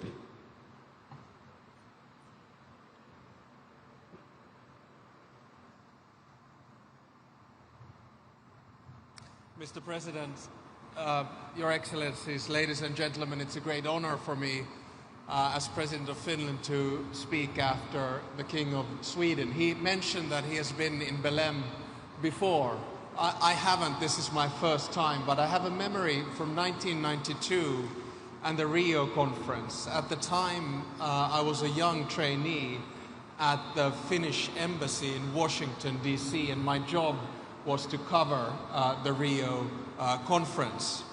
Now, I know there are a lot of cynics who are following our discussion and our speeches here today, and to them I'd like to perhaps give a little bit of optimism, because I actually think that the UN Framework Convention for Climate Change and the COP meetings in general, as well as the Paris Agreement, have been a success story of multilateralism which currently is being challenged. Now, I have some good news and some bad news. The good news is that, as recently reported by the UN, we are at long last bending the global emissions curve downwards. So basically we are emitting less CO2 than before. That is, if we stick to our commitments. The bad news, of course, is that the direction might be right, but the pace is, as the King of Sweden just noted, way too slow. Now, COP30 is a crucial step on this path. Whether we will permanently lose the 1.5-degree goal depends on the decisions here and now. In my short speech, I would like to underline three critical elements which I believe will ensure the success of COP30. First, we must all lead by example. At COP, each party has an equal say, regardless of their size. And of course, in international relations, this is not always the case. So we are collectively accountable. Yes, the largest emitters must lead the way in reducing emissions, and they must do it now, but the rest of us need to act in an equally responsible manner. And here, please stop blaming your neighbor. I'm not blaming Sweden, but the key is that we must look in the mirror and see what we ourselves can do in this COP30. The blame game doesn't work. Nostalgia is no better driver than cynicism. So therefore we must turbocharge the transition away from fossil fuels. All of us are in a position to do so, must urgently provide the necessary financial and other support to help the most vulnerable countries adapt. Leading by example means giving a voice to those most affected by climate change. So let me applaud the COP Presidency, Brazil, for highlighting the role of the indigenous people in climate action, as well as underline the importance of the COP adopting an ambitious gender action plan. My second point is to put science in the driver's seat. While the states gathered here have different interests, we all share a common goal of ensuring a livable planet for future generations. And the only way we can do it is to rely on science. Not a single person in this room wants to pass on devastation to their children and grandchildren. We have the best scientists at our disposal, and they are unanimous that delaying climate action would have consequences that are devastating for all and irreversible for some. There are no excuses. At the same time, we need to recognize the growing amount of disinformation around climate science as an attempt to rattle the multilateral system and slow down a clean transition. When we face difficult political choices, debate is necessary, and it has to be frank and honest. Remembering our common goal, we must not yield to efforts stoking polarization. My third and final point is to say that be bold, be bold. We need at least 3 things to solve the climate crisis. 1 is regulation and targets, 2 is financing, in other words, money, and 3 is innovation. You can't pick and choose one of them. They go hand in hand. So please don't pit climate action and growth as some kind of enemies. They're friends. They go hand in hand. Numerous encouraging examples show that decoupling carbon emissions from economic growth is possible. To do this, we need to invest in clean technologies and make sure that those who most need them have the access. Investment for climate change is the growth and prosperity plan for this century. So let me finish by noting that COP30 must send a clear message that the green transition is here to stay and that fossil fuels have no future. 10 years after Paris, let's make sure Belém will be remembered as a success too. And let me finish with a Finnish saying which I disagree with. In Finnish, we have a saying that a pessimist will never be disappointed. The problem, of course, is that a pessimist is often quite cynical. And let me assure you that pessimists will never solve the climate crisis. Optimists and realists will. Thank you very much.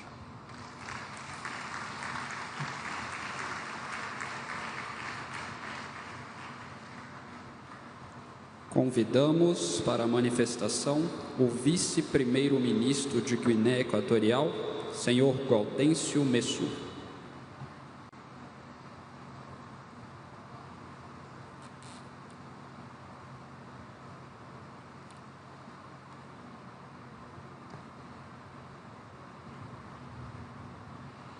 Excelentísimo señor Luis Ignacio Lula da Silva, presidente de la República Federativa de Brasil. Excelentísimo señor Antonio Gutiérrez, secretario general de las Naciones Unidas.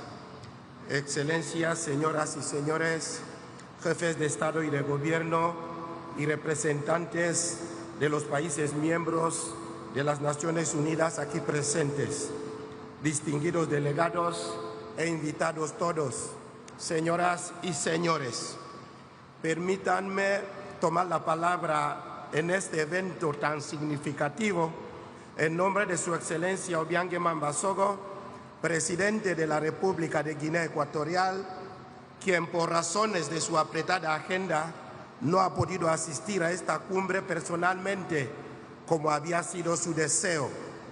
Ante todo, expreso mi gratitud al excelentísimo presidente de la República de Brasil por la acogida a esta 30ª sesión de la Conferencia de las Partes sobre el Cambio Climático COP30.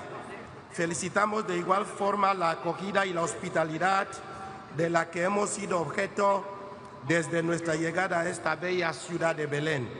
Excelencias, quiero recordar que desde la cumbre del Río de Janeiro del año 1992, Brasil siempre ha sido epicentro de lucha contra el cambio climático. Por eso, esa COP30 que se celebra por vez primera dentro de la cuenca amazónica, que es la selva tropical más grande del mundo y considerado también como el primer pulmón del planeta debido a su rica biodiversidad y su papel en la regulación del clima. Se concibe como una plataforma para mostrar que los países tropicales disponen de los principales sumidores de carbono y deben ser los líderes de innovación climática y de sostenibilidad, pasando de la dependencia a la corresponsabilidad. Distinguidos invitados, señoras y señores, la lucha contra los efectos adversos del cambio climático constituye un problema amplio y multifacético que amenaza la misma existencia de la vida humana. Por tanto, requiere un trabajo conjunto con la participación de todas las naciones del mundo. La cuenca del Congo, ubicado en África, es el segundo bosque tropical más grande del mundo y el primer pulmón como sumidero de carbón forestal tropical del mundo. Es donde se encuentra ubicada la República de Guinea Ecuatorial, concretamente en África Central, por lo que nuestro país contribuye a la regulación de la temperatura del planeta.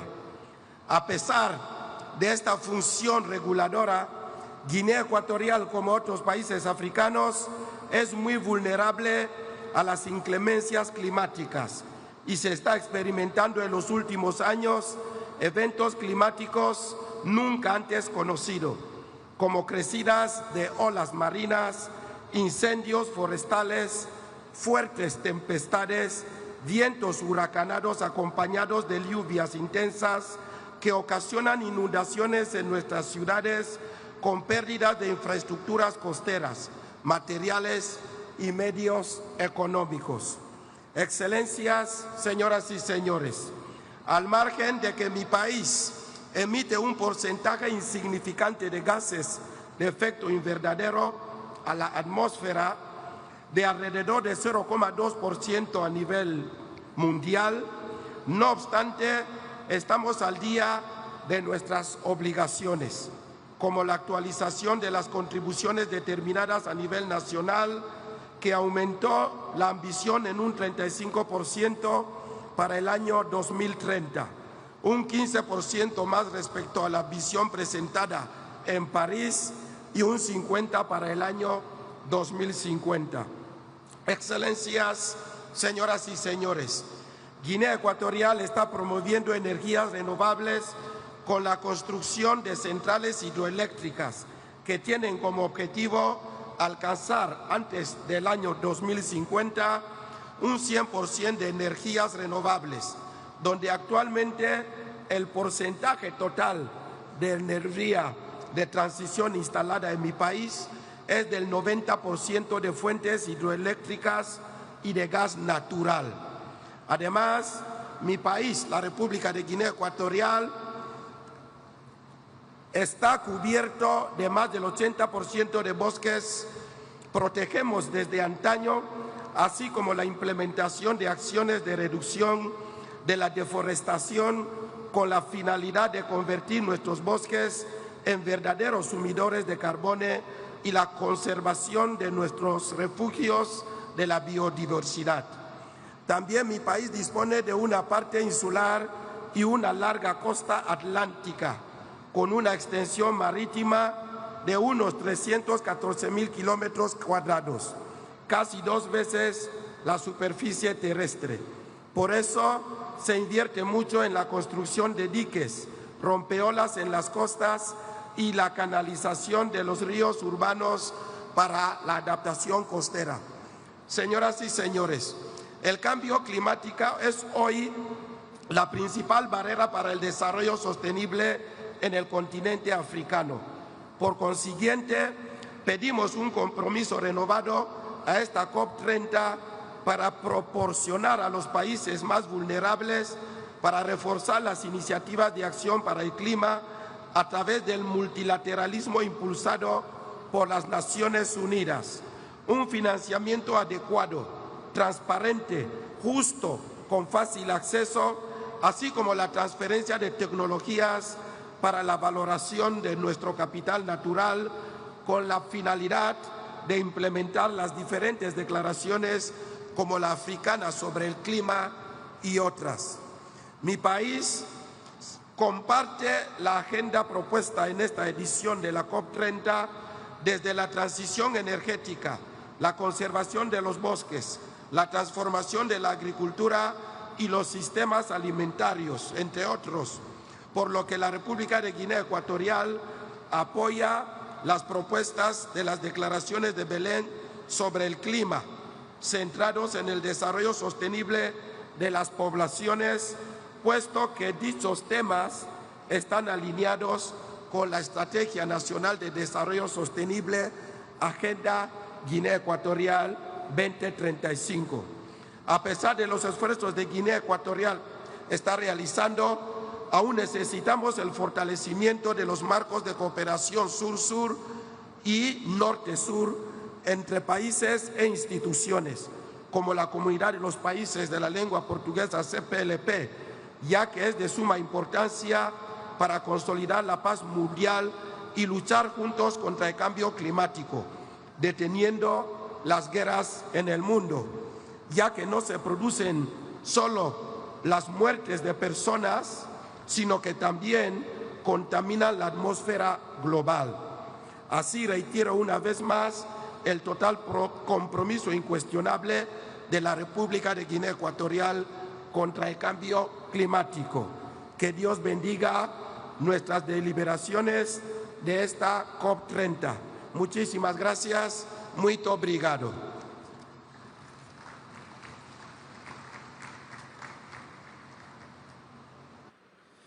Convidamos para a manifestação o vice-presidente do Iêmen, general de brigada Tariq Saleh.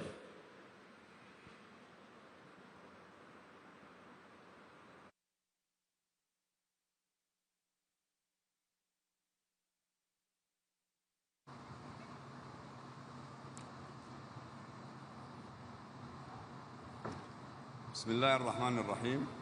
فخامة الرئيس لولا دي سيلفا رئيس جمهورية البرازيل الاتحادية، معالي الأمين العام للأمم المتحدة، أصحاب الجلالة والفخامة والسمو، السيدات والسادة رؤساء الوفود، السلام عليكم ورحمة الله وبركاته. يشرفني باسم الجمهورية اليمنية أن أتقدم بخالص الشكر والتقدير إلى حكومة وشعب جمهورية البرازيل الاتحادية على استضافة هذا المؤتمر الهام الذي ينعقد في قلب الأمازون، رمز الحياة والتوازن البيئي على كوكبنا. السيدات والسادة، تأتي مشاركة اليمن في هذه القمة ونحن نعيش واحدة من أعقد الأزمات الإنسانية والبيئية في العالم، بلد أنهكته الحرب التي تقودها الميليشيات الحوثية ضد الدولة والمجتمع، وتواجه في الوقت ذاته تداعيات متطرفة لتغير المناخ تضرب كل جوانب الحياة، ظهرت في حالات الجفاف والفيضانات المتكررة وانهيار الغطاء النباتي وجرف الأراضي الزراعية وتدمير الممتلكات، بحيث أصبحت هذه الظواهر واقعاً يهدد الأمن المالي والغذائي لملايين اليمنيين، ويعمق هشاشة المجتمعات الريفية، ويدفع بالآلاف إلى النزوح الداخلي والهجرة الخارجية، ويعطل قدرة الإنسان على الاستقرار والإنتاج. نحن في اليمن رغم أننا لا نتحمل المسؤولية عن الانبعاثات العالمية، إلا أننا من بين أكثر الدول تضرراً من آثارها القاسية، ولذلك فإن مشاركتنا هنا ليست مجرد واجب دبلوماسي، بل دعوة إنسانية نوجهها للعالم من أجل العدالة المناخية وإنصاف الدول الأضعف التي تدفع ثمن أزمة لم تصنعها.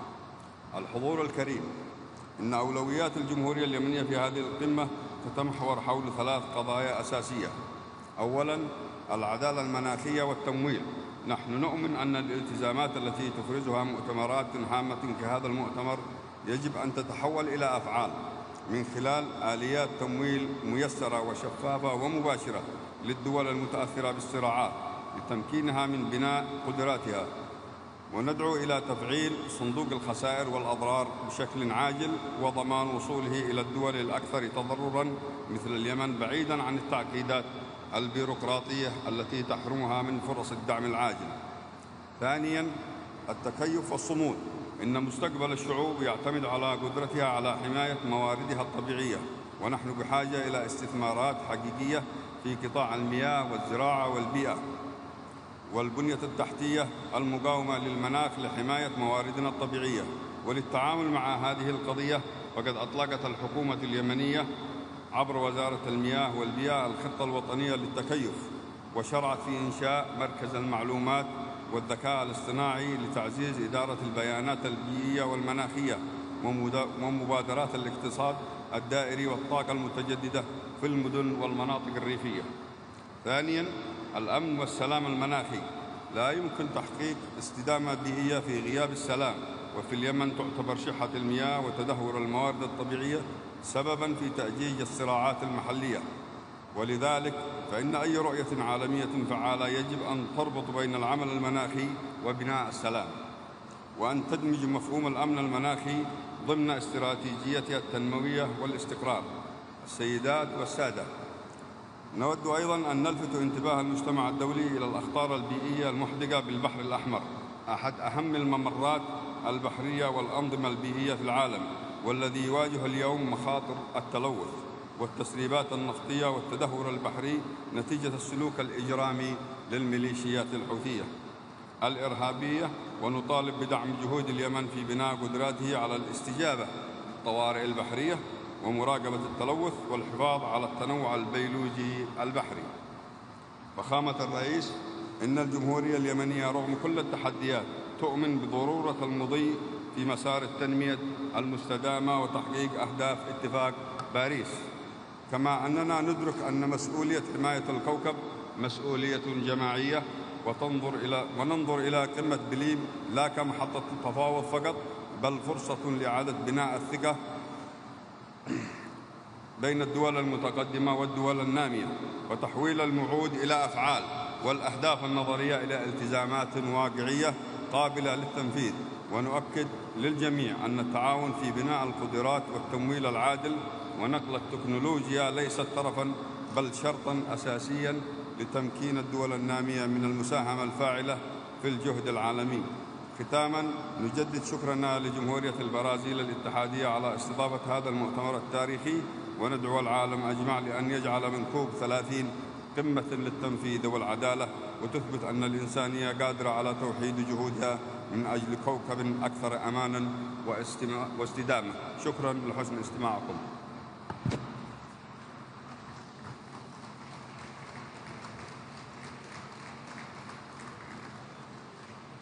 Convidamos para a manifestação o vice-primeiro-ministro de Lesoto, senhor Methane Majara.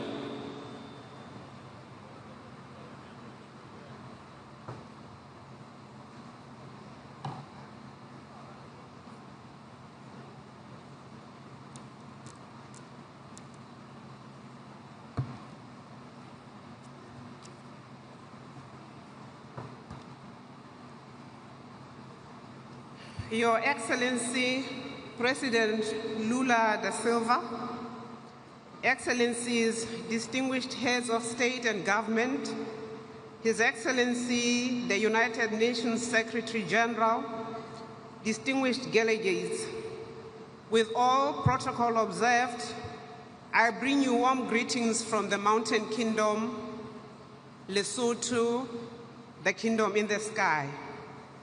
A land perched high above most of the rest of the world, where the beauty of our mountains meets the harsh realities of a changing climate. Our unique, lofty altitude makes us proud, yet it also renders us deeply vulnerable. In Lesotho, climate change is not an abstract concept. It is a lived experience, etched into every mountain ridge, every foothill, every valley, every field, and every household. From the highlands to the lowlands, our people face severe droughts, floods, snow, frost, and storms which negatively affect and reshape lives and livelihoods. Each passing season reminds us that climate change is no longer a distant threat. It is here and it is accelerating. Excellencies, when the Paris Agreement was adopted in 2015, the world pledged to limit the temperature rise to well below 2 degrees, with efforts to keep it at 1.5 degrees. Yet, the evidence before us is sobering. We are drifting and veering dangerously off course. For Lesotho, 1.5 degrees is not a target. It is a threshold of survival.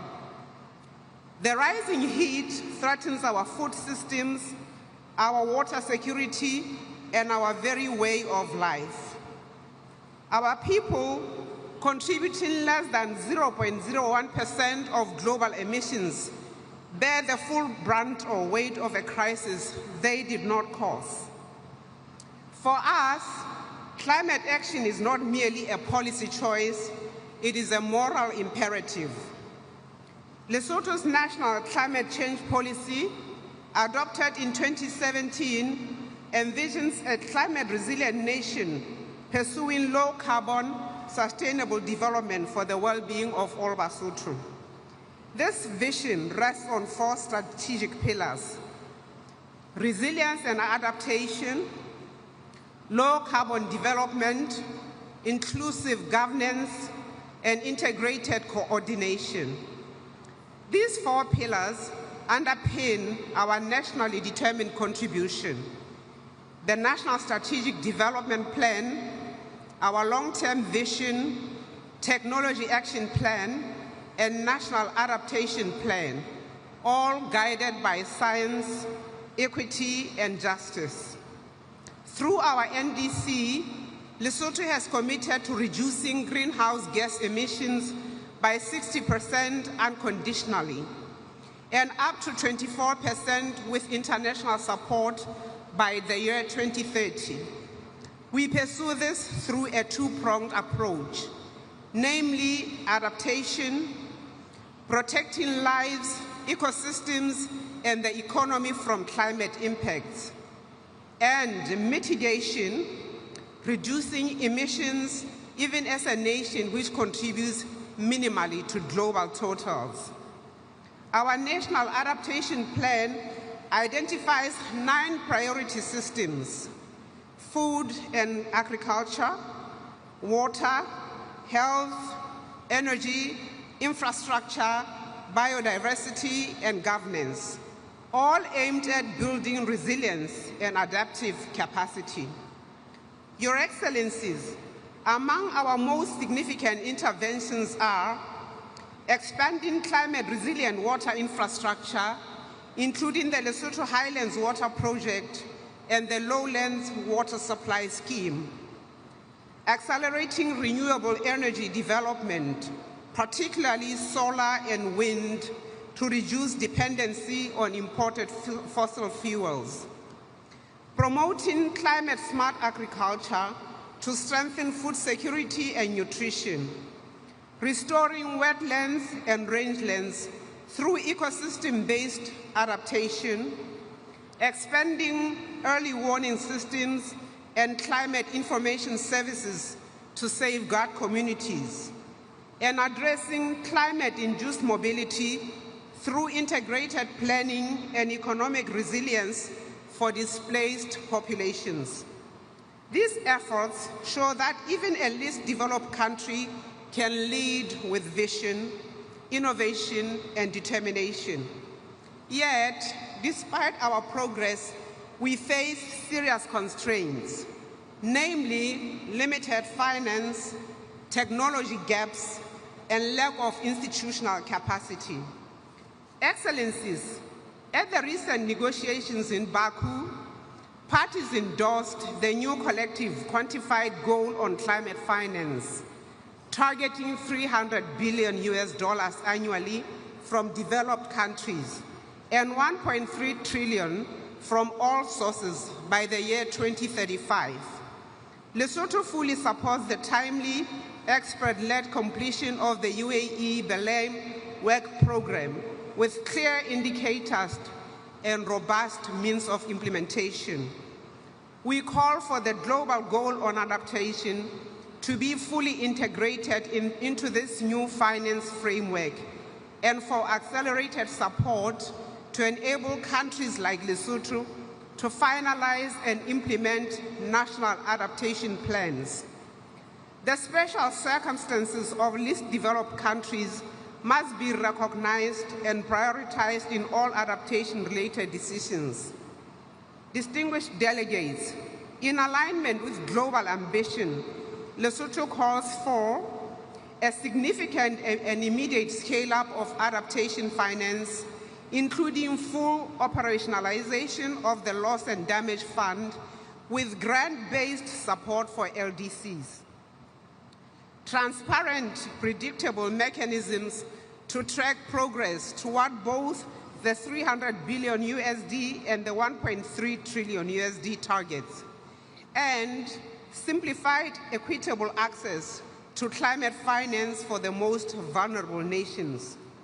Climate finance must be fair, predictable, and accessible, and not be an obstacle course.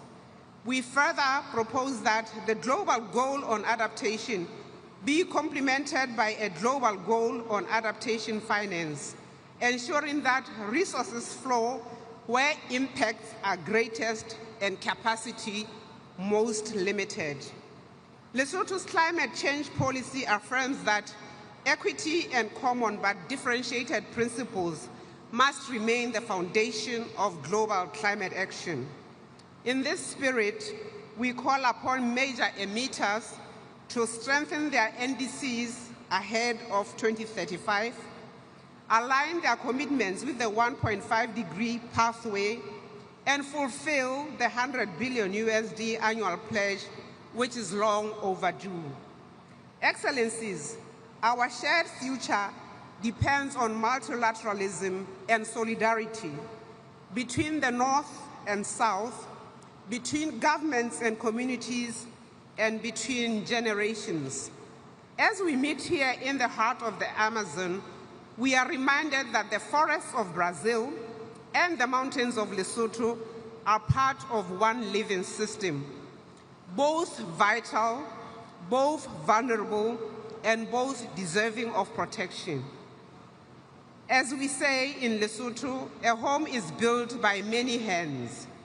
Let us together build and protect our shared home, our earth, with courage, fairness, and faith in a better tomorrow. Lesotho stands ready to do its part, to act with integrity, to collaborate in good faith, and to work hand in hand with the global community towards a sustainable, resilient, and just future. I thank you for your kind attention.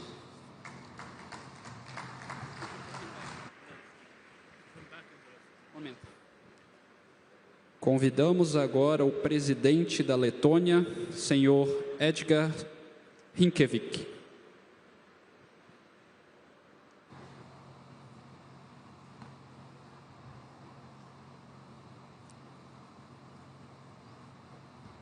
Excellencies, distinguished delegates, first of all, I would like to thank President Lula and the government of Brazil for their warm hospitality. We meet for the 30th Conference of the Parties.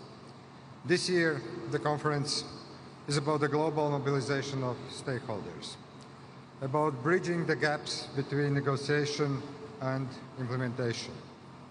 We know that the biggest challenge to implementing climate solutions is to balance economic activity with responsible use of Earth's resources.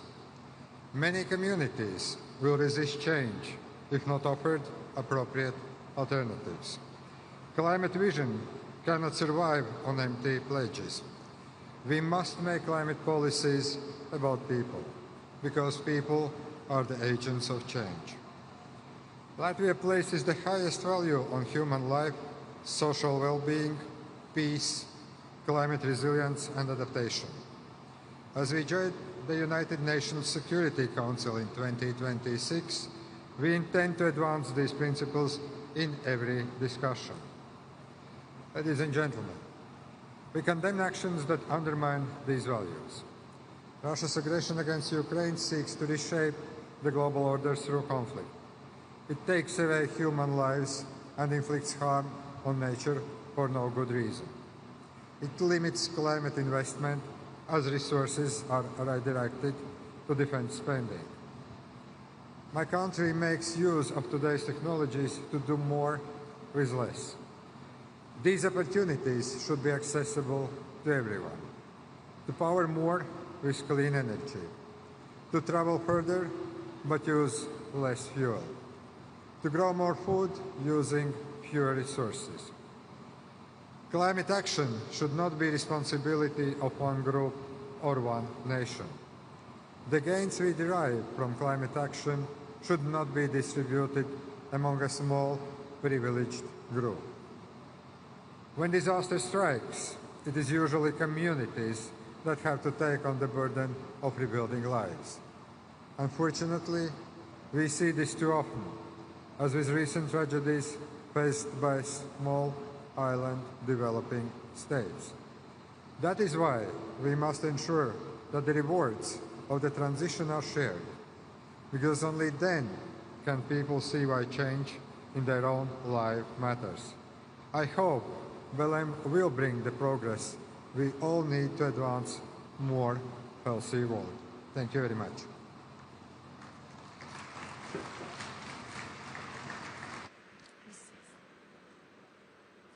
Nesse momento, chamamos para a manifestação o príncipe-chefe de Estado de Mônaco, Alberto II.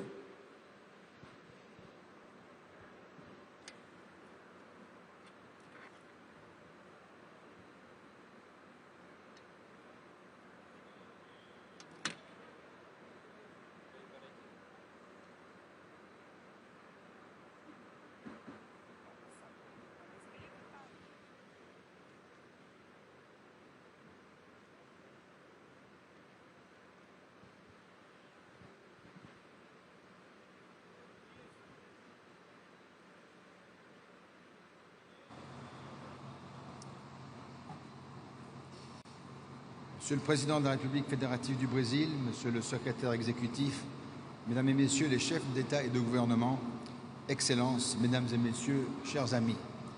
Nous voici réunis pour la 30e conférence des parties à la Convention cadre des Nations Unies sur les changements climatiques. 30 ans que nous travaillons ensemble à évaluer et à répondre aux besoins de chacun, à faire le bilan du chemin parcouru et à rehausser notre ambition.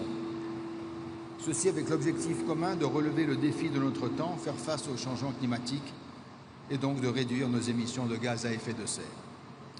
La science se trouve aujourd'hui confrontée au péril de l'idéologie et du relativisme, alors même qu'elle n'a jamais été aussi sûre, si accessible et surtout si claire.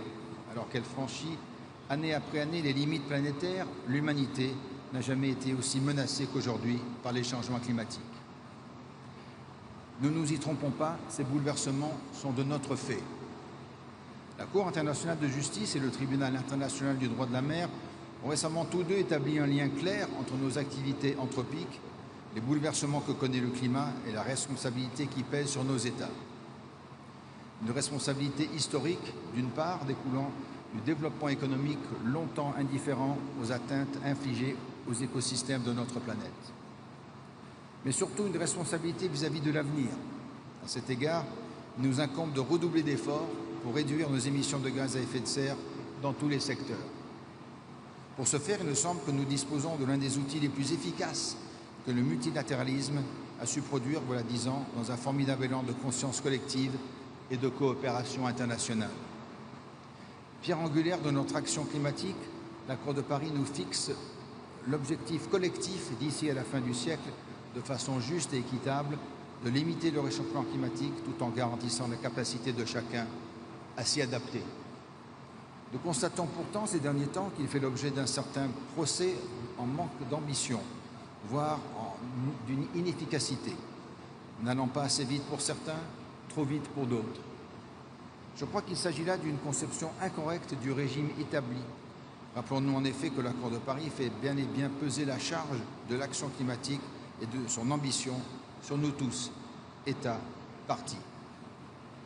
Excellences, chers amis, c'est précisément dans cette perspective et conformément au nouvel objectif collectif de financement climatique adopté à Bakou l'année dernière que j'ai décidé que Monaco doublerait le financement international qu'il consacre spécifiquement à l'action climatique des pays en développement d'ici 2028.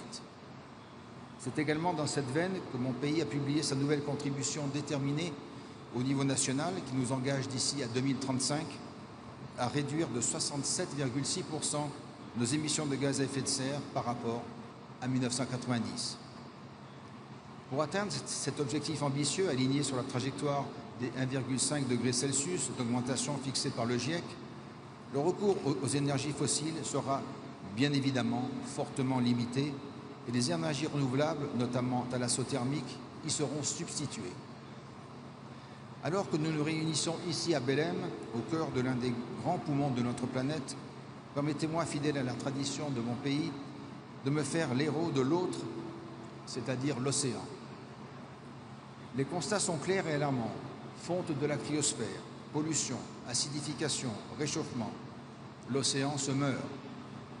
Pourtant, les flux financiers vers l'économie bleue n'ont jamais été aussi importants et continuent de croître, comme l'a démontré le Blue Economy and Finance Forum, organisé à Monaco en juin dernier. En conclusion, Excellences, chers amis, permettez-moi d'appeler chacun des délégués qui mèneront les discussions difficiles au cours des prochaines semaines à s'inspirer de l'audace de nos prédécesseurs. Le contexte de la première COP, il y a 30 ans, ou celui de l'adoption de l'accord de Paris, il y a 10 ans, n'était pas particulièrement propice à de telles avancées. Néanmoins, la conscience collective de l'urgence climatique a prévalu. Je formule ainsi le vœu que cette conscience, aujourd'hui accrue, nous inspire tous et qu'elle aiguille les décisions qui nous parviendront prochainement de Belém. Nous devons faire de cette COP une étape décisive. Nous ne pouvons plus attendre. Je vous remercie.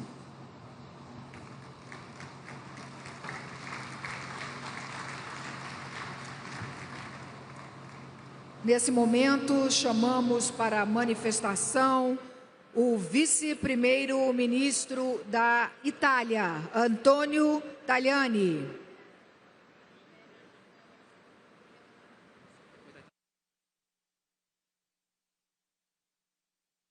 Good Chair, ladies and gentlemen, the climate change is a problem for all of us. It's a problem for our countries, it's a problem for our economies, it's a problem for our citizens. For this, we are close to Jamaica and Philippines after the disaster of the last days with a lot of deaths. Now, allow me to talk in my mother tongue in Italian. Quando si parla di cambiamento climatico, dobbiamo partire da un principio. Ecologia e libertà non sono in contraddizione, ma devono essere parte di un destino comune verso il futuro dell'umanità. Per questo proprio ieri a Bruxelles è stato raggiunto, con il contributo determinante dell'Italia, un importante accordo sull'obiettivo 2040 per le riduzioni delle emissioni. Un obiettivo importante per la nostra salute, i nostri territori e la nostra autonomia strategica. Si tratta di un accordo ambizioso, ispirato a razionalità ed equilibrio, insomma un buon compromesso. Abbiamo sostenuto questo accordo nella convinzione che non servono approcci ideologici che impongano obiettivi insostenibili e irraggiungibili, danneggiando così il sistema economico, industriale e sociale europeo. La difesa dell'ambiente deve partire da un principio fondamentale: la persona è al centro di ogni nostra azione e tutela della natura. È questa la stella polare che ci deve guidare. Salute e prosperità sono le migliori difese contro il cambiamento climatico perché rendono le nostre comunità meno vulnerabili agli eventi estremi. Lo ha riconosciuto nei giorni scorsi lo stesso Bill Gates. La risposta al cambiamento climatico richiede dunque politiche per la crescita, lo sviluppo e la creazione di posti di lavoro. La green economy non deve essere un problema, ma deve rappresentare un'opportunità. Le politiche ambientali però non devono rappresentare un vincolo, ma come dicevo una grande opportunità di progresso e libertà, un volano per investimenti, per la crescita e l'innovazione tecnologica. E questo è l'impegno del governo italiano che portiamo in Europa, nel G7 e in ogni appuntamento internazionale. Non può esserci infatti lotta al cambiamento climatico senza tener conto della questione sociale. Ecco perché l'Italia punta a una transizione energetica neutrale. Siamo impegnati a fare la nostra parte per limitare l'aumento della temperatura globale a 1,5 gradi, in linea con gli obiettivi europei. Le fonti rinnovabili coprono ormai il 50% della produzione elettrica italiana, eguagliando per la prima volta il contributo dei combustibili fossili, ma non sono sufficienti. Per questo dobbiamo fare ricorso a tutte le tecnologie disponibili, incluso il nucleare di ultima generazione, l'idrogeno verde e i biocarburanti. E proprio a favore dei biocarburanti stiamo lanciando con Brasile e Giappone un'iniziativa per quadruplicare la produzione di carburanti sostenibili entro il 2035 e invitiamo tutti gli altri Paesi ad aderirvi. Il nostro impegno a sostegno di questa strategia è concreto. Proprio ieri il governo italiano ha approvato 9 norme per promuovere l'economia circolare, per migliorare la gestione del ciclo di vita delle batterie e la gestione sostenibile dei rifiuti. Abbiamo dotato anche il nostro fondo clima di oltre 4 miliardi di euro che stiamo indirizzando in particolare a progetti a favore dell'Africa. Vogliamo mettere a disposizione il nostro miglior saper fare italiano in settori chiave come agricoltura e acqua, ma anche il farmaceutico, cruciale per la salute delle persone. L'Italia è infatti tra i Paesi più avanzati nello sviluppo di nuove tecnologie spaziali per promuovere l'agricoltura sostenibile con un minor uso di acqua e pesticidi. Siamo in prima linea anche nell'uso innovativo della meteorologia attraverso il servizio meteorologico della nostra aeronautica militare, un'eccellenza italiana a disposizione di tutti i nostri partner. Penso anche all'applicazione in agricoltura delle tecnologie di evoluzione assistita. E mettiamo a disposizione anche il nostro saper fare per una gestione più efficiente delle risorse idriche per la produzione agricola e lo sviluppo tecnologico del sistema agroalimentare. L'acqua è essenziale per il benessere delle persone. La sua gestione responsabile è cruciale per la sostenibilità del pianeta.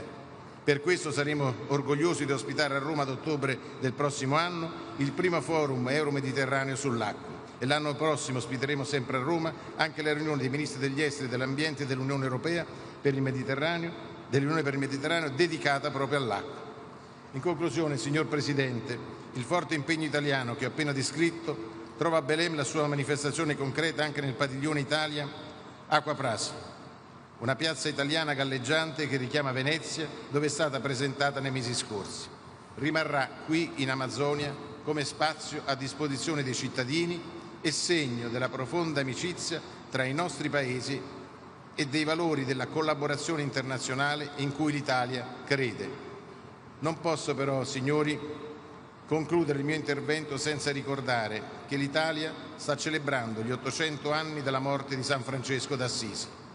La nostra azione contro il cambiamento climatico si ispira al suo pensiero di amante della natura, dell'umanità e di tutto il creato di cui ognuno di noi fa parte. Vi ringrazio.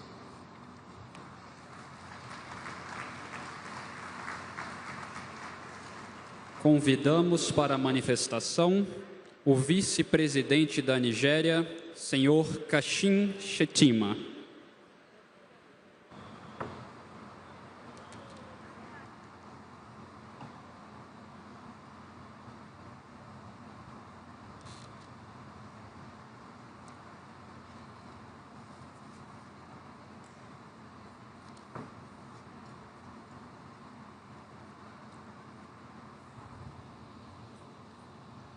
Your Excellency President Lula of Brazil, the UN Secretary General, Your Excellencies, distinguished ladies and gentlemen, there is no doubt that the choice of this beautiful place, Belém, where Amazon opens its arms to the world, as the host of this year's gathering of the global climate leadership is both symbolic and inspiring. It reminds us of the essence of what the world seeks to preserve, the splendor of nature and the delicate balance of life that sustains us all. Nigeria, therefore, stands with the global community in the collective resolve to heal, to restore, and to sustain this place we call home. We are here because the earth speaks to us. It speaks not in words, but through the devastations we witness every day, through the floods that wash away entire communities, through the droughts that parch our farmlands, through the hurricanes that batter coastal towns, through the wildfires that consume ancient forests, through the heat waves that choke our cities, and through the conflicts that happen because of all of this. The earth speaks in the language of loss and warning. It tells us that our survival is tied to its well-being. These are the cries that have compelled us to gather from one city to another in pursuit of one shared purpose, to save the only home we have. So I bring to you today not only the goodwill of His Excellency, President Bola Ahmed Tinubu, but the assurance of Nigeria's unflinching commitment to climate action. We thank the government and people of the Federative Republic of Brazil for their exceptional hospitality. A few days ago, Nigeria took a bold step forward.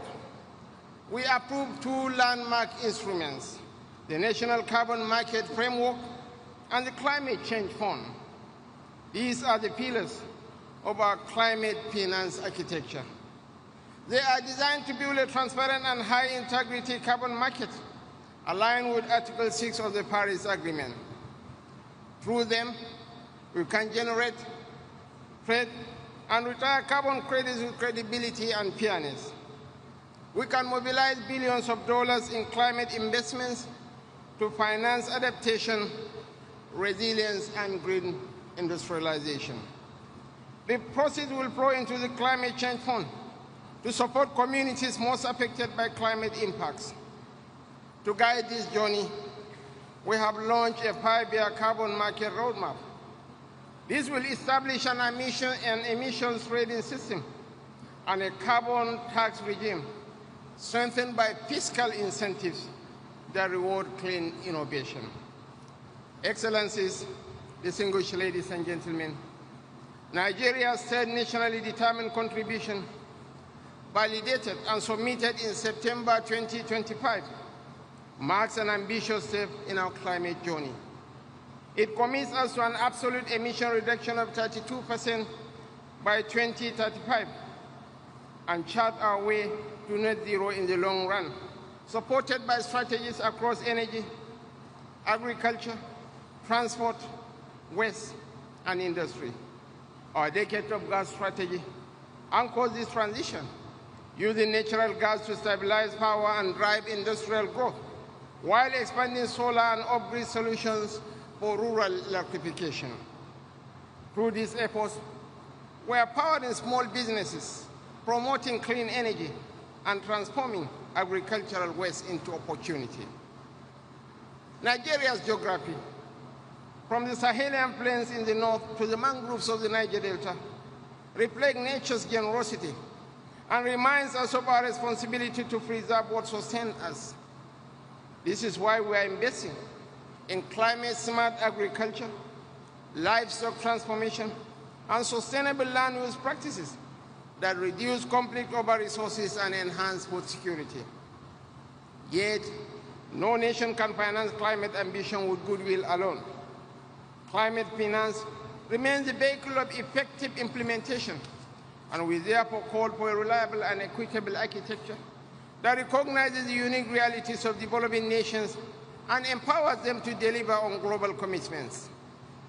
Nigeria welcomes the operationalization of the Loss and Damage Fund and urges our partners to ensure its accessibility to the most climate vulnerable nations. Nigeria asserts that Africa's voice must not echo as a cry of vulnerability, but a chorus of innovation. Our continent is rich in renewable resources, biodiversity, and useful ingenuity. I hereby say with absolute certainty that we are not the problem. We are an integral part of the solution. This is why at COP30, we hope to demonstrate that Africa can lead in carbon capture through forests, in renewable energy expansion, in digital monitoring of emissions, and in regional cooperation that translates ambition into prosperity. Excellencies, let COP30 be remembered as the moment when the world moved from pledges to performance, from ambition to action, and from dialogue to delivery. For Nigeria stands ready to work with all nations to build a fairer, greener, and more resilient world, one where our children will inherit not the ruins of our indifference, but the fruits of our collective resolve. Thank you so much.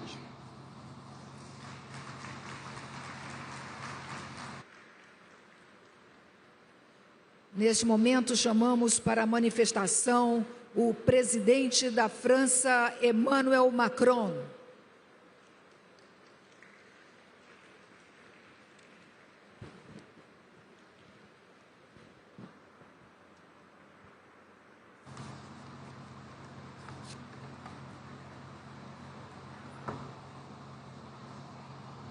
Muito obrigado. Mesdames, Messieurs les chefs d'État et de gouvernement, Mesdames, Messieurs les ministres, Mesdames et Messieurs les ambassadrices et ambassadeurs, Mesdames et Messieurs, je tiens avant toute chose à remercier le Brésil qui nous accueille ici à Belém, au cœur de l'Amazonie, dans cette forêt unique, poumon de l'humanité, que nous sommes fiers avec la Guyane française de partager avec tant d'autres pays amazoniens. Nous vivons en effet les 10 ans de l'accord de Paris, qui fut un des grands succès du multilatéralisme. Cette date est devenue un cap. Il y a 10 ans, le monde se réunissait pour adopter cet accord qui est devenu une boussole pour notre action climatique. 10 ans après, l'heure est au bilan. En 2015, le monde se dirigeait vers un réchauffement climatique qui était de l'ordre de 4 à 5 degrés Celsius en plus d'ici la fin du siècle. Grâce à l'accord de Paris et la mobilisation permise, aux engagements de tous les États, mais aussi des entreprises, des collectivités locales, de la société civile, les comportements ont commencé à changer, les décisions ont commencé à être planifiées, les investissements ont commencé à se faire, une méthodologie nouvelle s'est déployée et ces estimations sont désormais de plus 2,8 degrés Celsius. Ce n'est évidemment pas rien comme changement, car chaque dixième de degré compte. Mais évidemment, cela n'est pas suffisant et nous ne sommes pas aujourd'hui, le secrétaire général l'a rappelé, au 1,5 degré Celsius que nous avions collectivement défini à Paris il y a 10 ans. L'accord de Paris fut aussi un changement de paradigme, investir dans le climat pour stimuler la croissance et le développement. C'est l'un des acquis les plus puissants de la décennie écoulée. Les énergies décarbonées sont désormais les plus compétitives, les plus résilientes, plus sûres pour notre avenir. Et l'Europe en est la preuve en ayant démontré en 20 ans qu'on peut réduire massivement les émissions de près de 40% en l'espèce, tout en préservant la croissance économique. Cependant, comme je le disais, cela n'est pas assez et les 2,8 degrés Celsius de réchauffement prévisionnel d'ici la fin du siècle ne sont pas un point d'aboutissement. Et alors que s'ouvre la COP 2030, nous devons donc convoquer à nouveau l'esprit qui a présidé à l'adoption de l'accord de Paris. Le choix du multilatéralisme face au repli sur soi, de la science face à l'idéologie et de l'action face au fatalisme. Ces principes éclairent les priorités qui doivent être les nôtres à Belém et je voudrais en retenir 4 pour cette COP30. La première ici à Belém est de démultiplier notre énergie à combattre le changement climatique. Au-delà de l'obligation juridique soulignée sans équivoque par la Cour internationale de justice en juillet, c'est une nécessité morale envers les plus vulnérables et les générations futures. L'Europe et la France sont à l'avant-garde de la décarbonation et continueront de l'être. Nos objectifs pour 2012 puis pour 2020 ont été atteints.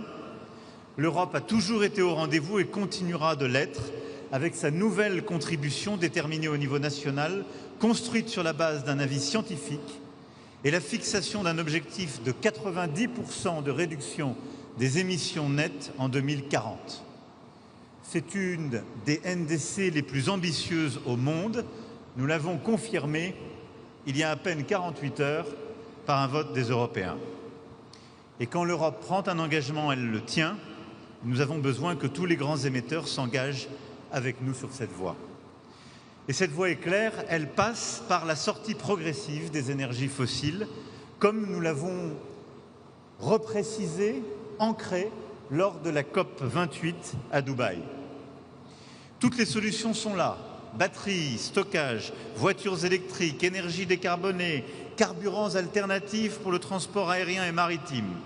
Chaque pays doit désormais présenter sa feuille de route en matière d'investissement, élaborer sa stratégie permettant d'organiser la sortie des énergies fossiles, mais aussi attirer les capitaux, les investissements publics et privés dans les secteurs d'avenir. Il est indispensable de continuer nos efforts pour sortir du charbon, qui est la source la plus émettrice de gaz à effet de serre. La France s'y emploie, d'abord en ayant fermé les 2 dernières centrales thermiques, et ce sera pleinement parachevé d'ici 2027. Plus aucune ne permet de produire le mix électrique français.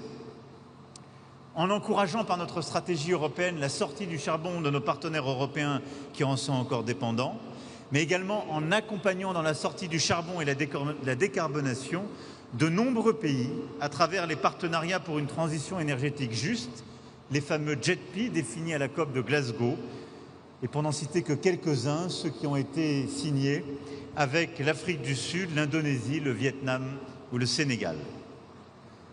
À court terme, le chemin passe également par la définition d'un cadre plus contraignant pour les émissions de méthane. Et je veux insister sur ce point. Je sais que, entre autres, la Première ministre Mia Mottley y est revenue. Cet objectif est essentiel dans notre combat. Tant le méthane est contributeur de ces émissions, il est réalisable à moindre coût, en particulier dans le secteur énergétique, par des investissements qui permettent d'éviter les fuites de méthane. Ce doit être une priorité absolue et nous ne sommes pas aujourd'hui à la hauteur de cet enjeu et il est indispensable que tous nos acteurs fassent ces investissements nécessaires, que nous endossions une nouvelle coalition pour pouvoir le suivre. Il est évident que tous les pays en développement doivent accéder à une énergie décarbonée, abondante et fiable pour leur développement et les efforts de décarbonation ne doivent pas se faire aux dépens du développement économique. Cette philosophie, celle qui consiste à accompagner chaque pays dans sa stratégie propre, ne pas opposer lutte contre les inégalités et lutte contre le dérèglement climatique, et de mobiliser davantage de financements publics et privés par des mécanismes nouveaux, est au cœur du pacte pour la prospérité des peuples et la planète lancé en 2023 et sur lequel je reviendrai. La deuxième priorité pour cette COP, c'est de protéger, de restaurer nos 2 grands puits de carbone naturels, nos forêts et notre océan. La France milite depuis des années pour les solutions fondées sur la nature qui permettent de créer un pacte pour le climat, les sols, la biodiversité et, in fine, la sécurité humaine. La nature est surtout notre assurance pour adapter nos sociétés, créer des écosystèmes résilients, soutenir aussi nos agriculteurs, nos peuples autochtones, nos sociétés. C'est pourquoi la France s'est engagée avec constance dans le combat pour les forêts, l'océan et la préservation de nos capacités hydriques partout sur la planète. Un événement spécifique prévu par le président Lula permettra d'y revenir cet après-midi, mais je veux dire combien, à la fois ce que nous avons pu finaliser lors du sommet de l'UNOC à Nice, ce sur quoi nous nous sommes battus avec beaucoup de nos collègues amazoniens, africains ou d'Asie du Sud-Est pour nos forêts, est essentiel dans ce combat. Et je sais que Prince Albert de Monaco a à nouveau rappelé l'importance de ce combat qu'il mène depuis tant d'années avant beaucoup d'autres et je veux ici l'en remercier. À cet égard, les politiques d'adaptation sont incontournables. Soyons honnêtes, nous n'y avons pas consacré l'attention nécessaire jusqu'à présent. Il nous faut en particulier protéger les plus vulnérables et je pense aux petits États insulaires qui, année après année, font face à des catastrophes toujours plus intenses. La France consacre aujourd'hui 1/3 de sa finance climat à l'adaptation, soit 3 milliards d'euros en 2024. C'est 8% de la contribution publique mondiale à l'adaptation, sur une contribution totale de 7,2 milliards, et nous continuerons d'être au rendez-vous. Troisièmement, nous le savons, pour atteindre nos objectifs, il faudra de nouveaux financements. Regardons là aussi la réalité en face. L'effort public ne peut pas reposer sur un petit nombre de pays que l'on peut compter sur les doigts de la main. Tous ceux qui sont en position de le faire doivent assumer leurs responsabilités à cet égard. Et la base des contributeurs publics doit être élargie à tous les pays qui aujourd'hui sont en position de contribuer. Nous devons aller plus loin dans l'alignement des flux financiers, dans la réforme de l'architecture financière internationale et dans l'identification de sources de financements innovantes. C'est d'ailleurs tout l'objet du pacte pour la prospérité des peuples et de la planète, le 4P que j'évoquais, qui a réuni 73 États autour de ce principe clé de mobiliser davantage, en particulier le FMI, la Banque mondiale et les plus grands contributeurs publics possibles, mais de davantage mobiliser la finance privée grâce à des mécanismes de garantie sur les premières pertes et un effet de levier accru de la finance publique. Nous avons besoin de financements innovants et justes. Les initiatives nées du 4P vont dans ce sens, avec le Kenya, l'Espagne, la Somalie, le Bénin, la Sierra Leone, Antigua et Barbuda. Nous avons largement avancé le travail à une meilleure contribution du secteur de l'aviation à l'adaptation. Avec le Royaume-Uni, nous avons travaillé à la mise en place d'un cadre pour les crédits biodiversité et nous continuerons ainsi d'avancer pour bâtir des outils de financement de la transition comme les swaps d'aide climat. Tous ces mécanismes permettent d'améliorer la contribution du secteur privé à cet effort. Ils sont indispensables. C'est pourquoi il nous faut aussi continuer le travail, d'abord pour améliorer le fonctionnement des crédits carbone, qui ont montré ces dernières années leurs limites, et pour bâtir ces crédits biodiversité qui sont indispensables à la mobilisation du financement international sur ce sujet. Enfin, et c'est mon dernier point, à l'heure où les prophètes de désordre sèment le doute quant à l'urgence climatique et remettent en question les certitudes les mieux étayées, nous devons protéger la science et fonder nos politiques sur ces constats. Et je veux insister sur ce point. Nos COP reposent sur une mobilisation collective qui a été nourrie par les travaux d'une science internationale indépendante, en l'espace celle menée par le GIEC. De la même manière, nous avons bâti une action nouvelle pour la biodiversité grâce à l'IPES. Et nous avons construit nos engagements de la Conférence des Nations Unies pour les océans sur la base d'un compromis, d'un consensus scientifique. La désinformation climatique fait aujourd'hui peser une menace sur nos démocraties, sur l'agenda de Paris et donc sur notre sécurité collective. C'est pourquoi, je le redis ici avec force, nous devons soutenir la science libre indépendante. Nous devons continuer l'engagement derrière nos scientifiques pour gagner ce combat climatique. Et c'est dans cet esprit que la France accueillera en décembre à Paris les scientifiques du GIEC et contribuera à rassembler tous les pays qui sont prêts à pérenniser un financement visible, solide pour ces travaux scientifiques. Voilà, mesdames et messieurs, face à l'urgence, j'ai l'intime conviction que les moments de crise accrue doivent aussi nous conduire à bâtir des avancées décisives. Nous avons l'opportunité de faire de la COP30 un succès. Avec l'Union européenne, la France se tiendra aux côtés du Brésil pour relever ce défi. Nous venons de le faire sur l'engagement en matière de forêt. Nous allons le poursuivre pour nos forêts et nos océans, mais nous allons aussi le poursuivre au-delà des sommets, par la constance de nos engagements, par la robustesse des coalitions d'acteurs que nous avons bâties et par la force de la conviction que nous partageons. C'est à l'aune de cette mobilisation que cette COP sera jugée, mais je le dis avec beaucoup de confiance et d'amitié. Je vous remercie.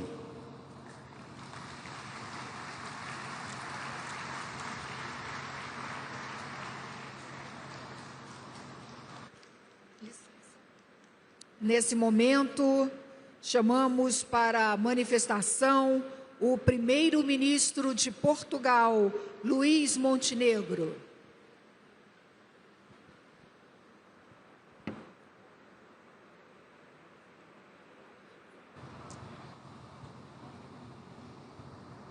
Excelências, minhas senhoras e meus senhores, começo por felicitar o Brasil, o primeiro país de língua portuguesa a acolher uma Cimeira do Clima, por esta organização da COP30. Saúdo muito, em particular, o Presidente Lula da Silva, pela liderança e pela determinação em fazer desta conferência um marco na implementação do Acordo de Paris. 10 anos depois deste acordo histórico e 2 décadas envolvidas desde a entrada em vigor do Protocolo de Quioto, muito mudou. E nem sempre, temos de o reconhecer, mudou para melhor. E por isso afirmamos que hoje, mais do que nunca, o multilateralismo e a solidariedade internacional são essenciais. E elas não são apenas palavras vazias ou chavões sem sentido. São e devem ser instrumentos centrais do sucesso de uma batalha comum que travamos. Os últimos anos ilustraram em muitos dos nossos países os efeitos das alterações climáticas. Portugal tem sido disso um exemplo, com ondas de calor extremo e incêndios florestais a que sucedem períodos de grandes chuvas. Precisamos, por isso, de uma resposta coletiva, coordenada e sustentada. E é também por isso que a COP de Belém é tão importante, porque nos convida à reflexão acerca daquilo que foi alcançado na última década, mas, sobretudo, porque nos convoca para mais ação. Desta COP, esperamos um pacote ambicioso e coerente, assente em 3 pilares fundamentais: mitigação, adaptação e financiamento. No primeiro caso, é essencial que se inclua a discussão sobre o nível de ambição das contribuições nacionalmente destacadas. Só assim teremos uma leitura política comum sobre o caminho a percorrer. Portugal tem sido coerente com os seus compromissos. Já reduzimos as nossas emissões de gases com efeitos de estufa em cerca de 38%, face àquele que era o nosso ponto de partida em 2005. E mantemos o compromisso de atingir uma redução de 55% até 2030 e o objetivo de alcançar a neutralidade em 2045.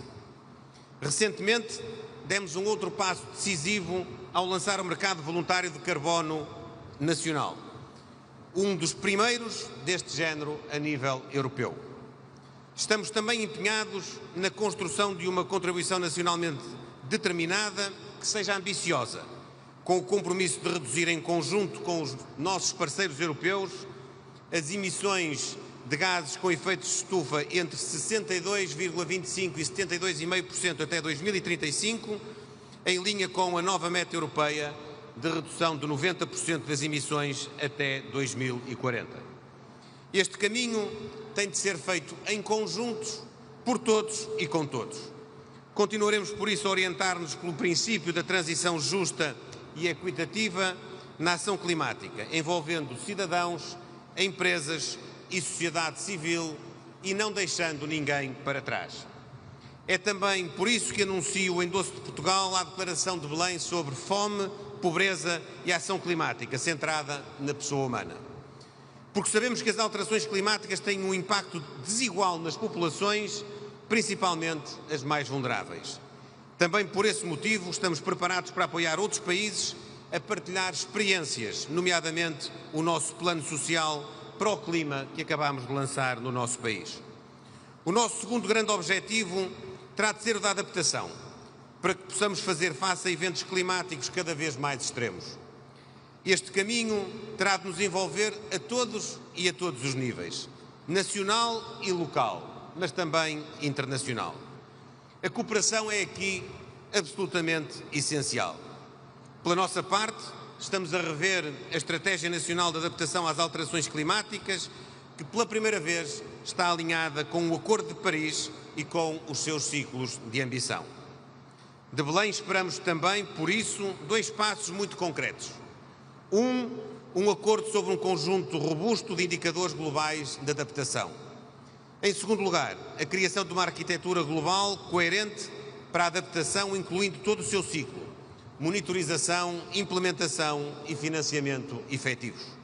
Neste terceiro pilar do financiamento, temos também procurado liderar pelo exemplo, seja através de mecanismos de conversão de dívida em investimento climático, seja através de prioridade para a cooperação que atribuímos a projetos de âmbito da ação climática e de transição energética. Excelências, as múltiplas interligações do desafio climático são particularmente visíveis nos nossos oceanos e na nossa biodiversidade. Por isso, Portugal continuará a defender o nexo clima-oceano-biodiversidade. Continuamos na vanguarda da proteção e do uso sustentável dos oceanos, reconhecendo as oportunidades que o meio marinho proporciona na transição energética. O nosso plano de ordenamento cobre 100% da nossa área marítima e foi atualizado com um plano para as energias renováveis offshore.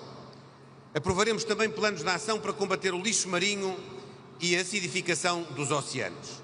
E orgulhamos-nos de ter promovido 2 edições do Programa de Capacitação em Governação Sustentável dos Oceanos e Economia Azul, em colaboração com as Nações Unidas e com participantes oriundos, sobretudo, dos pequenos Estados insulares em desenvolvimento.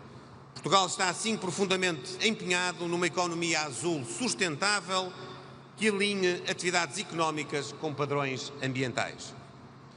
Caras e caros amigos, se aqui estamos hoje é porque reconhecemos que fazer face à transição climática é um imperativo, mas também é uma oportunidade. E por isso continuaremos a promover as energias renováveis, a reforçar a eficiência energética e a investir nos transportes públicos e na mobilidade elétrica, sem esquecer outros setores com ritmos de redução distintos. Reafirmo e assim finalizo todo o nosso compromisso para uma ação climática ambiciosa e para um multilateralismo mais eficaz. Obrigado.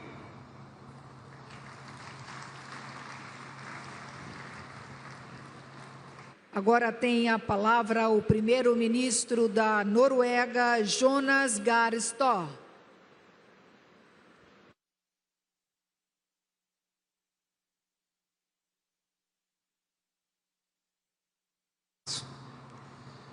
We come together here in Belém among so many illustrations that climate action are urgent for the planet and for humanity. That must inspire us. At the same time, let us recommit to the roadmap that can help us succeed. 10 years after Paris, we can conclude that the Paris Agreement is working. Countries are setting climate targets and implementing them. The global energy transition is picking up scale and pace, and countries are pursuing low-emission pathways. COP30 should celebrate that multilateralism, including the Paris Agreement, is delivering. Undermining multilateralism will not work. That would be the road to global decay. At the same time, we need to facilitate and face the formidable challenges in front of us and what science tells us. Limiting global warming to 1.5 degrees will require us to accelerate all our efforts. Therefore, Norway, for our part, is stepping up. Our 1.5 aligned national determined contribution, our NDC, for 2035 is set to reduce greenhouse gas emissions by at least 70 to 75% by 2035 compared to 1990. We will do this in cooperation with the European Union, as we have done up until now, as well as through ambitious national policies. Carbon pricing is a cornerstone of our climate policy. We have presented a plan to gradually increase the carbon tax towards 2035. This and other efforts and ambitious targets will enable us to progress along timelines for phasing out the use of fossil fuels in key sectors towards 2050. Combined, our policies send strong and long-term signals, and they provide predictability for our pathway to a low-emission society. Norway, Madam President, has also delivered on past commitments. We have overachieved our Kyoto Protocol commitments, and we will deliver on our 2030 NDCs together with the European Union partners. So multilateralism works. Cooperation in the implementation of our climate targets enables us to have more ambitious NDCs and to unlock both public and private financial flows to developing countries. So fighting poverty and enabling development is a cornerstone in our efforts to save the climate. Norway has increased its support to developing countries from already high levels. We plan to support emission reductions in developing countries worth up to $1.5 billion through Article 6 arrangements. We have, for the third time, exceeded our target to double climate finance by 2026, a pledge we made in Glasgow 4 years ago in 2021. Then, colleagues, to reach the Paris Agreement goals, we need to mobilize more finance, and we need to do so now, and in a way that drives growth, creates jobs, sparks innovation, and even builds healthier societies. We must scale up finance flows from all sources and especially mobilize private investments. We must collectively meet the finance commitments that we made last year in Baku. Increasing support to adaptation, especially to the least developed countries and small island states, is of utmost importance. Norway will continue to invest in renewable energy in developing countries, both to combat energy poverty and to reduce greenhouse gas emissions. Here in Belém, the Amazon meets the ocean. It reminds us that the forests and oceans regulate our climate system, support biodiversity, and provide food and water security. Protecting forests and oceans are essentials for future food security. Since 2008, Norway has partnered with tropical forest countries to reduce deforestation with substantial effects. Brazil, Indonesia, and other tropical forest countries have successfully implemented policies that have delivered significant emission reductions globally. However, delivering on our collective ambition to halt deforestation by 2030, we need to do more together. I have just announced Norway's conditional investment to the TFFF of up to $3 billion over 10 years.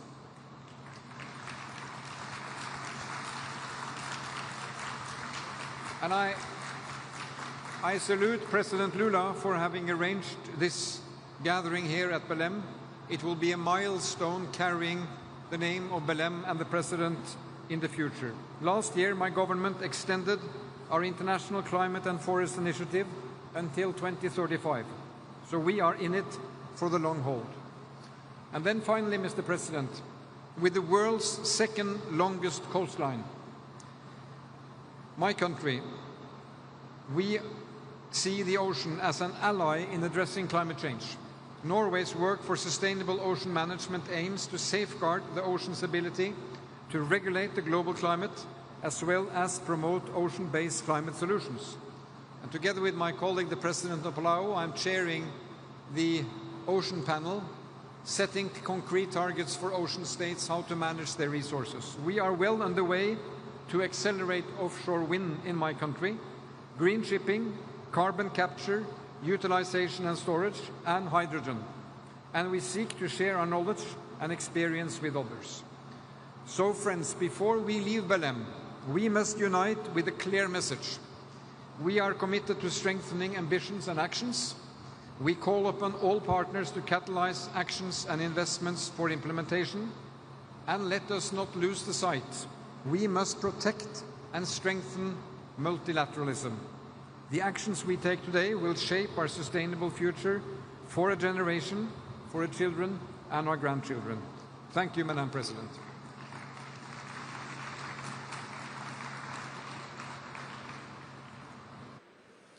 Chamamos para a manifestação a presidente do Suriname, Jennifer Simmons.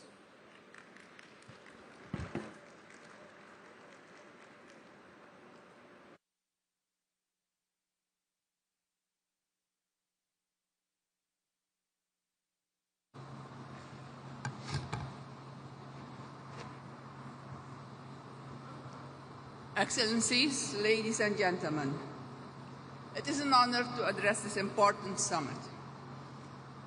First, I start with my sincere gratitude to President Lula for his warm hospitality and exemplary leadership in hosting this climate summit and for his transformative initiative, TFFF. Mr. President, Suriname has the highest percentage of forest cover in the world. More than 90% of our land is covered with rainforest. And this forest absorbs about 12 million tons of CO2 every year. We are recognized as a high forest and low deforestation country. However, that recognition alone does not improve our economy, as I stated during the UN General Assembly in New York. As a state with a low-lying coast, where about 75% of our people live, we already experience the effects of sea level rise, but also in our interior, we have indigenous and tribal communities who also feel the effects of climate change. Flooding, biodiversity loss, and extreme weather events directly affect the livelihoods of vulnerable communities in our Caribbean region and undermine key economic sectors such as agriculture and tourism. The impact of climate-related weather events are immense. We have witnessed the devastation caused by Hurricane Melissa in Jamaica, Haiti, and Cuba. Our hearts go out to the affected nations and communities, and we call on the international community to provide rapid and sustained assistance. But beyond emergency relief and media attention, and after the cameras are gone, these affected countries face long-term setbacks to their development that will take years to overcome. Climate change is already here, and it's a pressing and ongoing challenge. Like many developing countries, Suriname confronts fiscal and debt pressures that constrain our capacity to invest in climate adaptation measures so necessary to protect our people. This is our paradox.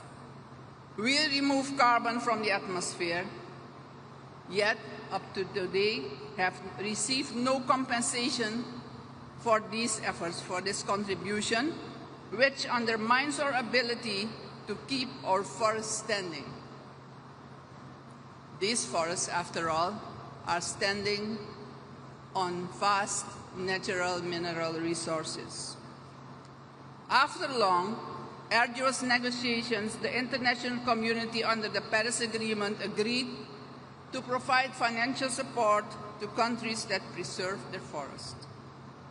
Under Article 5.2 of the agreement, rainforest countries have the right to report their carbon removals. Once these removals are officially recognized, they may convert it into internationally transferred mitigation outcomes, so-called ITMOs, tradable outcomes that provide access to resource-based climate finance. However, Suriname and other countries are still facing difficulties accessing this financial mechanism. We have already accredited 4.8 million ITMOs, but in 2024, under this Paris Agreement, we submitted our net zero forest reference emission level, and that, which includes our net removals, has not yet been recognized by the UNFCCC. These financing barriers must be removed with urgencies. We look forward to the prompt registration of our ITMOs by UNFCCC Secretariat without further delay. Suriname has recently once more approved and submitted nationally determined contributions, NDC3, reaffirming our commitment to the Paris Agreement. And while we're standing here, our forest absorbs CO2. Compensation is necessary. Our national strategy sets a course for sustainable prosperity, using income from our natural resources, including responsible managed oil resources, to diversify the economy, promote inclusive green growth, and preserve our forests. We therefore wholeheartedly recommend and support President Lula's visionary tropical forest finance facility, a concrete step toward equitable climate finance that recognizes the true value of standing forests and their global importance. We urge the international community to join this initiative. Mr. President, financing climate action is not charity. It is compensation for nature's services. It's a matter of global responsibility for humanity's survival. We call for predictable, long-term support for high forest, low deforestation countries, and recall the Paramaribo Joint Declaration on Climate Finance Mobilization adopted in February 2019. Excellencies, we as global leaders have gathered here inspired by a common cause to act. We must start by endorsing the Belém Declaration on combating environmental racism, and after endorsement, we must implement our commitments. Suriname is already doing its part. We expect the major emitters to do theirs. Thank you.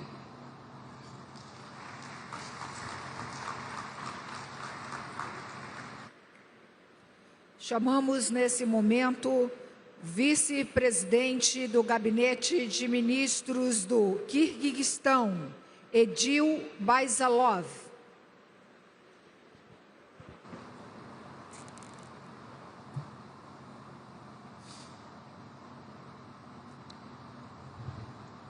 Madam President, Excellencies, distinguished delegates, ladies and gentlemen, allow me first to express our deep gratitude to the government and people of Brazil for hosting this historic 30th Conference of the Parties in the heart of the Amazonia.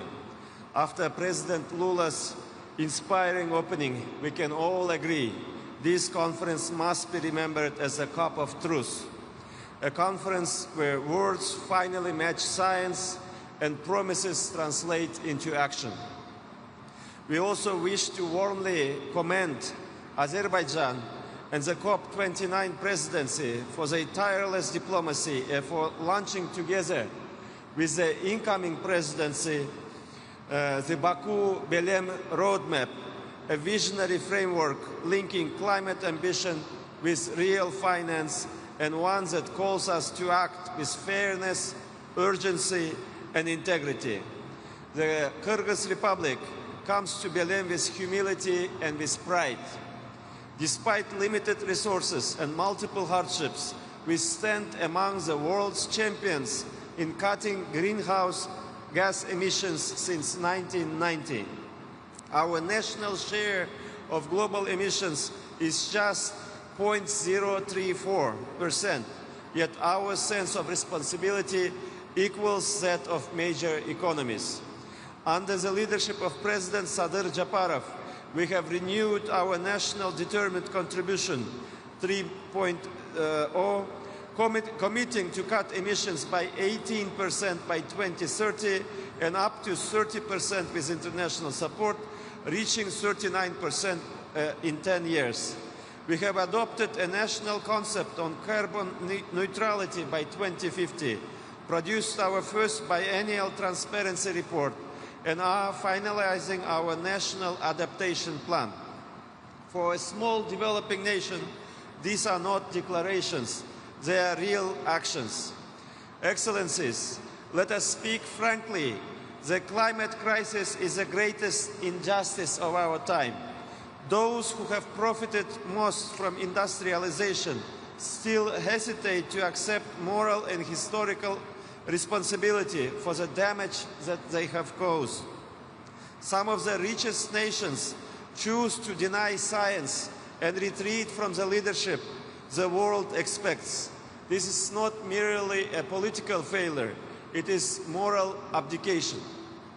We cannot build a just transition on broken promises and selective responsibility. Kyrgyzstan, like many developing countries, will do its part, but we cannot accept a world where the powerful pollute without penalty and the vulnerable pay the price. We welcome the collective finance goal adopted in Baku, but let us be honest, $300 billion per year is not enough.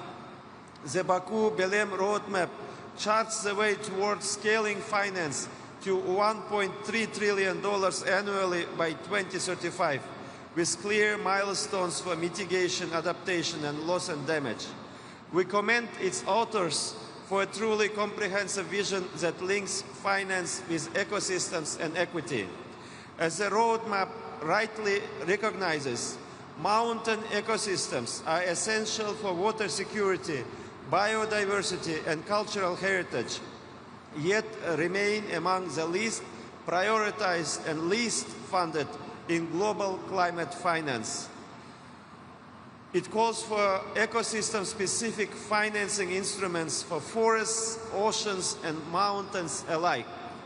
For us, this is a breakthrough, a moment when the world finally acknowledges what we have always known, that the degradation of our mountain ecosystems, the melting of glaciers, the drying of rivers, the loss of forests and pastures, and the growing threat of landslides and water scarcity endangers hundreds of millions of people far beyond our mountainous borders. Kyrgyzstan therefore calls for this recognition to be formally reflected in UNFCCC decisions with dedicated support for mountain adaptation and resilience. We support the UAE consensus on transitioning away from fossil fuels, but it must be just and differentiated. This commitment must apply first and foremost to large oil and gas producing countries whose continued expansion contradicts their own pledges. For small, low-emission, landlocked and energy-poor nations like ours, the path must be gradual and fair, a nationally appropriate transition that safeguards energy security and jobs. We do not oppose energy development, we oppose hypocrisy. Every nation must act, but not every nation can bear the same cost or move at the same speed. Mountains, forests, and oceans form a single system that sustains the planet. Each is indispensable. The mountains store water, the forests breathe oxygen, the oceans regulate climate. If one collapses, all suffer. The Baku-Belém roadmap has given these ecosystems equal recognition.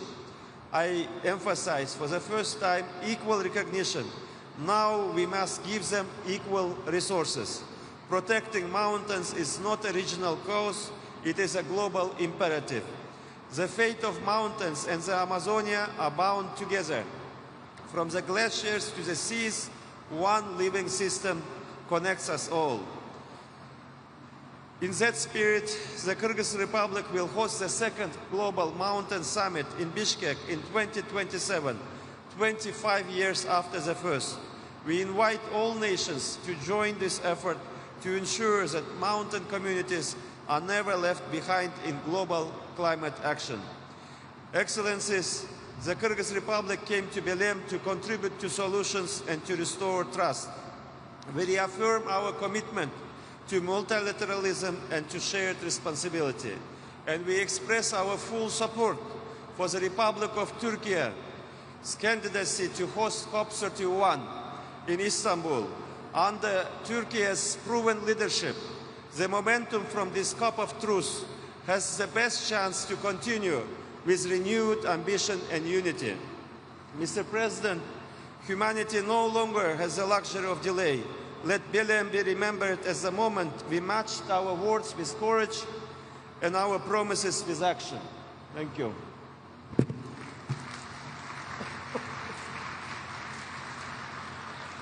Neste momento, convidamos o presidente da Síria, Ahmad al-Shara.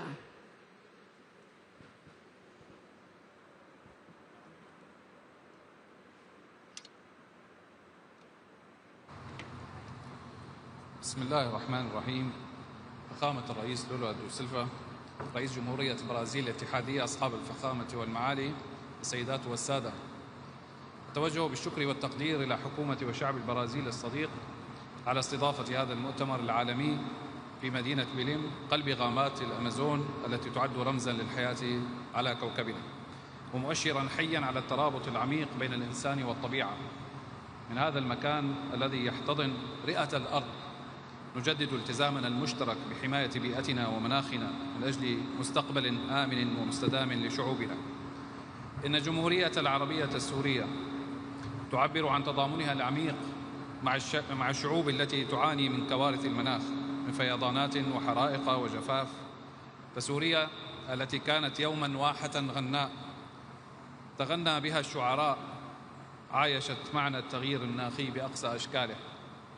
لقد واجهت سوريا خلال السنوات الماضية تحديات بيئية مركبة تراكمت آثارها على الإنسان والموارد معا، فالجفاف المتكرر وتراجع الموارد المائية أثرا في الزراعة والأمن الغذائي، بينما ساهمت درجات الحرارة المرتفعة والتصحر في تغير أنماط الإنتاج والحياة.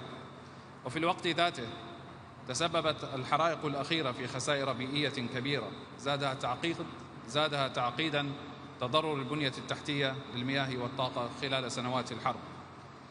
كما أدت حركة النزوح الواسعة خلال سنوات الحرب الماضية إلى ضغط إضافي على الموارد والخدمات في المناطق المستضيفة في ظل محدودية الإمكانات.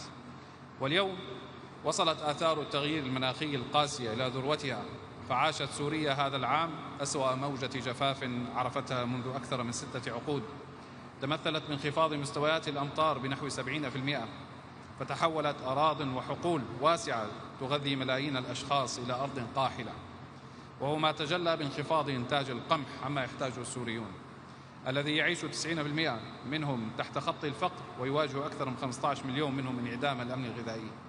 السيدات والسادة، جئنا إليكم اليوم مدركين لحجم التحدي الذي تعيشه سوريا من التغيير المناخي، لكننا مؤمنون بأن التحديات مهما عظمت فإن إرادة الشعوب قادرة على تجاوزها حين تتوحد حول هدف نبيل ورؤية طموحة وخطة واضحة، وهو ما نقدمه بطرح تصور مختلف كامل لإعادة الإعمار يعيد تعريف العلاقات بين الإنسان والعمران، ويؤسس نظما عمرانية جديدة عادلة متكاملة مستدامة.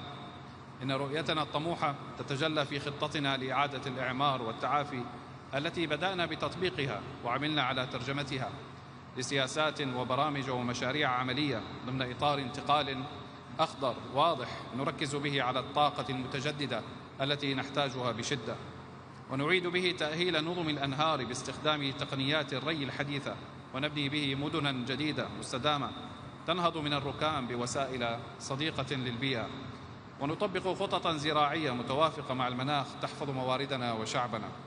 كل هذا يستند إلى تعزيز الوعي المجتمعي بالمخاطر المناخية وآثارها وكيفية مواجهتها، ما يجعلنا نضع التثقيف البيئي والعمل المجتمعي في صميم خططنا القادمة.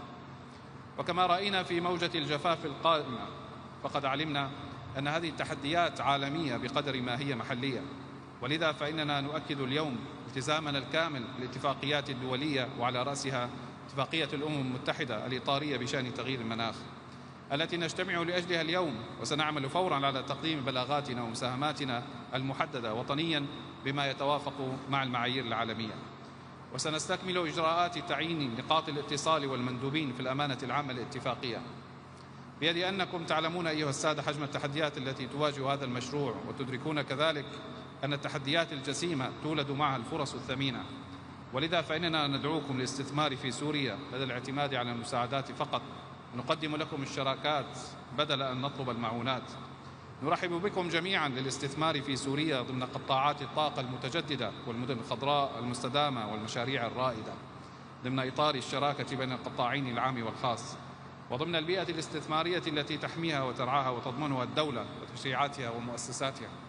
وفي سياق وجودنا اليوم في قلب الأمازون النابت بالحياة، فإننا ندعو لمد أواصر التعاون من الأمازون إلى بردة والفرات ضمن إطار التعاون المتين بين الدول وتعزيز مكانة الدول النامية التي تقودها اليوم البرازيل بكل جدارة.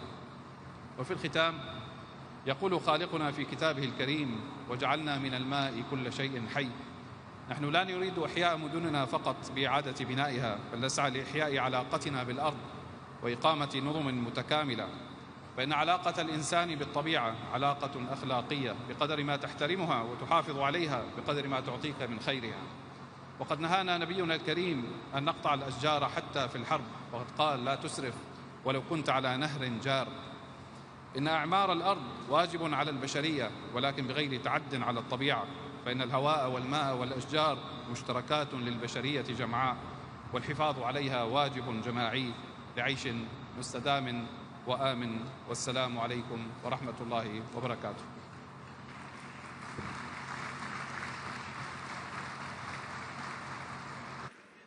Convidamos o vice-presidente da Turquia, senhor Yilmaz Yilmaz.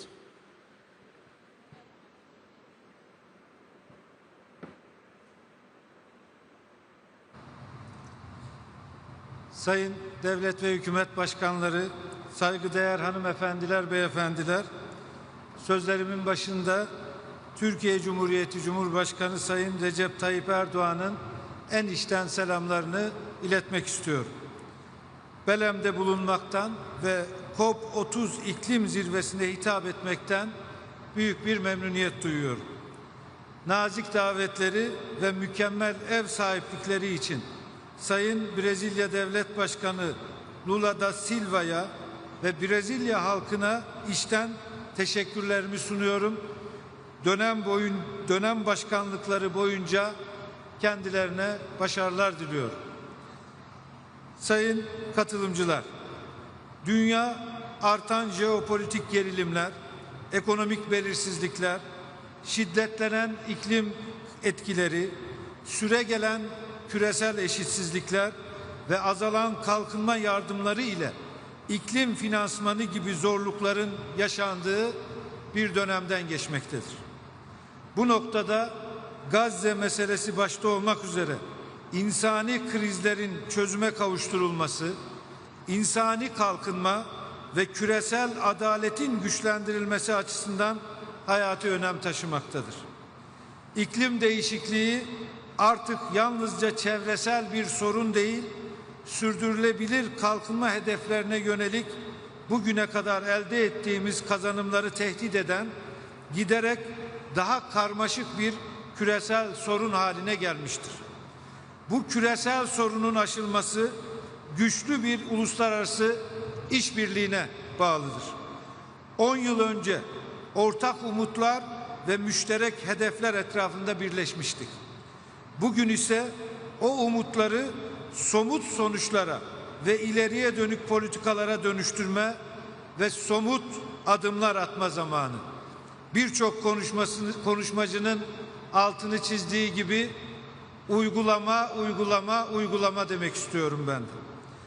Bakü'den Belem'e yol haritası çerçevesinde belirlenen COP29 finans anlaşmasının da tam ve zamanında uygulanması, ulusal enerji ve kalkınma stratejilerimizin iklim hedefleriyle uyumlu hale getirilmesi açısından büyük önem taşımaktadır. Değerli devlet ve hükümet başkanları, Türkiye tarihsel sorumluluğu sınırlı olmakla birlikte Paris Anlaşması kapsamındaki ortak hedeflere ulaşmak için iddialı taahhütlerden somut eyleme geçiş sürecine dair kararlılığını sürdürmektedir. Ülkemiz düşük karbonlu bir geleceğe geçiş doğrultusunda 2053 yılına kadar net sıfır emisyon hedefini benimseyerek iddialı bir yol haritası ortaya koymuştur. Kısa ve uzun dönemli iklim stratejilerimizi yürürlüğe koyarak ana sektörlerimizde yeşil dönüşüm sürecimizi kararlılıkla sürdürüyoruz. Bu yıl itibarıyla toplam kurulu güç içerisindeki yenilenebilir enerji payını %60'ın üzerine çıkardık. Yenilenebilir enerji payını arttırırken enerji verimliliğini güçlendiriyor, sanayide düşük karbonlu teknolojileri ve döngüsel ekonomi uygulamalarını yaygınlaştırıyoruz. demiryolu taşımacılığını önceliklendiriyor, elektrikli araçlara geçişi hızlandırıyor, sıfır atık girişimini hem ulusal hem de küresel düzeyde yaygınlaştırıyoruz.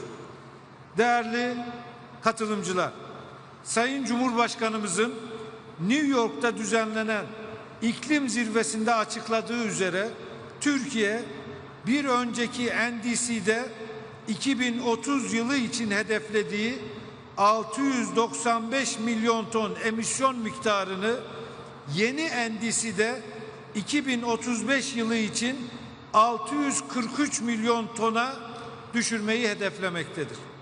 Ayrıca Türkiye Büyük Millet Meclisimiz bu yıl ülkemizin ilk iklim kanununu kabul etmiş ve yasalaştırmıştır. Bu kanun sayesinde emisyon ticaret sisteminin hayata geçirilmesi, yeşil finans stratejisinin uygulanması ve ulusal yeşil taksonominin oluşturulmasına yönelik çalışmalarımızda son aşamaya geldik. Türkiye, iklim gündeminin küresel ölçekte güçlendirilmesine yönelik kararlılığını ortaya koymak için COP31'e ev sahipliği adaylığını ifade etmiştir.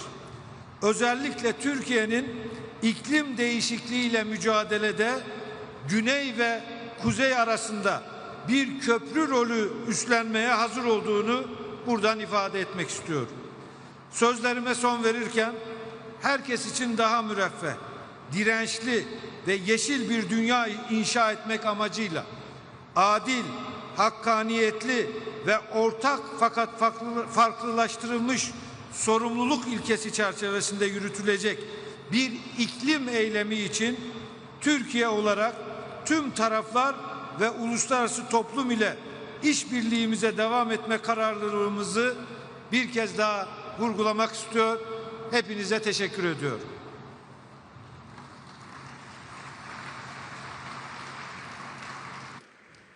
Convido para a manifestação o primeiro-ministro de Antigua e Barbuda, senhor Gaston Alfonso Brown.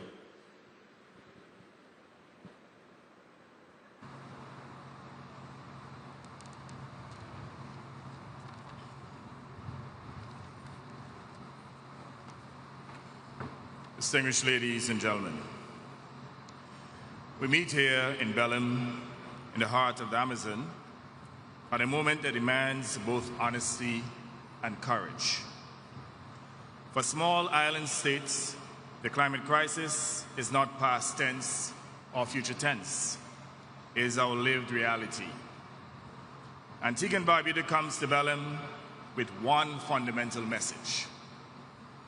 1.5 degrees is a quintessential priority that remains our lifeline. We all know that there is no planet B. We have nowhere to run, nowhere to hide. Yet, large polluters continue to deliberately destroy our marine and terrestrial environments with their poisonous fossil fuel gases. We must stand as one and fight unrelentingly to stop this ecocide, this climate atrocity, to restore balance, to build economies that serve humanity, not just profits and profligacy. Unfortunately, the world has already reached 1.5 degrees of warming, the very threshold we fought to avoid. Yet, even as we cross it, 1.5 degrees must remain our target. We cannot and will not surrender 1.5 degrees. To survive, we must bend the curve of emissions, finance, and ambition back towards safety. Doing so requires nothing less than an economic revolution, a transformation in how the world produces, consumes, trades, and invests, a reordering of priorities around human survival and planetary stability. Last week, Hurricane Melissa, a storm of historic ferocity and significant socioeconomic consequences, impacted Cuba, Haiti, Dominican Republic, the Bahamas, and literally devastated Jamaica. In Jamaica, many lives were lost, numerous buildings destroyed, and the economy shattered. This is what loss and damage looks like, occurring right before our eyes. Loss and damage is not theory, it is tragedy. Loss and damage must be recognized as the unavoidable cost of inaction, the bill that nature is now presenting to humanity. We in Antigua and Barbuda know this pain. In 2017, Hurricane Irma left our sister island Barbuda a mangled wreck, destroying lives and livelihoods overnight. With unprecedented resilience, we rebuilt from the rubble. Yes, we know the pain and what it means to start again. So when we speak of 1.5 degrees, we speak of our survivability and in defense of our sovereignty. This is why this COP, the COP of truth, must urgently deliver more than promises, recognizing that we lack time. We lack the time to entertain further inertia and inaction. We have the knowledge, the technology, and financial resources to accelerate the transition. What we need now is the political and moral will to act at the scale and speed that this crisis demands. The transformation we need begins with finance, acknowledging that finance is not charity. That is, climate finance is not charity. It is climate justice. Climate justice means that the polluter pays. Those who cause this crisis must lead in fixing it, and the benefits of the green economy must reach those who bear the greatest cost. We must move beyond outdated ODA rules and adopt the Multidimensional Vulnerability Index, directing support where it is most needed to invest in mitigation, adaptation, recovery, and resilience. We must move from debt dependency to development justice, from incremental pledges to predictable flows to assist vulnerable nations to plan, invest, and ultimately to thrive. All polluting countries must take urgent, decisive action to disincentivize emissions while concurrently incentivizing the climate transition that is quintessential to saving our planet and human civilization. I commend Brazil for hosting this COP in the Amazon, the lungs of the earth, and for launching the Tropical Forest Forever facility, a bold symbol of global solidarity. Antigua and Barbuda stands ready to partner in this effort, not as a victim, but as a voice of resilience and hope. Let this COP of truth be remembered as the moment when honesty met action, when ambition became transformation, and when climate justice moved from promise to practice. Let's continue to fight unrelentingly to protect our planet and human civilization from extinction. I thank you.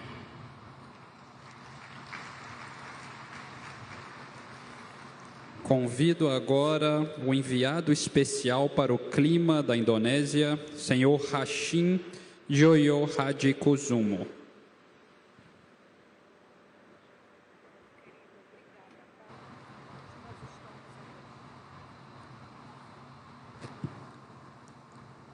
Excellencies, heads of states and governments, ladies and gentlemen, I stand before you all here today as Indonesia's special presidential envoy on climate and energy, representing President Prabowo Subianto, who is unable to address this distinguished conference of parties. Indonesia comes to Belém with a clear message. We remain committed in strengthening our national climate commitments and stand ready to work with all nations to deliver real, inclusive, and ambitious climate actions. President Prabowo's pronouncement at the United Nations General Assembly reaffirmed our pledge to adhere to the Paris Agreement to reach net zero emissions by 2060 or sooner. Indonesia also commits to achieving its higher growth target of 8% in a sustainable manner. Our green growth strategy is reflected and etched in our second nationally determined contribution. We set targets at 1.2 gigatons carbon dioxide equivalent under the low scenario and 1.5 gigatons under the high scenario by 2035. Our commitment includes higher renewable energy targets, reaching 23% of our energy mix by 2030, and development of other technologies such as nuclear power as part of our clean energy transition. Our enhanced forestry and other land uses, or FOLU, NETSIC 2030 program remains to be a key pillar in our national commitment targeting a net reduction by 1992 to 118 million tons of carbon dioxide by 2030. President Prabowo's administration is moving decisively to phase down coal, expand renewable energy and biofuels, and advance mandates for biodiesel and bioethanol. These efforts not only strengthen our energy security, but also ensure that Indonesia's energy transformation benefits all citizens and mankind. President Prabowo recently enacted Presidential Regulation number 109 on waste to energy and 110 on carbon economic value, which are the instruments for our national decarbonization financing and greenhouse gases emissions control framework. President Prabowo fully supports Brazil's Tropical Forest Forever Facility, TFFF initiative, a $125 billion fund to support forest nations. Indonesia will actively participate in it and has committed to match Brazil's contribution of $1 billion. Indonesia's record shows strong progress. Our average annual deforestation rate has fallen to the lowest level in 2 decades, representing a 75% reduction since 2019. We are also investing in wildlife protection by developing elephant corridors and community-based conservation programs in collaboration with international and local partners. This resonates with our call for closer integration of climate and biodiversity agendas, consistent with the joint Climate Nature Declaration of COP28, to which Indonesia is a proud signatory. Indonesia also holds around 17% of the world's blue carbon reserves, 3.4 gigatons of carbon dioxide. Protecting and restoring these ecosystems is essential, not only to sequester carbon, but also sustain coastal livelihoods, enhance fisheries productivity, protect shorelines from erosion and sea level rise, and conserve marine biodiversity. Indonesia emphasizes that climate action must be just, inclusive, and people-centered. We recognize the disproportionate impacts of climate change on vulnerable groups, coastal areas, and indigenous communities, women, and persons with disabilities. Earlier this year, President Prabowo Subianto officially announced to the world our bold commitment to recognize and allocate 1.4 million hectares of customary forest to the indigenous and local communities within the next 4 years. Excellencies, ladies and gentlemen, Indonesia comes to COP30 as a constructive and consensus-driven partner. The themes of this conference, forests, critical minerals, finance, biodiversity, and adaptation, align closely with our priorities. We are determined to help shape a balanced and forward-looking global agreement. Indonesia stands ready to lead, cooperate, contribute, and support all other climate action programs so that together we can build a climate-resilient world where no one is left behind. The long and tedious negotiation period is over, and this is the time for action to take place. Thank you. Obrigado.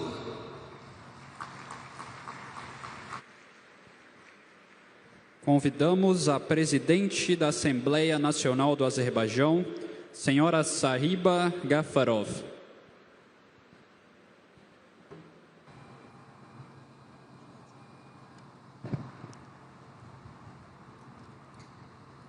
Excellencies, distinguished delegates, ladies and gentlemen. It's a privilege to speak here today, 1 year after the successful convening of global leaders at COP29 in Baku, where we united decisively to confront the most urgent challenge facing humanity. Despite overwhelming obstacles, uncertainties, and deep-rooted mistrust, Azerbaijan, under the leadership of President Ilham Aliyev, hosted one of the most successful COPs and guided the process with determination. At COP29, we bridged divides among parties and forged historic consensus on issues that had eluded resolution in previous negotiations. We maintained a strong focus on finance and adopted the Baku finance goal, a landmark commitment to mobilize $300 billion annually for developing countries by 2025. It is the largest United Nations negotiated financial package achieved to date. We also set a goal to scale up climate finance to $1.3 trillion per year by 2035. To achieve this ambitious goal, we also worked closely with our Brazilian colleagues throughout this year to develop the Baku-Belém roadmap to $1.3 trillion. COP29 also delivered on several other key mandates, including the completion of rules governing the carbon market under Article 6 of the Paris Agreement, making it fully operational almost a decade after its adoption. We also ensured that the fund for responding to loss and damage became fully operational and ready to disburse resources starting in 2025. The enhanced transparency framework was also activated, which is a crucial step in ensuring clarity and accountability in global climate action. Furthermore, we reached agreement on a broad range of other important mandates related to mitigation, adaptation, gender, indigenous peoples, and other cross-cutting priorities. Ladies and gentlemen, Azerbaijan has placed strong emphasis on supporting the most vulnerable, making this commitment a core element of this COP29 presidency. To this end, Azerbaijan provided financial support to enable representatives from small island developing states and least developed countries to participate at COP29. Azerbaijan convened a dedicated conference for seats during the Leaders' Summit at COP29, creating a platform for their specific concerns and priorities to be heard at the highest political level. Distinguished delegates, parallel to the negotiated track, the COP29 presidency developed a comprehensive action agenda comprising 14 initiatives that address all pillars of the Paris Agreement. The goal was to ensure that we not only set targets but also build the infrastructure and implement the practical measures required to achieve them. But beyond these outcomes, COP29 also restored faith in the multilateral system. It showed that even in a time of geopolitical tension, lack of trust and economic uncertainty, countries could still come together and act collectively for the common good. This was a true testament to the triumph of multilateralism that Azerbaijan was able to revive despite being continuously tested. Excellencies, Azerbaijan has demonstrated strong commitment to promoting ambitious, nationally determined contributions together with the COP28 and COP30 presidencies. We have shown the same dedication in preparing our own NDC by bringing forward our 2050 target by 15 years, now aiming to achieve it by 2030 as the next NDC cycle. It reflects our steadfast commitment to climate action even as we continue large-scale reconstruction and demining activities across 20% of our territories that were occupied and devastated over the past 3 decades. Ladies and gentlemen, Now we are in Belém, in the heart of the green Amazon, a region critical to our planet that faces enormous environmental pressure. After having set enabling conditions for climate action at COP29, we now have yet another opportunity to advance our climate plans at COP30. Azerbaijan stands ready to contribute fully to achieving the COP30 presidency's vision of an implementation COP. Let us fully support Brazil on this groundbreaking journey, deliver pivotal decisions and take actions that are critical for our planet and for the future generations. Thank you.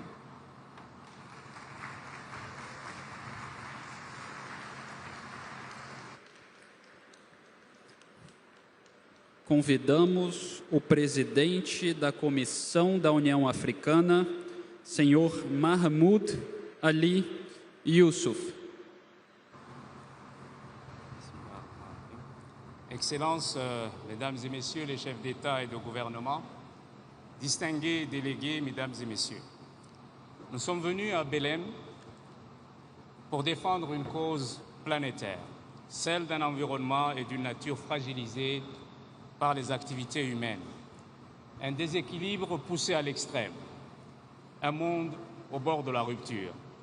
En effet, depuis Rio 1992 et puis Paris 2015, à ce jour, il est question d'action, de plans, d'objectifs et d'impératifs.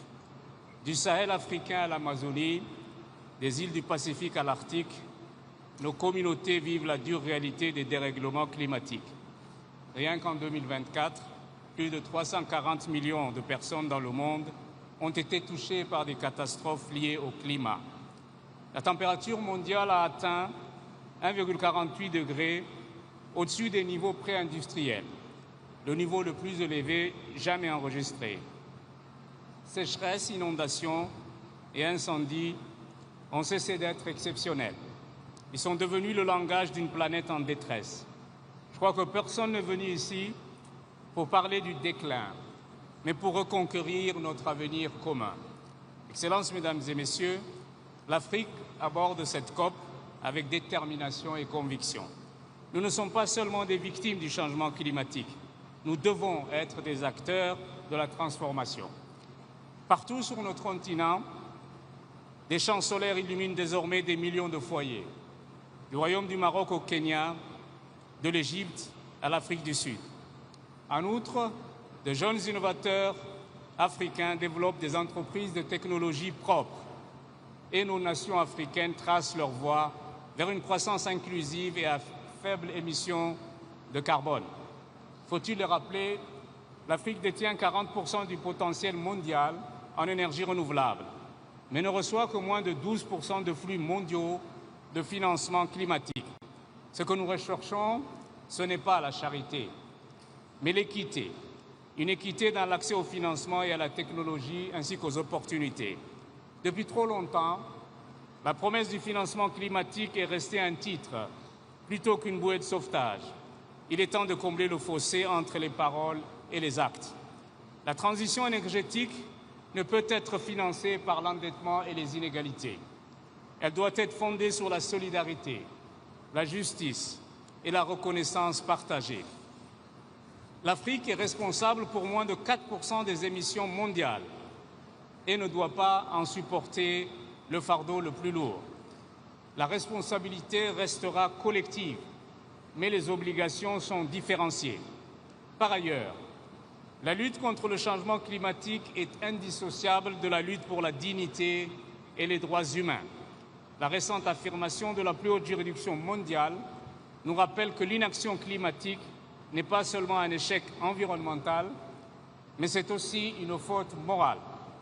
Protéger les populations et protéger la planète constituent en définitive une seule et même exigence. Your Excellencies, ladies and gentlemen, let us therefore shift the narrative from pledges to progress, from vulnerability to vitality. Africa stands ready to work with all partners to unlock solutions that serve both people and the planet, transforming agriculture to feed a growing population sustainably, building resilient cities that can withstand future shocks, restoring our forests, oceans, and savannas, and empowering Africa's 600 million youth and women to lead the green transformation. In this city that breathes with the spirit of the Amazon, let us choose courage over caution. Let us make COP30 the moment when the world decided that justice, solidarity, and shared prosperity are the only foundation for a livable future. The time for half measures has passed. The time for bold, united, and decisive action is now. Thank you very much. Obrigado.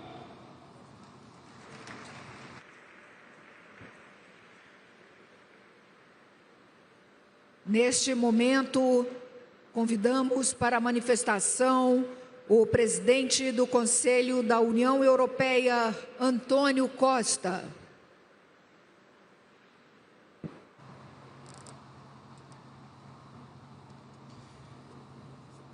Excelências, queria começar por felicitar o Brasil pela organização desta COP aqui na Amazónia, uma das principais fontes de vida do nosso planeta.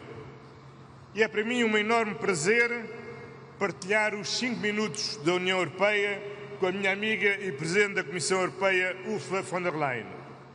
A COP realiza-se num momento decisivo da nossa luta contra as alterações climáticas.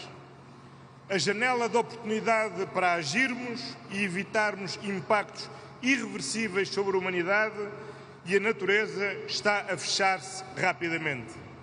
A ameaça existencial representada pelas alterações climáticas sustenta precisamente o compromisso inabalável da União Europeia com o Acordo de Paris. Mantemos plena dedicação à sua ambição e ao seu espírito multilateral. E faremos tudo o que estiver ao nosso alcance para manter o objetivo de limitar o aquecimento global a 1,5 grau acima dos níveis pré-industriais. O caminho tem sido difícil, mas tem tido resultados. Entre 1990 e 2023, na União Europeia, as nossas emissões líquidas de gases com efeito de estufa diminuíram 37%, enquanto a nossa economia cresceu 68%. Continuamos, por isso, convictos de que é este o caminho para reduzir as emissões em 55% em 2030 e atingir a neutralidade carbónica em 2050. Esta é a nossa ambição. Este é o nosso rumo que manteremos. Juntamente com o Presidente da Comissão Europeia, Ursula von der Leyen, tenho por isso o prazer de anunciar que a contribuição nacionalmente determinada da União Europeia submetida à COP30 varia entre 66% e 72% da redução de emissões em comparação com os níveis de 1990. A União Europeia está comprometida com a ação climática, mas a luta climática precisa de muitos mais.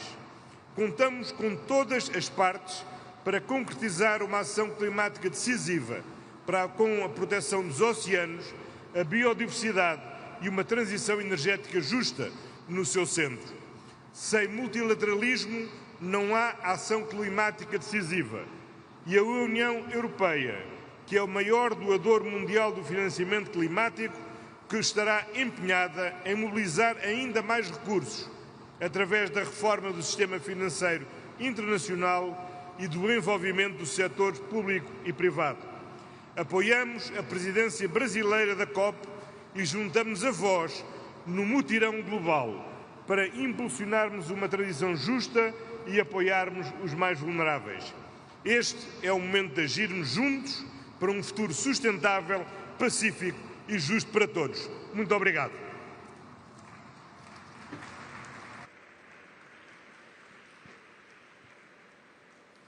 Convidamos agora a presidente da Comissão Europeia, Ursula von der Leyen.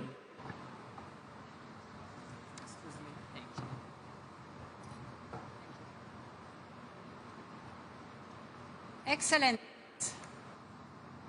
We are here at the gates of the Amazon forest with high expectations. This must be the COP that keeps 1.5 degrees Celsius within reach. The COP that strengthens our determination to triple renewables and double energy efficiency by 2030. The COP that delivers for those countries that are most vulnerable to the devastating impact of climate change. And the European Union is ready to contribute. Renewables now generate nearly half of our electricity. We're firmly on track to meet our own 2030 target. As my friend Antonio Costa just said, we have our NDC for 2035, the second most ambitious one of major emitters. And yesterday our member states also agreed on a 90% reduction target for 2040. This is in line with the Paris Agreement, so my message is very clear. Europe is staying the course. And we offer our support to our partners to do the same, because the whole world should reap the benefits of the clean transition. And let me give 3 examples very briefly. First, over the last 4 years, we signed more than 40 bilateral clean transition partnerships worldwide. They deliver jobs and growth in partner countries while bringing clean products to our markets. Second, we remain the largest contributor to climate finance in the world. Last year, we contributed more than 34 billion euros in public climate finance, an increase of more than 10% compared to the year before. And through Global Gateway, we will continue to mobilize investment in the clean transition worldwide. And my third point is that with our carbon pricing task force, we're supporting partners to build their own emissions trading systems, because carbon pricing has proven to be the most powerful tool in the climate arsenal. So, Excellencies, as European Union, we will do our part to make this COP30 a success. We're here to double down on our commitments, strive to further accelerate our implementation, close the remaining gaps, strengthen our partnerships, and deliver real progress. Thank you and obrigada.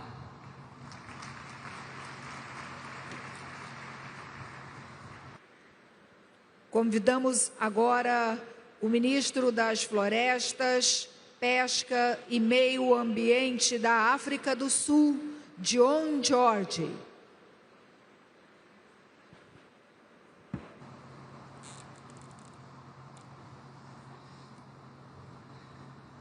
Distinguished delegates, South Africa thanks the government and people of Brazil for their hospitality and leadership in hosting this historic COP in the heart of the Amazon, the lungs of our planet. We meet at a moment of global uncertainty and inequality. This is a time that demands courage, solidarity, and multilateralism in action. World leaders have a moral duty to close the gap between ambition and finance in the fight against climate change. Climate change is the defining crisis of our time. No nation can face it alone. South Africa reaffirms its commitment to the Paris Agreement and to the principles of equity, as well as common but differentiated responsibilities and respective capabilities in the light of differentiated national circumstances. The global stocktake is clear. Progress is too slow. We must accelerate action on mitigation, adaptation, loss and damage, and the means of implementation. South Africa further reiterates that climate change response measures by developed economy countries should not impact developing economy countries' industrial, trade, and socio-economic development goals in line with international law. These unilateral climate response measures should not have spillover and negative cross-border impacts on developing economy countries. Our firm view is that the unilateral trade measures which aim to achieve unbalanced climate objectives outside the framework of the multilateral process or unfairly restrict global trade in green technology will only serve to hinder our ability to achieve a just transition and slow the global effort to address climate change. In fulfillment of our commitments, South Africa has submitted its second nationally determined contribution. It includes a new mitigation target for 2035 of between 320 and 380 megatons of carbon dioxide equivalent, showing clear progress from our 2030 range. Our updated adaptation communication identifies our support needs for finance, technology and capacity building. South Africa's expectations for COP30 are clear. The global goal on adaptation must deliver measurable indicators and the finance to achieve them. The Sharm el-Sheikh work program must unlock real investment through blended models. The Loss and Damage Fund must be capitalized. The Baku-Belém roadmap must advance $1.3 trillion in grants, concessional finance and fiscal space measures. Reform of the international financial system is urgent so that multilateral banks can provide long-term and affordable capital for sustainable development and climate action. At home, South Africa is acting decisively. Our new Climate Change Act embeds climate action across government. We are transforming our energy system by procuring renewables, reforming our electricity market, and expanding our grid to enable 30 gigawatts of new capacity by 2030. Through the Renewable Energy Master Plan, we link this bill to industrialization, creating jobs in solar, wind, battery, and green hydrogen industries. We are decarbonizing steel and aluminium, developing sustainable fuels and electric vehicle manufacturing, and ensuring that growth is both low carbon and inclusive. South Africa stands ready to work with all nations to turn commitments into action and ambition into results. No country should face this transition alone. Let us meet this moment with courage, integrity, and cooperation for our people and for the generations to come. I thank you.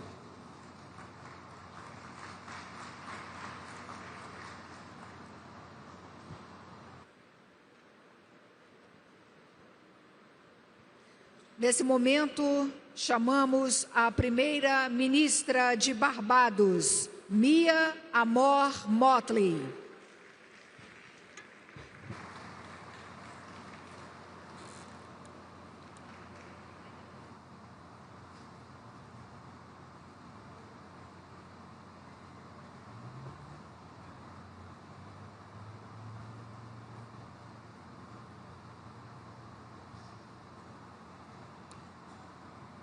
Thank you very much, Mr. President. It is always a joy to be in Brazil, and particularly for us from Barbados, where we have done things together historically, agriculturally, and environmentally. For may I remind you that after the Rio Summit of 1992, the Barbados Program of Action for Small Island Developing States came in 1994. But I've come here this evening to speak on one issue. I'm not going to address the issue of finance, for you well know what the Bridgetown Initiative requires of us in terms of making financing more accessible and affordable for all. I'm not going to speak on the issue of the Loss and Damage Fund, because all of us should hold our heads down in shame, because having established this fund a few years ago in Sharm el-Sheikh, its capital base is still under $800 million, while Jamaica reels from damage in excess of $7 billion US, not to mention Cuba, Haiti, or the Bahamas. Those things ought to be embedded in our soul already and should be prickling our conscience.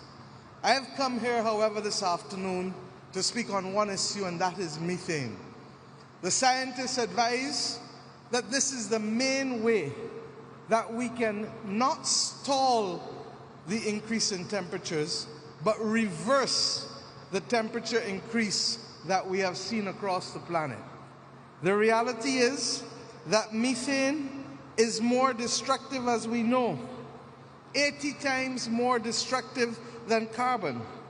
And yet we continue to see methane flow in the atmosphere without significant actions to stop it. The good news is that while it is more destructive, it lasts only for 12 to 15 years in the atmosphere, while carbon lasts for centuries. We believe that the world must pull the methane brake. It is an emergency brake that can, in truth and in fact, buy us more time without having to solve the ideological differences that face the world geopolitically. It allows those who are involved, for example, in the oil and gas sector, to be able to ensure that as they stop flaring gas, they stop burning cash. And as they start to fix the pipes, they stop losing money from the gas that is going through the leaky pipes. It is a win-win situation that speaks the love language of the oil and gas sector while speaking the love language of those of us who want to save the planet. But I go further. In so doing, it buys the sector time enough to be able to invest in a serious research framework to allow them to scale up the decarbonizing technology. Because one of the things that we have noticed year after year after year after year at COP is that while we make commitments, we have not appropriately assessed the capacity of countries to make the transition in order to meet the commitments which they are given. This buys us the time. In addition, there are two other sectors that contribute to methane. One is the agricultural sector, whether in terms of livestock farming or in terms of rice paddy farming.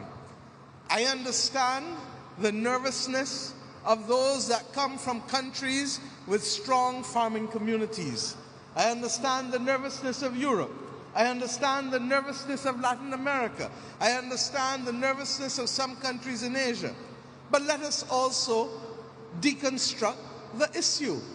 While the oil and gas sector can take actions to stop flaring and to fix pipes and have the balance sheet so to do, we are not asking farmers to carry the cost of the transition to new farming practices in the livestock industry or new farming practices in rice paddy farming that will allow the world not to suffer from the harmful effects of methane. We are asking farmers to make a transition for a global public good, and therefore the financing of the transition in how they farm ought to come from global financing and not from the farmers' balance sheets themselves. And the third sector, of course, is waste management.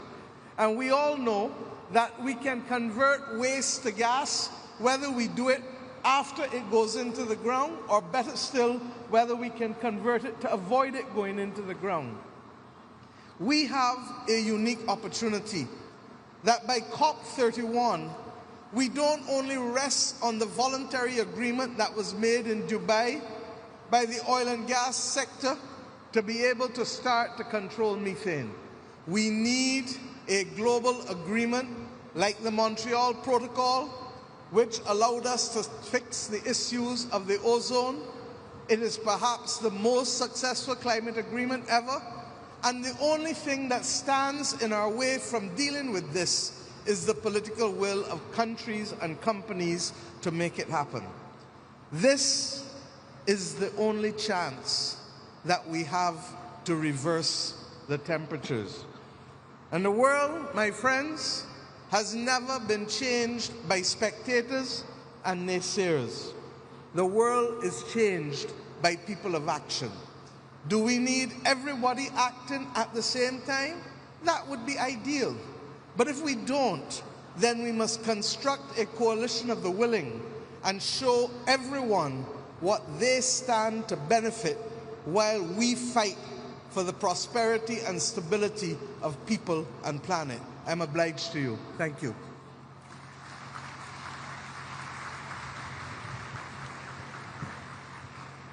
Chamamos agora o ministro assistente de Mudanças Climáticas e Energia da Austrália, Josh Wilson.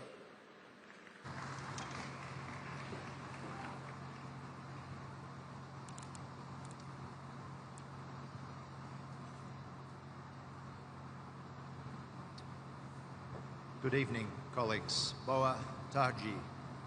I'd like to thank President Lula for gathering us here for this global mutirão against climate change.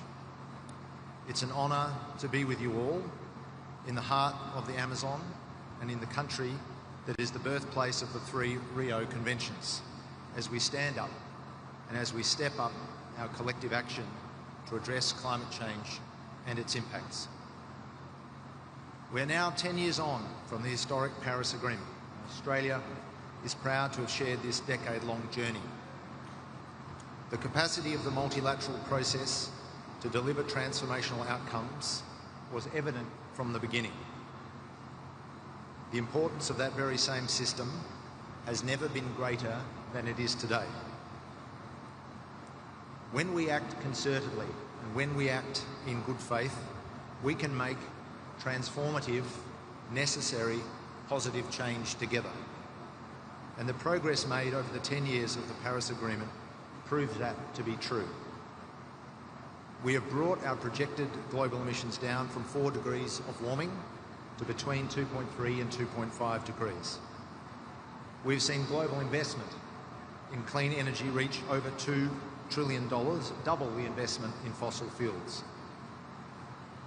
But there is no doubt that the current global environment is challenging and even frightening, especially for young people.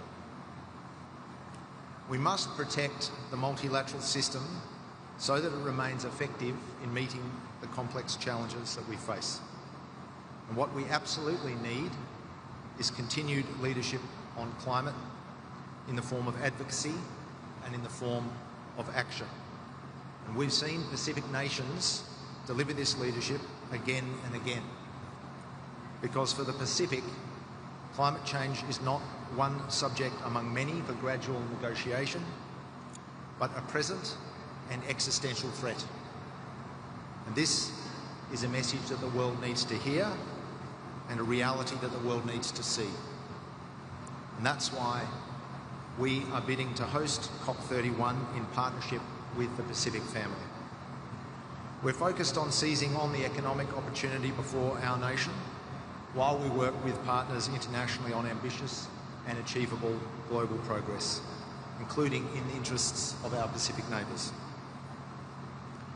Global investment in clean energy projects is set to rise to more than US $2 trillion, and we want to grow this with benefit for all as a focus of hosting COP31 in Adelaide next year.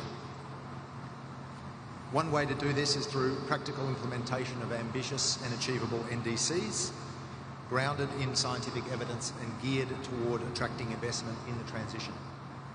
And that's exactly what Australia is doing.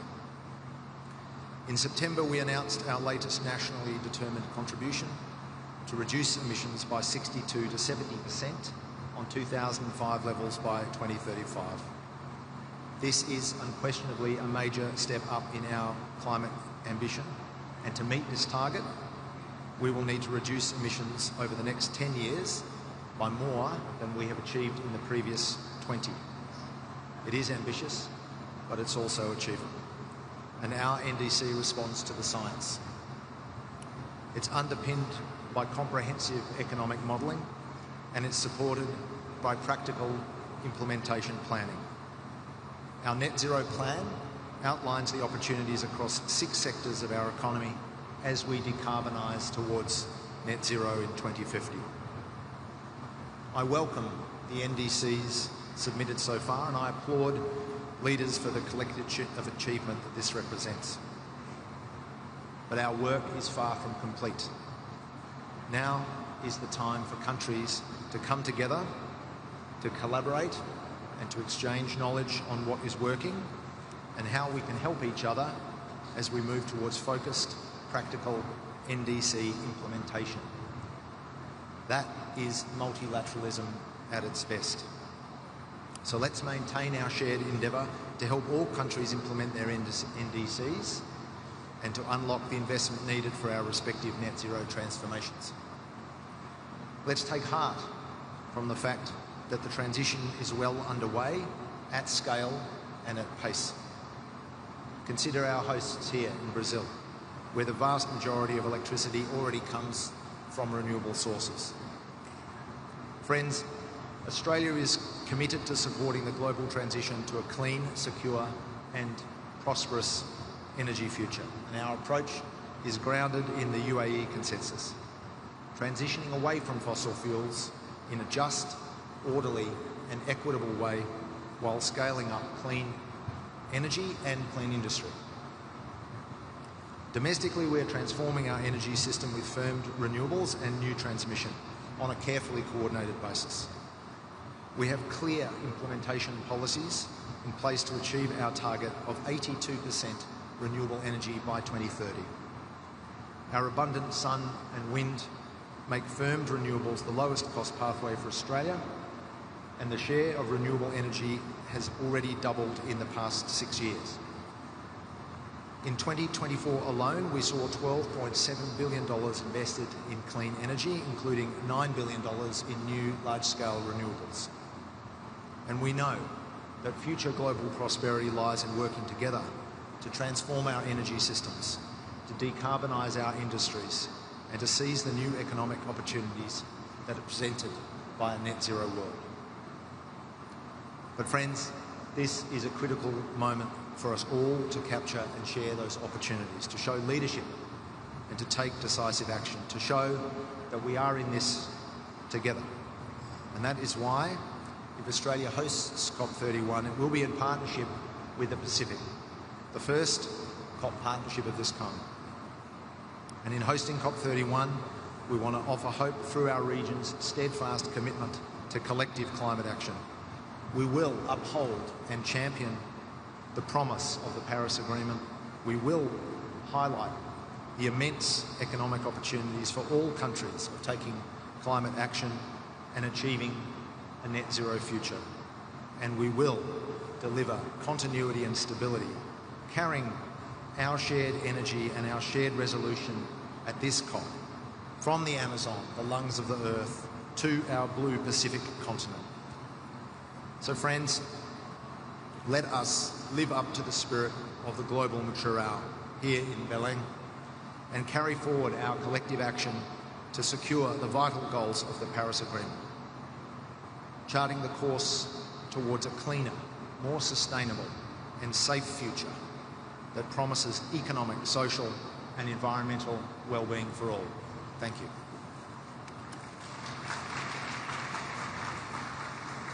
Neste momento, convidamos o representante de Bahrein, o ministro do Petróleo e Meio Ambiente, Mohamed Mubarak Bindana.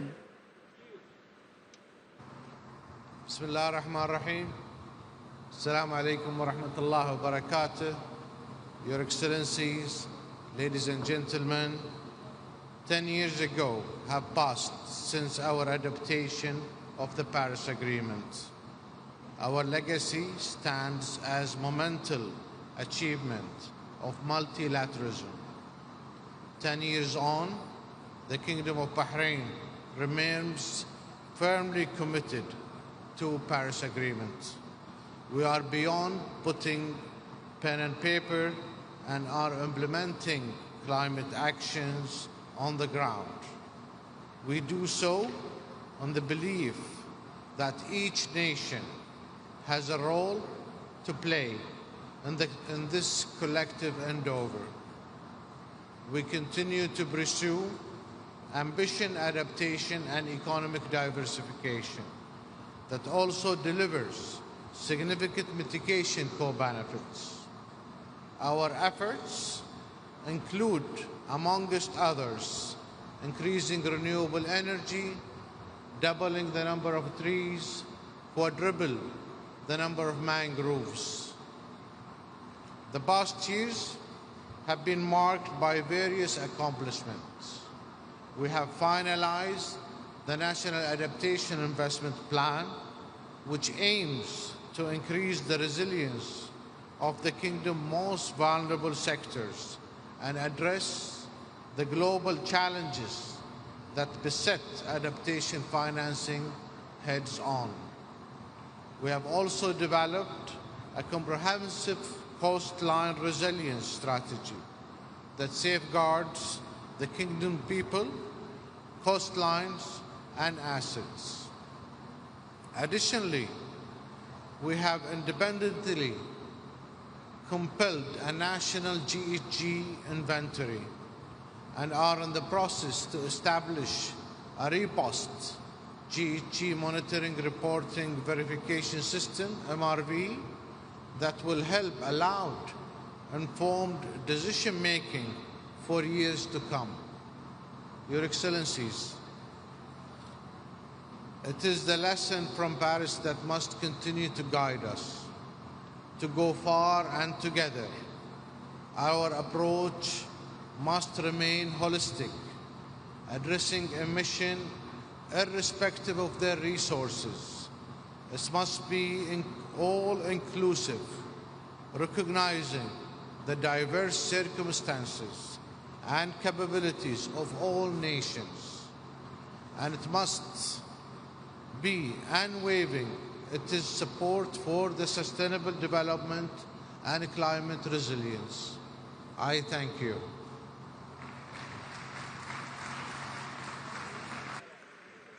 Convidamos nesse momento o ministro da Agricultura e Ambiente de Cabo Verde, Gilberto Silva.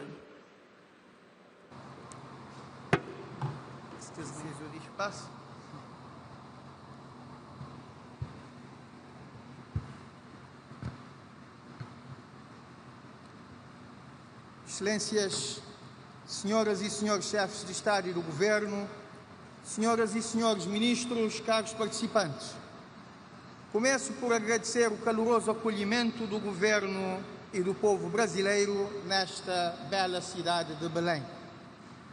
No contexto desta emergência climática global, Cabo Verde passou a enfrentar eventos extremos com muito maior frequência: tempestades e furacões, inundações, secas severas e prolongadas. Também enfrenta a aceleração da erosão da orla costeira, a intrusão salina e a contaminação das águas subterrâneas. Tudo isto afetando diretamente as pessoas, as infraestruturas, os meios de subsistência e os rendimentos das famílias e comprometendo os esforços de desenvolvimento. São vulnerabilidades, sim, mas que encaramos como oportunidades. É essencial criar a capacidade de adaptação e a resiliência face aos efeitos das mudanças climáticas. Para o nosso pequeno estado insular, isto é mais que uma opção, é uma obrigatoriedade. A nossa ação climática tem que incidir com maior foco sobre a água e saneamento, a energia e a transição energética, os sistemas agroalimentares, a mobilidade, a economia azul, o turismo resiliente e sustentável, a saúde e a proteção social. É claro que a fatura relativa à implementação das medidas de política climática é muito elevada, se considerarmos o negligenciável contributo do país para o aquecimento global, 0,002% das emissões globais. Mas a inação teria custos de longe mais elevados. Para maior eficácia na implementação das políticas e cumprimento dos compromissos, adotamos um quadro de governança adaptado à realidade do país e baseado em soluções mais consentâneas. Conselho Interministerial liderado pelo chefe do Governo, Conselho Nacional bastante participado pelos diferentes atores, Secretariado Nacional e Fórum do Cidadão e do Clima para reforçar a participação da sociedade civil e do setor privado. Lei do Clima, Fundo Climático e Ambiental e estratégia de mobilização de recursos, portal do clima, marcadores do clima no Orçamento Geral do Estado, mapas de risco e vulnerabilidade e vários outros instrumentos associados à nossa contribuição nacionalmente determinada, Plano Nacional de Adaptação, quadro de transparência reforçado e estratégia de desenvolvimento de longo prazo com baixas emissões até 2050. Submetemos ao Secretariado da Convenção a nossa nova NDC, um documento transparente, ambicioso e centrado nas pessoas, incluindo jovens, mulheres, idosos e pessoas com deficiência. Trata-se de um instrumento muito importante, mas é preciso assegurar a sua implementação eficaz de forma inclusiva e inovadora para protegermos as pessoas, o ambiente e a economia. Estamos convictos que para isso a cooperação internacional é essencial. O multilateralismo é essencial. Deve ser eficaz, com meios e com matérias e com métricas claras. Enquanto representante de um pequeno Estado insular em desenvolvimento, não podemos deixar de defender um financiamento previsível, com critérios de acesso simplificado e monitorização anual transparente. Senhoras e senhores, com o entendimento de Baku de levar o financiamento para 300 mil milhões de dólares por ano até 2035, entendemos importante definir regras operacionais claras, com prioridade a subvenções para adaptação e perdas e danos. Defendemos que nos critérios de acesso seja considerado o índice multinacional de vulnerabilidade, para que pequenas economias insulares com baixa emissão, mas alta exposição aos riscos e efeitos das mudanças climáticas, possam melhor usufruir do financiamento global. Cada dólar chega mais longe quando colocado lá onde o risco é maior e as capacidades são mais limitadas. Só assim poderemos reduzir ou eliminar a lacuna entre promessas e resultados. Estamos convictos que com esta Cimeira do Clima e a COP30 de Belém podemos contribuir decisivamente para isso. Saudamos vivamente as declarações e os apelos à ação e à mobilização de fundos associados a esta Cimeira. Termino augurando que esta Cimeira e a COP30 ajudem o mundo a transformar a ambição climática em resultados concretos, valorizando o multilateralismo e implementando políticas nesta matéria com inclusão e com inovação. Muito obrigado.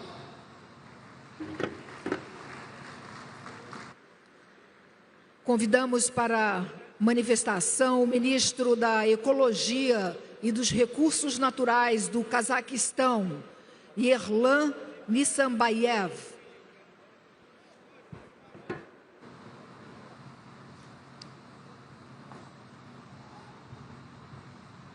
Құрметті президенттер, құрметті делегаттар, ханымдар мен мырзалар.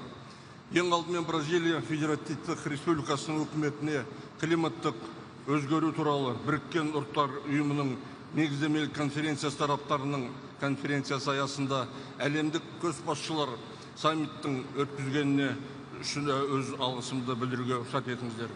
Бұл іс-шара тұрақты дамудың жаһандық архитектурасын қалыптастыру және өсіп келе жатқан климаттық қиындықтарға жауап ретінде бірлескен іс-қимыл жасау жолындағы маңызды кезеңге айналды.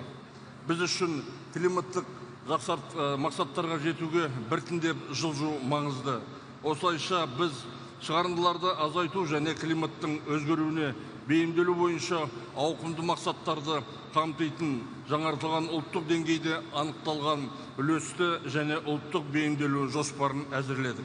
Осыған байланысты климаттық қаржыландырудың айтарлықтай көлемін жұмылдыруға бағытталған климаттық қаржыландыру бойынша жаңа ұжымдық мақсатты іске асыруға және 2035 жылға қарай жылына 1,3 триллион долларға дейін тартуды көздейтін Baku-Belém 1,3 триллион жол картасын қабылдау дамушы елдер үшін өте маңызды.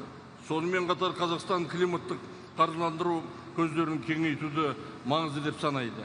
Ең алдымен жеке сектордың, халықаралық қаржы институттарының, тұрақты инвестициялық қорлардың және жаңа жасыл облигация құралдарының белсенді қатысу арқылы мемлекеттің, бизнестің және қоғамның күш-жігерін біріктірмей жасыл өсімге жаңа серпін бере алатын инновациялар мен технологияларсыз әділ көшу мүмкін емес. Қазақстан дамудың бөлінбейтіндігіне мен әділ көшу идеясын көрсететін Белемнің аштық пен теңсіздікке қарсы күрес туралы декларациясын толық қолдайтынын білдіреді. Біз қоршаған ортаның тұрақтылығы, әлеуметтік әділеттілік және экономикалық интеграция азаматтың болашақ әл-ауқатын үш тірегі екенін сенімдіміз. Бүгінгі таңда теңіздер мен мұхиттарды сақтау жаһандық экологиялық күн тәртібінде ерекше орын алады. Қазақстан бұл мәселені Каспий теңізінің таяздауынан бастан кешіруде. Оның су деңгейі соңғы 10 жылдықтарда 2 метрден астамға төмендеді. Бұл биоәртүрліліктің жоғалуына, экожүйелердің бұзылуына және жағалау аймақтарында тұратын миллиондаған адамдар үшін әлеуметтік экономикалық салдарға әкеп соғады. Қазақстан серіктестіктерін осы саладағы бірлескен күш-жігерге қосуға шақырады. Осы бағытты жалғастыра отырып, Қазақстан 2026 жылдың сәуірінде Біріккен ұлттар ұйымымен серіктестікте аймақтық экологиялық саммит өткізуге дайындалып жатыр.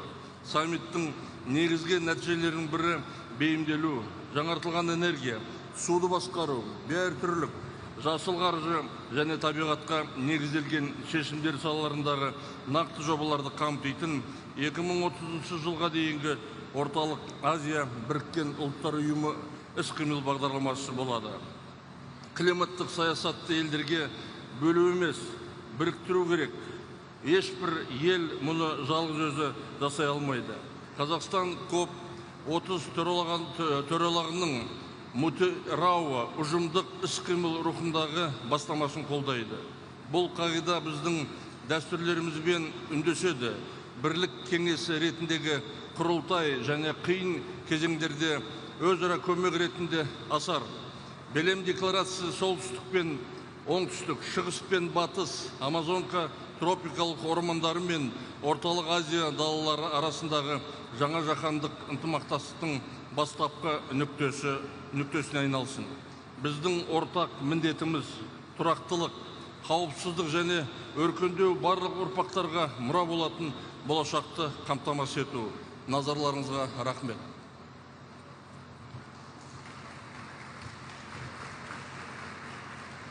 Teremos nesse momento a manifestação de Côte d'Ivoire com o ministro dos Negócios Estrangeiros, da Integração Africana e dos Marfinenses no exterior, Léon Kaku Adon.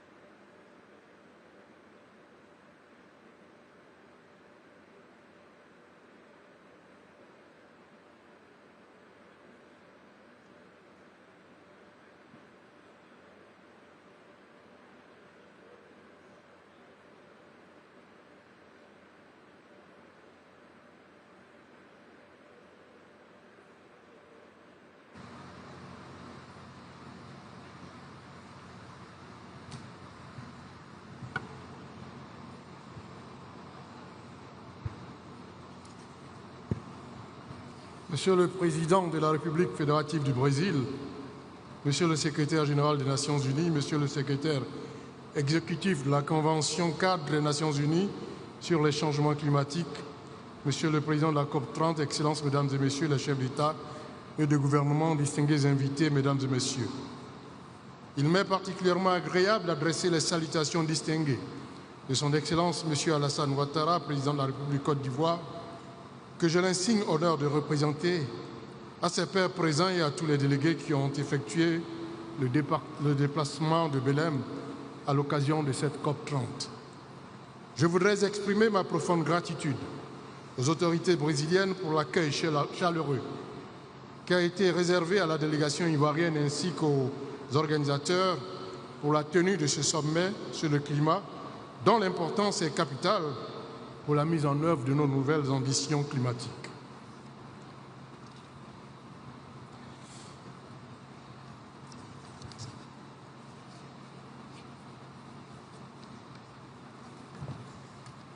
La Côte d'Ivoire, comme beaucoup de pays en développement, subit fortement les effets du changement climatique, alors que ses émissions de gaz à effet de serre ne représentent que 0,1% du total mondial.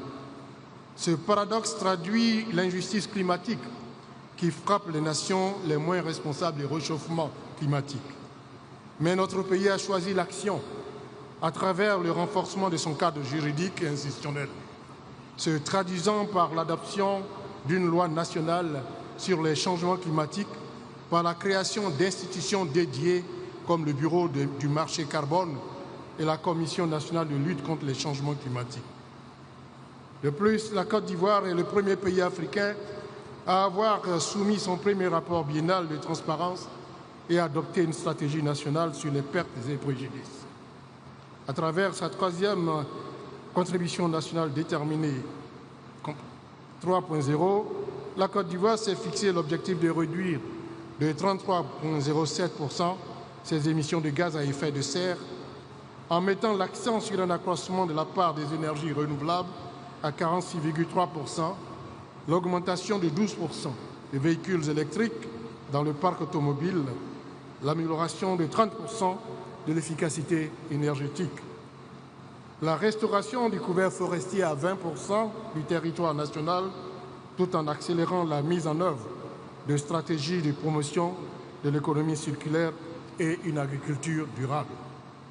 Notre objectif demeure la résilience de nos populations et de notre économie face aux effets néfastes des changements climatiques.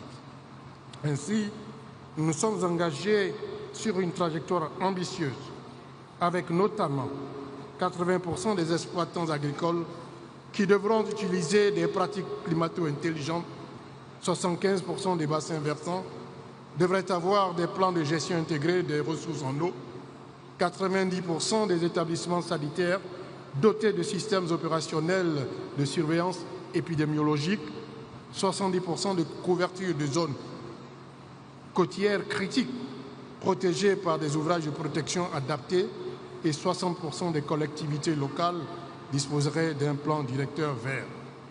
À cet égard, la Côte d'Ivoire soutient l'initiative brésilienne du Fonds des forêts tropicales qui permettront le financement de la préservation des forêts. 10 ans après l'accord de Paris, le bilan reste contrasté. En effet, des progrès notables ont été enregistrés, notamment avec la montée en puissance des projets d'énergie renouvelable et la mobilisation des financements. Cependant, l'écart demeure considérable entre les ambitions affichées et les résultats concrets, nous mettant sur une trajectoire au-delà de 2 degrés Celsius. Ce sommet sur le climat qui se tient à Belém doit donc marquer un tournant décisif en transformant les engagements de la 3e génération de nos contributions déterminées au niveau national en actions mesurables et en accélérant la mise en œuvre des réformes financières en vue d'atteindre les objectifs que nous nous sommes fixés dans l'optique d'inverser de manière durable le réchauffement climatique. Excellences, Mesdames et Messieurs, la Côte d'Ivoire, sous le leadership éclairé du président Alassane Ouattara, réaffirme son engagement à œuvrer avec la communauté internationale pour transformer l'urgence climatique en une opportunité de coopération, de justice et de prospérité durable. Ensemble, conjuguons nos efforts pour garantir à tous un avenir meilleur dans la justice, dans l'équité et dans la solidarité agissante pour la construction d'une résilience climatique pérenne. Et je vous remercie.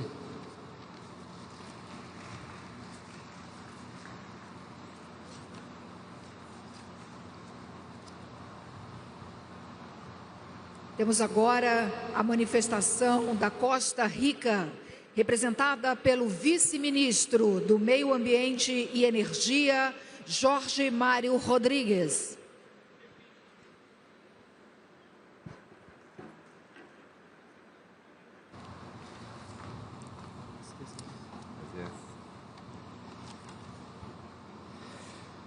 Muy buenas tardes, señores jefes de Estado, ministras, ministros, presidencia de la COP y distinguidos delegados.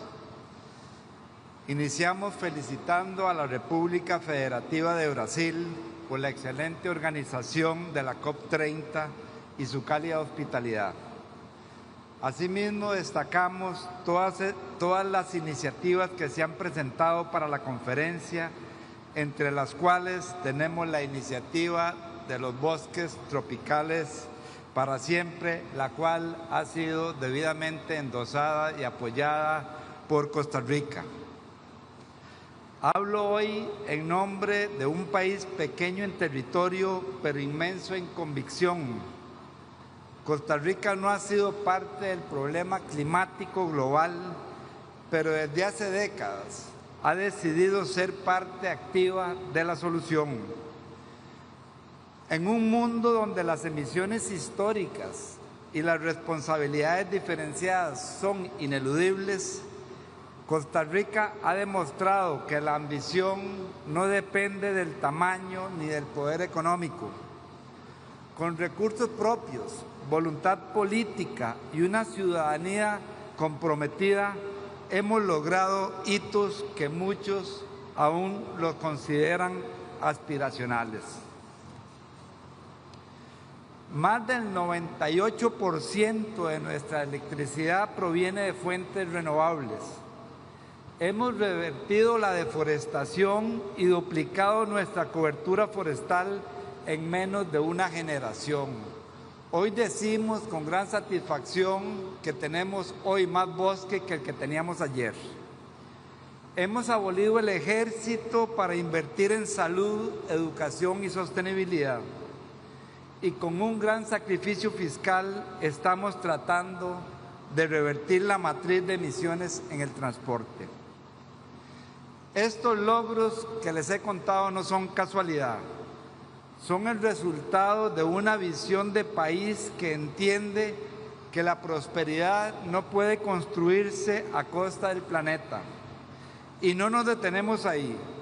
Costa Rica viene a esta COP con la misma ambición que nos ha caracterizado históricamente.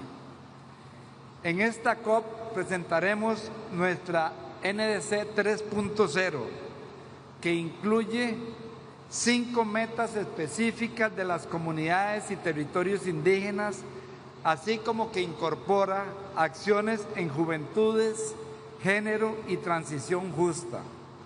Pero queremos hacer más. Queremos acelerar la transición hacia una economía circular, fortalecer la resiliencia de nuestras comunidades costeras y rurales y contribuir con soluciones que, basadas en la naturaleza, beneficien al mundo entero. Pero también venimos con una demanda legítima, que la acción climática sea justa, que los países que han contribuido más al problema asuman su responsabilidad y que los mecanismos de financiamiento reconozcan el valor de los que han hecho mucho con muy poco. Costa Rica no pide privilegios, pide coherencia. Pide que se reconozca que la acción climática debe ser universal, pero que el apoyo debe ser proporcional. En esta COP reafirmamos nuestro compromiso con la acción, con la ciencia y con la equidad, y extendemos nuestra mano para construir alianzas que aceleren la transformación que el mundo necesita. Porque si un país como el nuestro ha podido avanzar con los recursos ilimitados que hemos tenido, imagínense lo que podríamos lograr si la cooperación internacional estuviera a la altura de los desafíos. Finalizamos celebrando 10 años desde que acordamos y ratificamos el Acuerdo de París durante la COP21. Continuemos con una mayor ambición, compromiso y solidaridad requeridos para lograr mantenernos en la ruta de los 1.5 grados para el bienestar y la sobrevivencia de la población y naturaleza de nuestro planeta. Muchas gracias.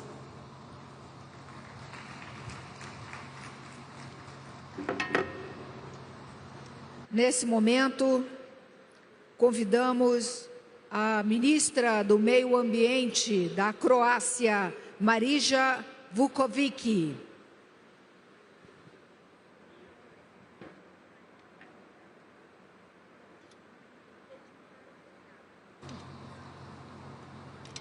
Ladies and gentlemen, allow me to express Croatia's appreciation to His Excellency President Lula and the Brazilian Presidency for the warm hospitality and the drive behind preparation for the Leaders' Summit at COP30. I believe that the dedication and vision demonstrated by the Presidency as well as the UNFCCC team will serve as inspiration leading to COP30 negotiated outcomes. Allow me further to greet, on behalf of the Republic of Croatia, the honorable leaders and dignitaries who have dedicated their time and effort to travel to Belém, the heart of the world's largest continuous rainforest and the home to at least 10% of the Earth's known biodiversity. As a member state of the European Union, we arrive in Belém encouraged by the latest agreement at the EU level with updated NDC and committed to accelerate the transition while developing competitiveness, reducing poverty and any kind of dependency. Quantified target for 2035 force us to take more concrete actions to save time and resources and seek out those innovative solutions and technological advancements that can bring about real change. All of this requires sufficient resources and a firm confirmation of fulfilling the agreement on climate finance from last year's conference, but also going a step further from Baku to Belém. First, additional efforts are necessary to decouple economic growth from greenhouse gas emissions. Success in this endeavor depends fundamentally on innovation and mobilization of both private and public capital. Second, the transfer of funds to developing and vulnerable countries, those most exposed to socio-economic risks and climate disasters, must be conducted smoothly, transparently, and without any delay based on clear political view with shared responsibility. And third, let us build an ethical and political framework rooted in solidarity towards humanity and desire to eradicate poverty, without which there is no understanding of nature and preservation of the atmosphere. In this context, I would like to share with you that Croatia is currently preparing to implement the Social Fund for Climate Policy valued at 1.68 billion euros. This fund is designed not only to support vulnerable households, micro-enterprises and transport users in the green transition, but also to strengthen the confidence that during the times of change no one will be left behind. Our efforts are focused on preserving the most valuable natural assets and water resources, and therefore we can confirm here that Croatia is a country that has already protected more than 30% of its land and sea area. At the national level, we are currently investing almost €1 billion in water purification, desalination and irrigation. On the one hand, it is always an investment in the health of our ecosystem, and on the other hand, it is the way to make drinking water available to any man in any part of Croatia and to support sustainability of agriculture aligned with nature. There is no problem in relations between humanity and nature in general. We have secured an equal amount of funding by 2030 through the Modernization Fund for the decarbonization of industry and transport, and since the last COP, we have begun financing similar projects in third countries. Finally, besides discussing climate goals, reducing inequality, and supporting the strengthening of well-being, each conference is always remembered for something special. And following the messages from the Brazilian Presidency and the substantive discussions of previous speakers, this COP reaffirms the importance of measurable goals that drive us to achieve results. However, on this place, it also liberates us from any indifference toward distant parts of the world. we can fully understand the principle of common responsibility for humanity's most valuable heritage that gives us oxygen and fresh water, and we can recognize a strong connection between biodiversity and human diversity, particularly when we talk about indigenous people, and that is also at the roots of the efficient and just transition of the energy system. Thank you.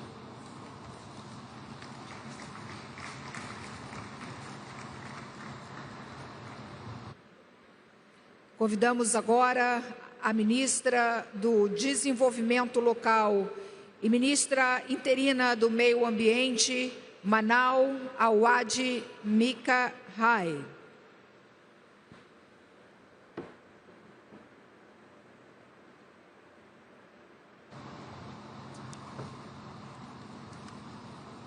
أصحاب المعالي، السيدات والسادة، يشهد النظام متعدد الأطراف اليوم تحديات غير مسبوقة تهدد الثقة وروح التعاون التي قامت عليها اتفاقية الأمم المتحدة لتغير المناخ، ومن ثم يجب أن يشكل مؤتمر بليم رسالة أمل وتجديد للثقة في قدرة المجتمع الدولي على التوافق والعمل المشترك من أجل مستقبل أكثر عدلاً واستدامة.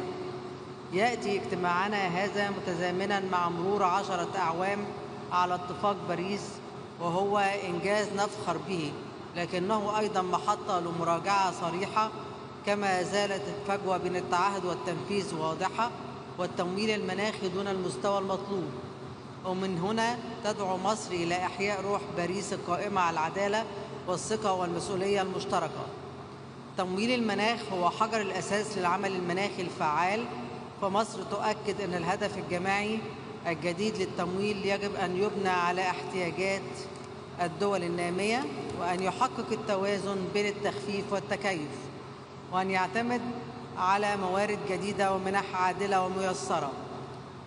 أما التكيف مع تغير المناخ فهو أولوية وجودية للقارة الأفريقية، حيث يهدد الجفاف وندرة المياه وارتفاع مستوى البحر حياة الملايين. لذلك نؤكد ضرورة الوفاء بتعهد مضاعفة تمويل التكيف وتفعيل الهدف العالمي للتكيف بما يضمن الدعم الفعلي للمجتمعات الأكثر هشاشة. ونرحب بالتقدم في إنشاء صندوق الخسائر والأضرار بفضل توافق شرم الشيخ، مع ضرورة الإسراع بضخ موارد جديدة فيه كمنح لا كقروض تزيد أعباء الديون. السيدات والسادة، العدالة المناخية هي الأساس الذي يجب أن يقوم عليه أي نظام مناخي منصف، وإذا أردنا الانتقال من مرحلة التعهدات إلى التنفيذ فيجب أن يرتكز التنفيذ على وسائل الدعم لا على قرض الالتزامات جديدة تتجاوز ما أقره اتفاق باريس. فالإسهامات المحددة وطنيا تظل حقا سياديا لكل دولة تحددها وفق قدرتها وحقها في التنمية والقضاء على الفقر. وفي سياق التحول العادل تؤكد مصر أن الانتقال نحو اقتصاد منخفض الكربون يجب أن يكون فرصة للتنمية لا عبئا على الدول النامية، ولا يجوز أن تؤدي سياسات مثل آليات تعديل حدود الكربون إلى فرض أعباء جديدة أو تقويض مسارات للتحول العادل. وأخيراً، تؤمن مصر أن تنفيذ مسؤولية جماعية تتطلب شراكة الحكومات والقطاع الخاص والمجتمع المدني والشباب، ونقدر جهود رئاسة المؤتمر البرازيل في إطلاق أجندة تنفيذ واقعية تضع الإنسان في قلب العمل المناخي. السيدات والسادة، إن نجاح مؤتمر بليم سيقاس بقدر ما يعزز الثقة في العمل الجماعي الدولي، وبقدر ما يوفره من تمويل حقيقي وما يسفر عنه في تنفيذ فعلي للتعهدات على أرض الواقع. ومصر ملتزمة بالعمل البناء مع كل الأطراف للإسهام في هذا النجاح من أجل مستقبل أكثر عدلاً واستدامة للبشرية في كل مكان. وشكراً.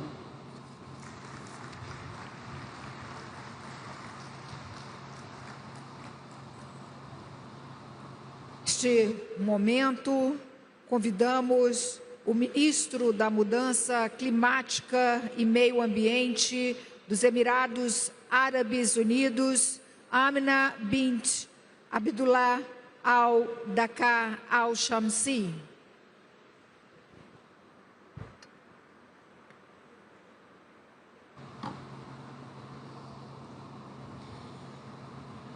أصحاب المعالي والسعادة، الحضور الكرام، نيابة عن صاحب السمو الشيخ محمد بن زايد آل نهيان رئيس دولة الإمارات العربية المتحدة حفظه الله، نتوجه بتهنئة خالصة إلى جمهورية البرازيل حكومة وشعبا على استضافتهم لهذه القمة التاريخية التي تجمعنا اليوم في قلب غابات الأمازون، مما يعكس رؤية قوية مفادها أن الطبيعة يجب أن تكون جوهر جهودنا المناخية.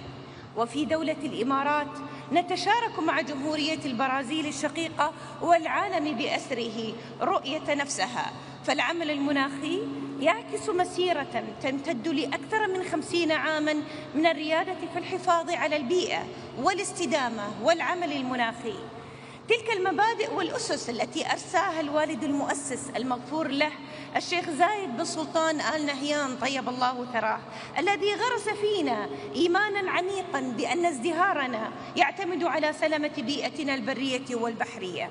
هذا الإيمان الذي يوجه استراتيجيتنا الوطنية، فقد كانت الإمارات أولى دول المنطقة التي تصادق على اتفاق باريس، وأول من أطلق هدفاً طموحاً لتحقيق الحياد المناخي بحلول عام 2050. واليوم يتجلى هذا الالتزام واضحاً في سياساتنا ونهجنا لبناء اقتصاد صديق للمناخ معزز للنمو. في مؤتمر الأطراف COP28 الذي استضافته دولة الإمارات، رسم العالم مساراً جديداً للعمل المناخي، حيث تمكنا من تفعيل التقييم العالمي لرصد مدى التقدم للدول في تنفيذ التزاماتها بموجب اتفاق باريس.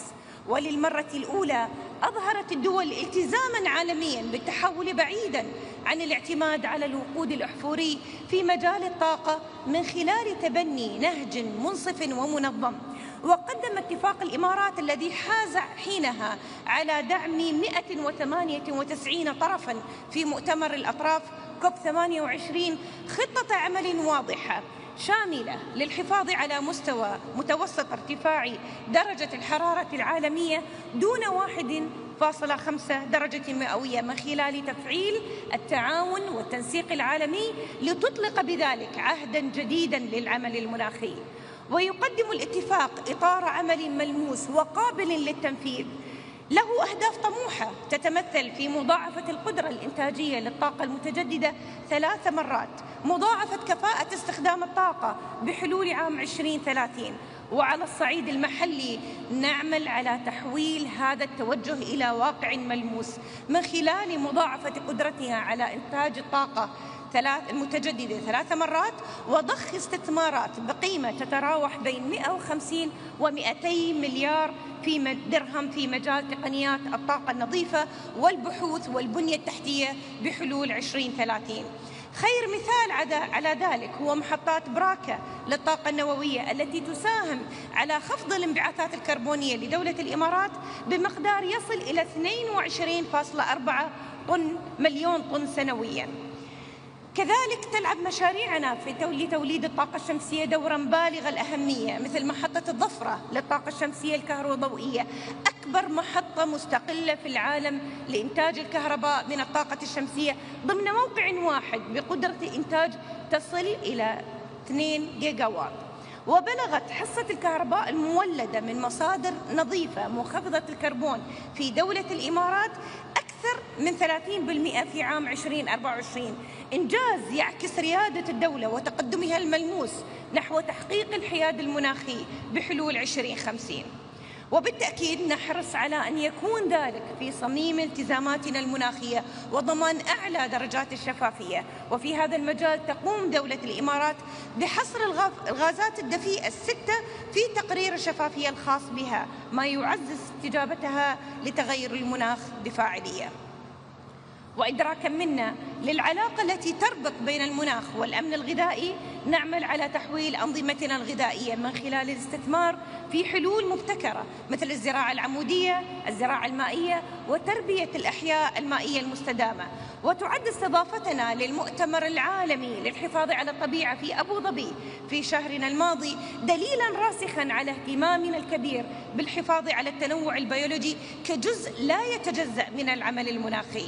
وتؤكد كذلك استضافتنا القادمة لمؤتمر الأمم المتحدة للمياه بالتعاون مع السنغال في عام 2026 عزمنا على تعزيز الجهود العالمية لتحقيق الهدف السادس من أهداف التنمية المستدامة.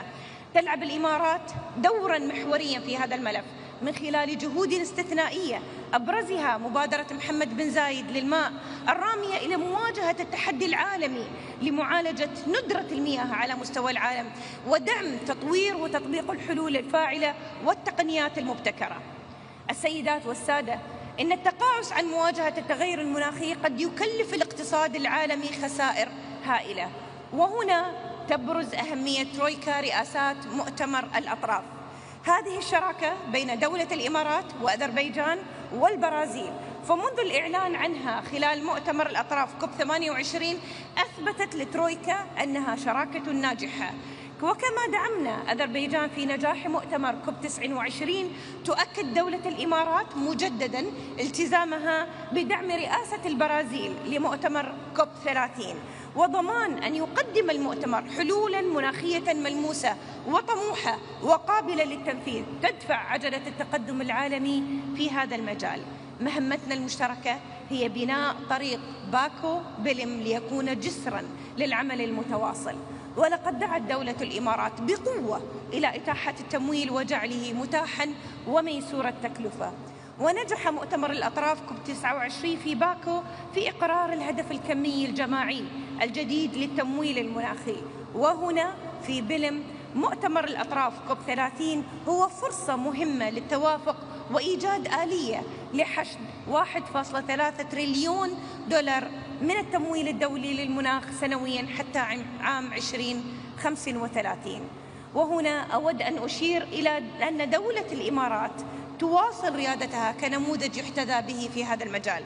ففي مؤتمر الأطراف COP28 أطلقنا صندوق التيرا بقيمة 30 مليار دولار لحفز التمويل المناخي وجمع 250 مليار دولار لدعم دول الجنوب العالمي، مما يعكس التزامنا الراسخ لضمان شمول جميع الدول في مسار التنمية المستدامة. الحضور الكريم، من هذا المنبر أدعو الجميع للانضمام إلينا في هذا المسعى ومواجهة التغير المناخي بالتزامنا الجماعي بالشفافية ورفع سقف طموحاتنا المناخية من خلال المساهمة المحددة وطنيا. وندعو جميع الأطراف لاعتماد مؤشرات لقياس تقدمنا الجماعي في التكيف بشفافية ووضوح، والأهم هو زيادة قدراتنا على تحقيق الأهداف المناخية لعدم ترك أحد خلف الركب.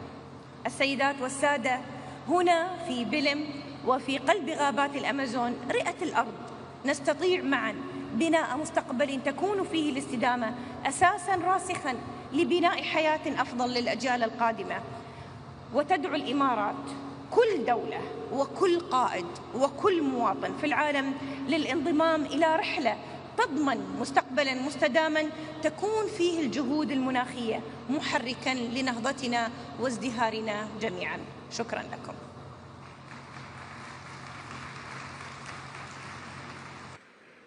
Convidamos representante do Gabão, ministro de Meio Ambiente, Ecologia e Clima, Maís Moussi.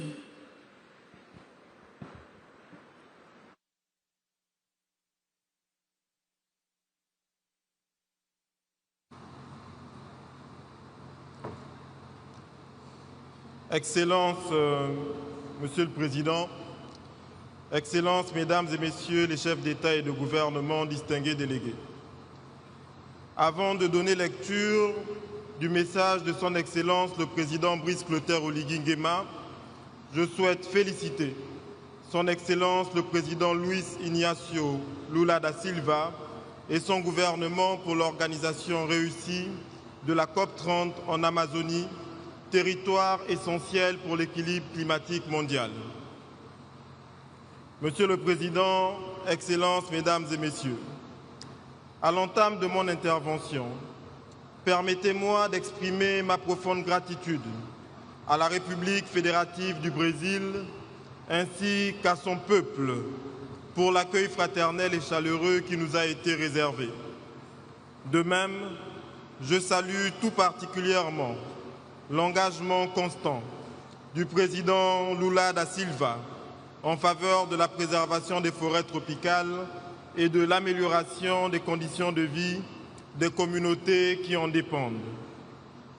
La tenue de cette COP, au cœur du plus vaste écosystème tropical de la planète, nous rappelle que l'Amazonie, le bassin du Congo et le bassin du Bornéo-Mékong forment ensemble un rempart climatique indispensable à l'équilibre de notre planète. Ces trois poumons verts interconnectés par leur rôle écologique sont essentiels à la régulation du climat mondial, à la préservation de la biodiversité et à la survie de millions de communautés. Dans ce contexte, je veux affirmer avec force que protéger les écosystèmes forestiers n'est pas une option, mais une exigence vitale pour la stabilité climatique et la prospérité des générations futures. Le Gabon, pays à haut couvert forestier et à faible niveau de déforestation, avec 88% de son territoire recouvert de forêts et un taux de déforestation inférieur à 0,1%, est fier d'être l'un des rares pays carbone positifs. Depuis plus de 4 décennies, mon pays a su inscrire la préservation de son patrimoine naturel au cœur de sa vision stratégique. Cela s'est traduit par la mise en place d'un réseau historique et ambitieux d'aires protégées et l'adoption et l'amélioration continue de la législation en matière de préservation de la nature. Excellences, Mesdames et Messieurs, la tenue en cette journée du sommet des leaders, structurée autour des enjeux du climat, de la transition énergétique et du financement, suscite un vif intérêt pour mon pays. 10 ans après l'accord de Paris, l'heure n'est plus aux promesses, l'heure est à l'action mesurable, irréversible et équitable. Car nos populations vivent déjà les effets du changement climatique, notamment les conditions de vie fragilisées, les migrations forcées, les conflits liés aux ressources, les économies menacées. C'est fort de ce constat qu'ici à Belém, le Gabon ne vient pas demander, mais plaider pour un changement transformationnel dans la gouvernance climatique mondiale. En effet, les efforts souverains des pays en développement, et particulièrement des pays africains, sont constants et ambitieux. C'est la vision que j'ai portée dans le programme de développement sur la base duquel le peuple gabonais m'a élu en avril dernier, à savoir notre souveraineté ne se limite pas à nos frontières.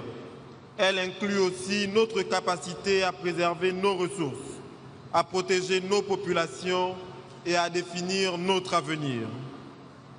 Toutefois, ces efforts ne suffisent pas face à l'ampleur des risques climatiques, face à la dynamique historique des émissions de gaz à effet de serre et face aux priorités de développement de nos nations. À cela s'ajoute une architecture financière mondiale inadaptée, un des intérêts croissants de certains partenaires pour le financement du climat et un marché du carbone à géométrie variable. Il nous faut donc ici et maintenant prendre les décisions qui feront de cette décennie celle d'une action ambitieuse et concrète en faveur de la résilience des peuples, des économies et des pays aux crises environnementales mondiales en cours. C'est pourquoi il apparaît indispensable de prendre des décisions claires et précises pour la reconnaissance des forêts tropicales, en particulier celles du bassin du Congo, comme bien public mondial en vue de leur rémunération juste et effective. La mobilisation du capital privé via les garanties, la sécurisation des investissements verts, l'alignement des flux financiers à nos objectifs, la démocratisation des instruments financiers verts, comme le projet de financement pour la permanence, les obligations pour la nature, les paiements pour services environnementaux et la conservation et les conversions dettes nature. Et enfin, la valorisation équitable des crédits carbone et biodiversité. À cet égard, nous saluons l'initiative TFFF portée par la présidence brésilienne et soutenant sa mise en œuvre dans un cadre juste, inclusif et équitable. Le Gabon soutient également la coalition United for Our Forest qui unit nos 3 bassins tropicaux autour d'un engagement partagé qui est de protéger, valoriser et restaurer. Toutefois, la lutte pour le climat ne se limite pas aux forêts. La transition énergétique doit s'accélérer avec des partenaires solides pour développer les énergies renouvelables et garantir un accès équitable à l'énergie propre. La transition énergétique doit s'accélérer grâce à des instruments adaptés et à des incitations positives.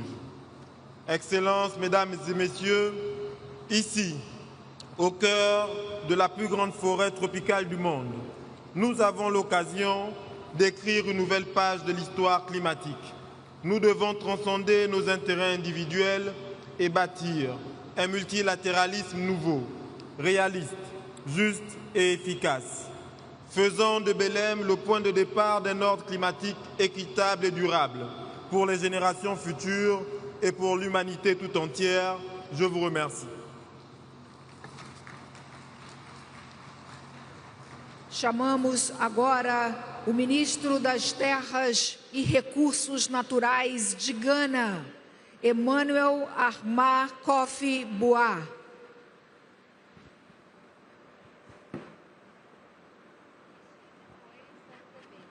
Excellency President Lula and the good people of Brazil, thank you for the hospitality.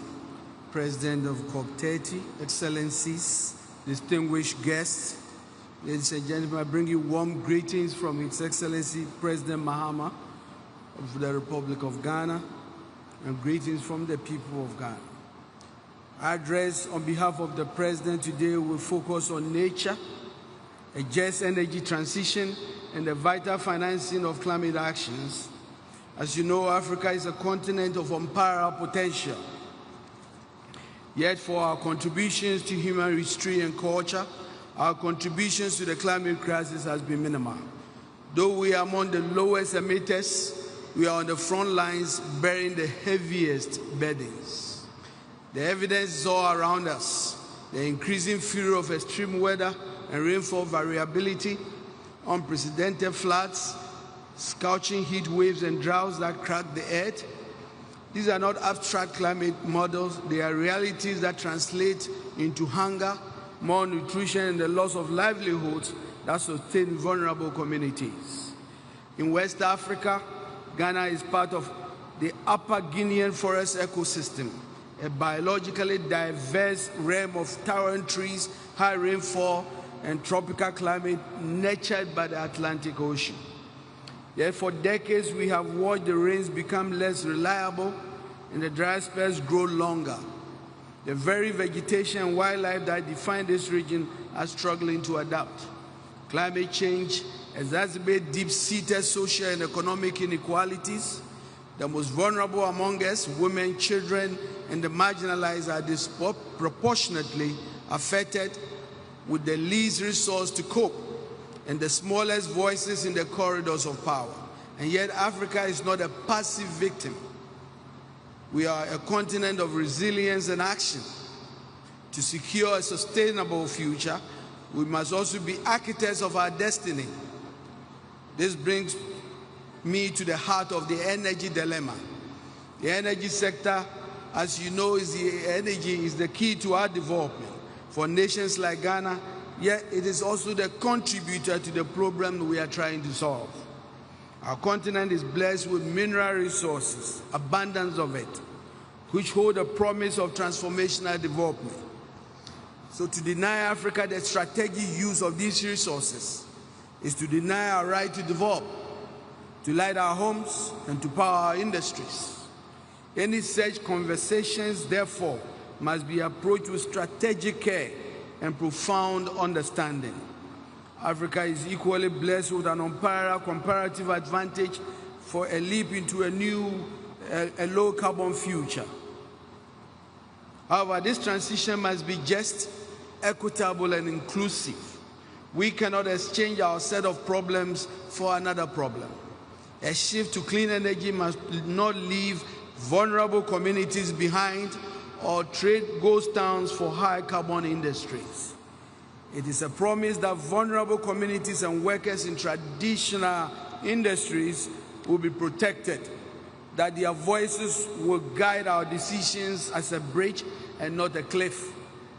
It is a pledge to eradicate energy poverty, bringing light and power to every community, regardless of their remoteness. And it is imperative we weave gender equality into the very fabric of this energy new system, ensuring women, children, and the marginalized are not just participants, but leaders and beneficiaries. The good news is that in Ghana, we have moved from ambition to blueprint. Our energy transition framework outlines a pathway to decarbonize our energy sector and achieve net zero emissions by 2060, without compromising our socio-economic development or natural resources. At its core is the principle of a just transition. We are actively increasing the share of renewable energy and have embarked on a robust nuclear energy program. And this is focused on long-term energy security, deep decarbonization, and positioning Ghana as a regional hub for clean power. Through our newly launched green minerals and carbon market frameworks, Ghana is opening transparent pathways for global partners to invest in clean energy, forest restoration, and value-added mineral processing. Under the visionary leadership of President Mahama, we are taking bold steps to protect our natural heritage. Our Tree for Life programs aims at planting 30 million trees annually till 2030, with the objective of creating green jobs for the youth and revitalizing our forest economy and carbon sequestration. We welcome financiers, climate funds, and private sector leaders to partner with us in scaling these opportunities. Distinguished guests, ladies and gentlemen, the African position is clear. We are not asking for charity. We are asking for partners in the truest sense of the word. We stand ready to be a powerhouse of green energy for the world. But we cannot do this alone. Therefore, on behalf of the continent poised at a pivotal moment in history, I call upon this assembly and our devout partners all over the world. We urge you to match our ambition with your action. The climate finance promised so long must now flow, not just in words, but in predictable investments, concessional investments, and private sector leverage investments that reach the communities who need them most. We need increased ambition for climate finance, with a significant portion dedicated to adaptation and recognition of Africa's special circumstances. My good friends, let's leave Belém at the heart of the Amazon with a resolve to harness not only finance, but also technology, innovation, and artificial intelligence to accelerate justice, equity, and shared prosperity. I thank you very much.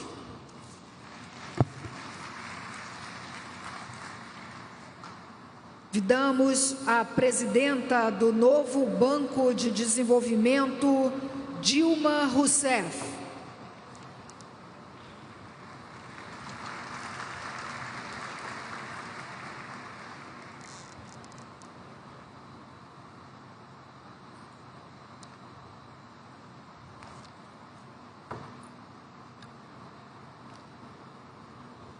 Boa tarde.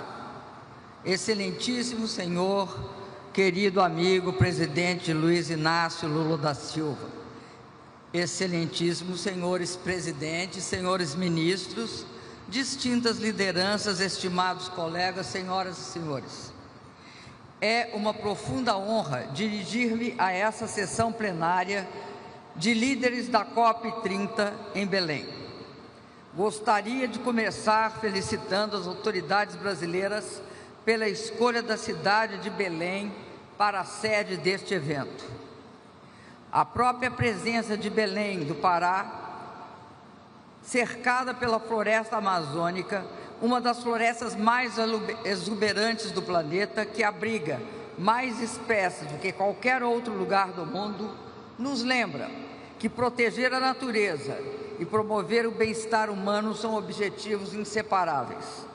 O futuro das pessoas e do planeta repousa de forma inequívoca em nossas coletivas mãos. Já se passaram 10 anos, uma década, desde o Acordo de Paris, um marco de convicção e esperança compartilhadas. Ao longo desses 10 anos, testemunhamos sinais de uma nova fase de fragilidade climática, que agrava desigualdades, compromete o desenvolvimento e ameaça a natureza e vários ecossistemas. Quando choques climáticos destroem colheitas, inundam lares ou aumentam a insegurança alimentar, são os mais pobres e vulneráveis que sofrem mais. Ainda assim, podemos identificar avanços nessa trajetória à medida que os nossos países elevam suas ambições e transformam compromissos em ações concretas em diversas áreas. Desde avanços tecnológicos verdes no transporte, com o uso de veículos elétricos, biocombustíveis e hidrogênio, até novos modos de armazenamento de energia e as significativas melhorias de eficiência nas fontes renováveis, como a solar e a eólica. Emergem ainda na indústria os novos materiais de construção sustentáveis, como o cimento verde e os bioplásticos, por exemplo. Na agricultura, inovações como biofertilizantes e práticas de precisão com sensores, drones e, em todas as áreas, a possibilidade do uso da inteligência artificial e a digitalização, impactando todas as atividades humanas.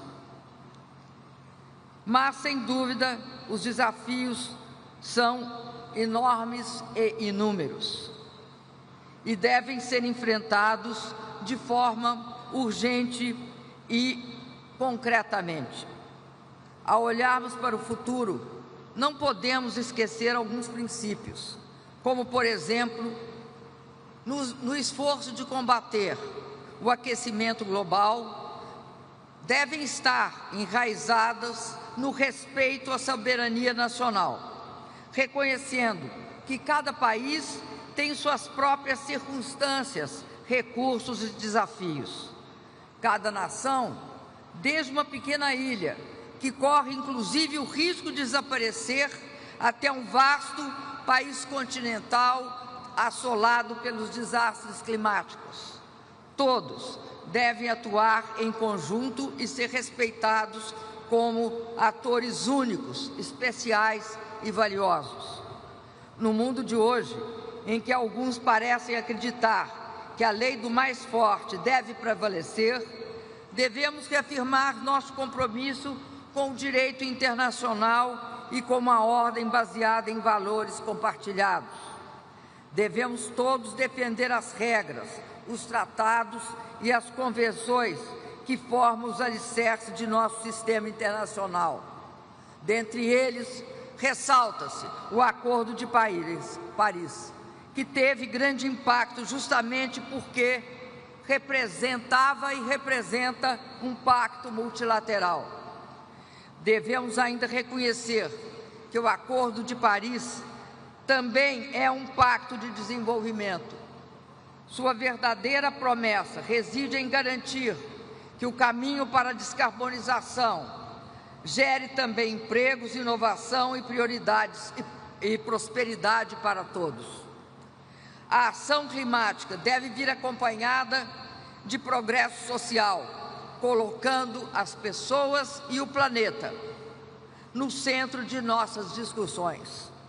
Soluções globais que promovam uma economia verde, assegurem uma transição justa e protejam os mais vulneráveis são essenciais para o desenvolvimento sustentável e inclusivo. Como enfatizado repetidamente hoje, ao longo dessa cerimônia, muito ainda precisa ser feito. Mesmo com a plena implementação de todos os compromissos já expressos nas NDCs, precisamos de uma redução de 43% nas emissões de gás de efeito estufa até 2030, para manter o limite de 1,5% ao nosso alcance. A lacuna não é apenas numérica, é hoje existencial. Sem uma aceleração radical e imediata ação, as metas de Paris escaparão de forma irreversível, provocando enormes danos. Essa realidade desafiadora é ainda mais complicada por conflitos geopolíticos. O unilateralismo, o protecionismo, as guerras e a instabilidade financeira e econômica em diversas partes do mundo corroem a confiança, fragmentam a determinação global e retardam os fluxos essenciais de tecnologia e financiamento. Tensões comerciais e efeitos como a instabilidade financeira convergem para minar nossa ação comum, exatamente quando a unidade e a cooperação são mais cruciais. Sejamos claros, as mudanças climáticas não esperam por ninguém e não respeitam fronteiras. Nenhum país pode alcançar o desenvolvimento sustentável em um planeta em crise. E nenhuma nação, por mais poderosa que seja, pode enfrentar sozinha esses desafios. Devemos, portanto, reafirmar aqui agora que o multilateralismo não é opcional. A cooperação multilateral é uma imposição ditada pelos desafios enfrentados pelo planeta e pela humanidade. Em síntese, somente por meio de uma cooperação ampla e aberta, podemos reunir recursos e assegurar soluções globais. A ação coletiva, a própria essência do Acordo de Paris, continua sendo o maior instrumento de salvaguarda da humanidade. No novo Banco de Desenvolvimento, um banco fundado por e para as economias emergentes, estamos demonstrando nosso compromisso em apoiar nossos países membros na implementação de soluções nacionais efetivas. Para nós, enfrentar as mudanças climáticas, buscar a prosperidade para todos e promover um desenvolvimento qualificado são objetivos inseparáveis. Cada megawatt de energia limpa que financiamos, cada hectare de terra que ajudamos a restaurar, cada escola e hospital construídos, cada acesso à água e ao esgoto tratados, e cada comunidade que retiramos da vulnerabilidade reforça a resiliência ambiental e a dignidade humana. Estamos prontos para ser um parceiro multilateral forte, expandindo o financiamento climático, promovendo a tecnologia verde, explorando soluções em moedas locais e mobilizando o investimento e a capacidade necessários para construir infraestrutura alinhada aos critérios que nós construímos no Acordo de Paris e que agora estamos renovando e fazendo avançar. Excelências, a história julgará nossa geração, não por nossas declarações, mas por nossa determinação em agir. Que a COP30 seja o momento da transição decisiva, das promessas para os caminhos, da ambição para a ação, da divisão para a unidade. Que Belém seja lembrada como a cidade onde o mundo escolheu a coragem, os compromissos verdadeiros, a cooperação e um chamado para a realização, para a ação concreta e inadiável. Muito obrigado.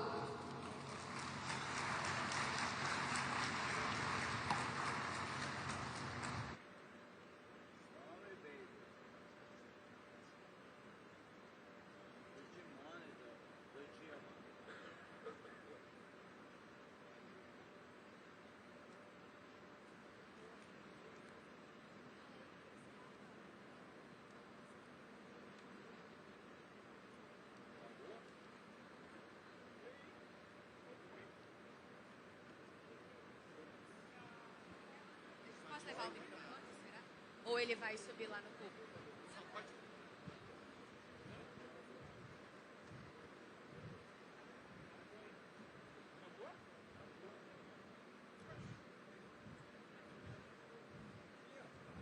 O senhor vai fazer o encerramento?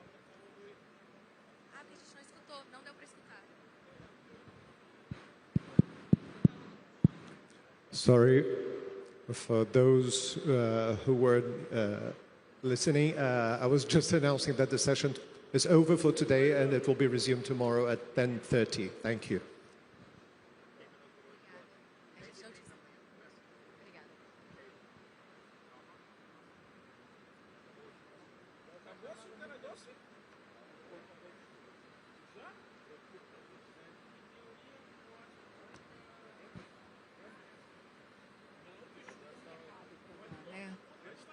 Agradecemos a presença de todos, pela presença nesta plenária e fazemos um convite para que possam participar agora da foto de família.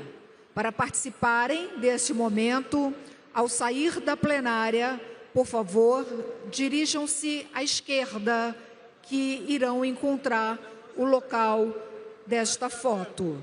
A fotografia será realizada logo que o presidente Lula chegue até lá. Uma boa noite a todos e todas e até amanhã.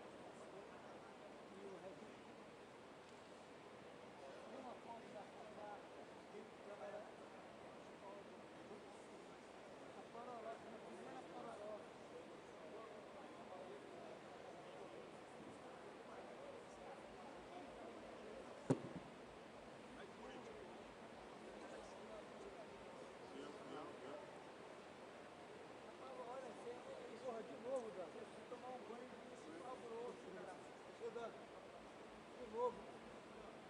Por isso que a lei de novo. De novo, pô. Eu derrubou 3 vezes a lei.